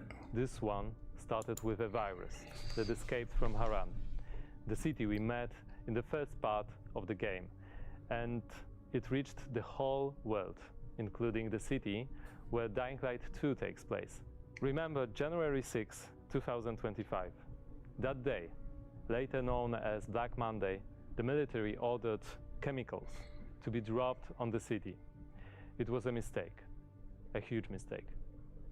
The chemicals mixed with water penetrated the soil, killing plants, turning most people into bloodthirsty monsters.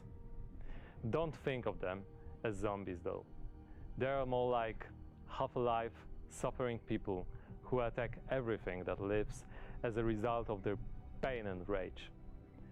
Those who survived the chemical raid took refuge on the rooftops. A new order has been born in the city. People live on rooftops, monsters in the streets. Nobody in their right mind would dare to come down.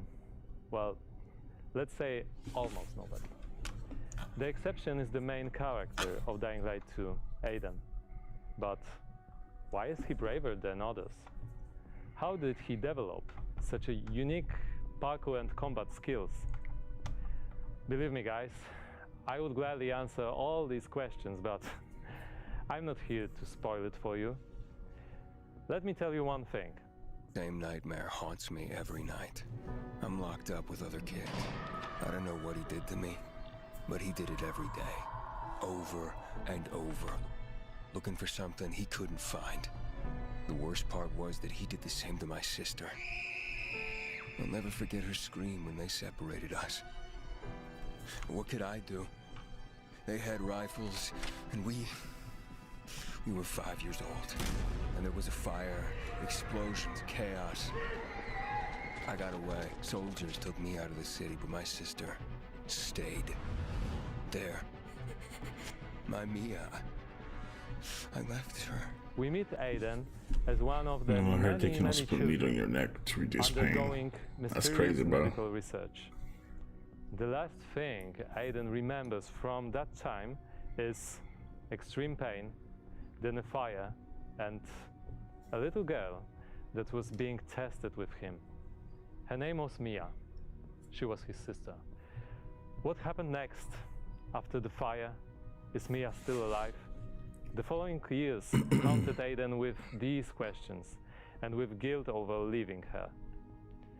Moreover, Mia is the only answer to the question who Aiden really is. In the year now, 2025. in 2036, we meet Aiden when, for the first time during his pilgrimage, he finds a clue about how to find his I have to sister. do some Aiden's path check to to the find truth out is what tough, sport earns it now. full of challenges. Gotta and find out, man. adventures. The difficult choices to make, as well as their consequences, await you. You're going to discover them all in December 2021. December 7th? Okay.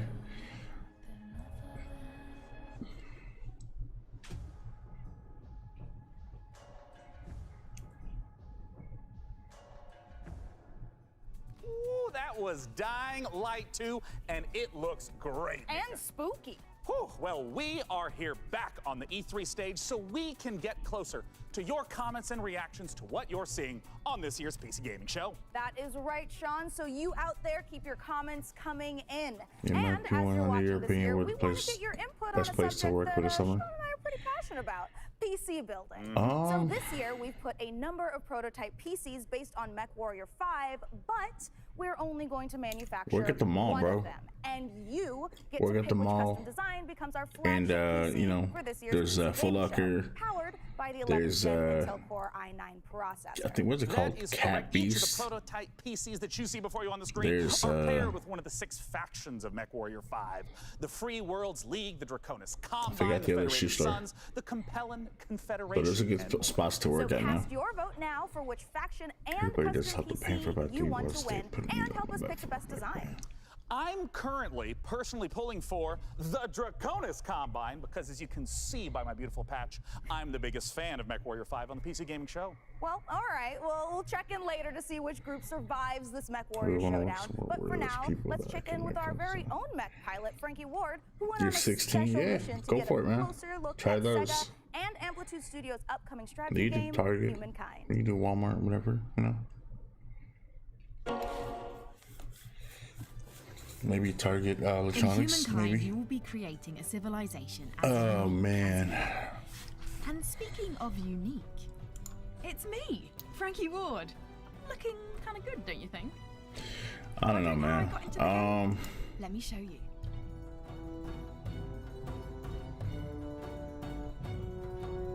Are you ready to play against me? Oh, you think you can beat me? Posture all you like. I've seen worms with more impressive empires.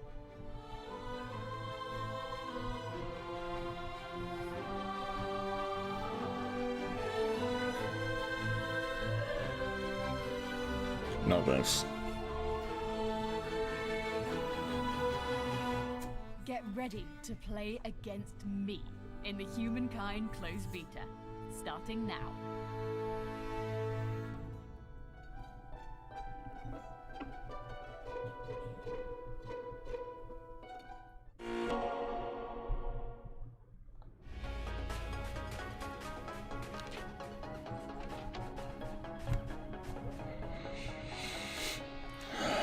Yeah, just get better, Sasha.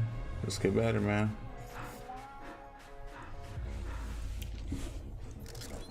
Oh man, I don't know if I should continue with the stream, y'all. I don't know. They're coming out with kind of weak games, bro, for PC. I'm not really like, you know, fond with it, man. To be honest, I feel like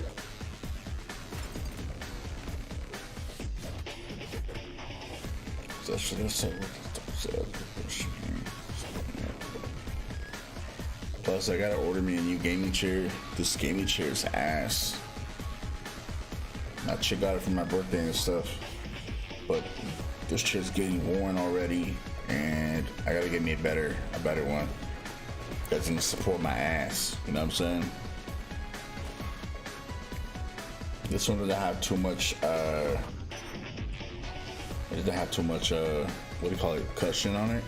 It's more like cardboard base. I gotta pull up with those little pillow things on top of it. But I gotta get me a gaming chair that has the foam when you sit down. Cause this one ain't got this foam, but this one's this shit does hurt my back sometimes, man. So I'm thinking of getting a, I don't know, a GT player one or a Respawn type or whatever it is. My name is DevBot, your cloud-based artificial intelligence. Yeah, Tiger, yeah, exactly. So I gotta get me a better one, man. So I'm gonna order it on Amazon and try to get a better one. Cause this one's like one already, man. I gotta get a better one. Maybe a white one. I think we get a white one instead. Every GFN Thursday, there's something for everyone and always something new. Coming up, What is this? but first, Orcs Must Die 3. My game chair, bro. When I pull up, it makes noises, bro. Like when I move, sometimes. I mean, the last one I had was kind of really like scratchy sounds, but this one's like, you know, it I don't know. It's sometimes uncomfortable, man. Oh, shit. So I gotta get a better gaming chair. I'm probably gonna order it today. And the handles, the sides which you kind of put your elbows on, it's going like this. Most of my friend lost to change the mask to be able to score and FK to let down. I feel you. What the heck was that? I swear I just felt a freaking hand just. So, for anyone who's never seen an Orcs Must Die, That is freaky, man. Orcs Must Die series all about? I just felt a hand go like. 3 is a third-person tower defense game. So basically, Wow, there are that tons of manifestation orcs is and bad guys trying crazy. to get into these rifts, and the player Wow. has to stop them. We give players tons of weapons and traps and tools to do That this. is freaky. And while you're defending the rifts, you can play solo, or you can. You deal with invite 2 a minutes of friend and pain, play co-op. 3 months of no pain. Now, since this is the third game in the That's series, crazy. what's new compared to the previous 2 titles? Can we stop talking? New campaigns. Stop The talking main about new weird story weird campaign games, takes place man. About 25 years after Orcs Must I Die don't know if I 2, should just so end the not stream only will today, fans be able guys. to catch up I on don't new know. developments I with feel like the I'm like, I orders, don't but they know. will There's also nothing good's happening right now. Some new heroes in our all-new war scenarios, which are these new massive levels where you fight hundreds of orcs on the battlefields outside of the fortress themselves. So you're fighting indoors and outdoors, which is pretty new. We have a new mode called Scramble. It's basically adding random elements against the player, making the levels more challenging. I want to know about the toys. What are the new weapons and the new traps that are coming? We added war machines and war guardians. So a war machine is like, there are these massive traps, like you might release a giant tornado Sorry, Abby. on the battlefield, or you'll climb into a catapult and you'll fire at giant. If you're new to the channel, gotta make sure you hit that sub, man. Maybe we've been streaming for almost like 4 hours already. It's like putting other war mages on the battlefield. 5 with hours you almost. To fight with you, except 4 they have their hours. own It's actually attacks 4 and their hours. own Oh man. special abilities. Well, I gotta ask then. I think I'm gonna hop off, yo. I think I'm gonna get off. So RD3 is coming out. I think I'm gonna get off, man. I gotta shave, man. PlayStation and Gotta get something to Xbox, eat. and pre-orders start today. So you should rush off Doing to stuff Steam to now 24K. OMD3 on your Right, wish Slasher. list. I know, Well, thank you man. so much for joining us, I Jerome know. K. Jones. Once again, just a few Bro, more I weeks feel away like from if Orcs this Must Die issue wasn't 3. happening to me, For now, where I though, was like it's time for us to blacklisted take a to look shadow at ban, Vampire the I Masquerade know it would have been at 40K by now, bro. I know for a fact. But since YouTube's doing this crap to me, man, it's just like, it's enough. It's enough already. 5, 6, 7, I'm gonna hop off here after, guys. What is this? 9, 10.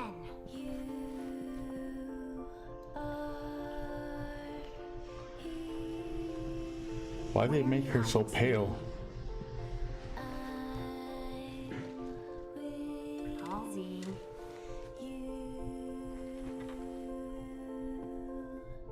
Halsey, get out here.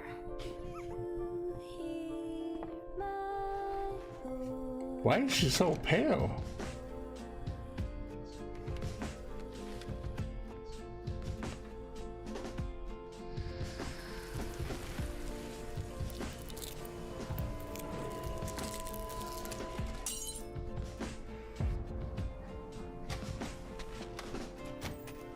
You come for me and mine. But first, You need to find us. All I want is to be with my little girl. Is that so much to ask?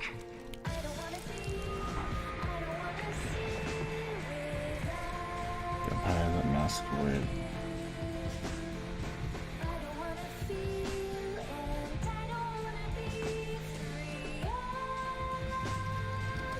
PS5, PS4. Oh hell no. Hello, this is CERN from Oh hell no. Games. We are a Malaysian-based indie game No, studio I'm done with this. working on Gigabash. I'm done with this game.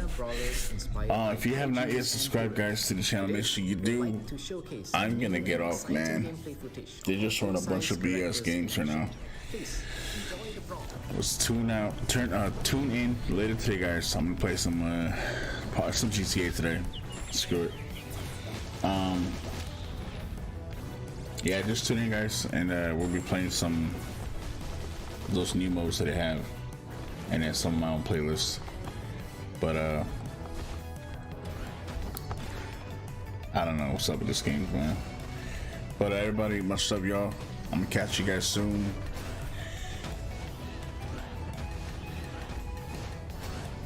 Yeah, we'll do that. I'm gonna go something to eat, guys.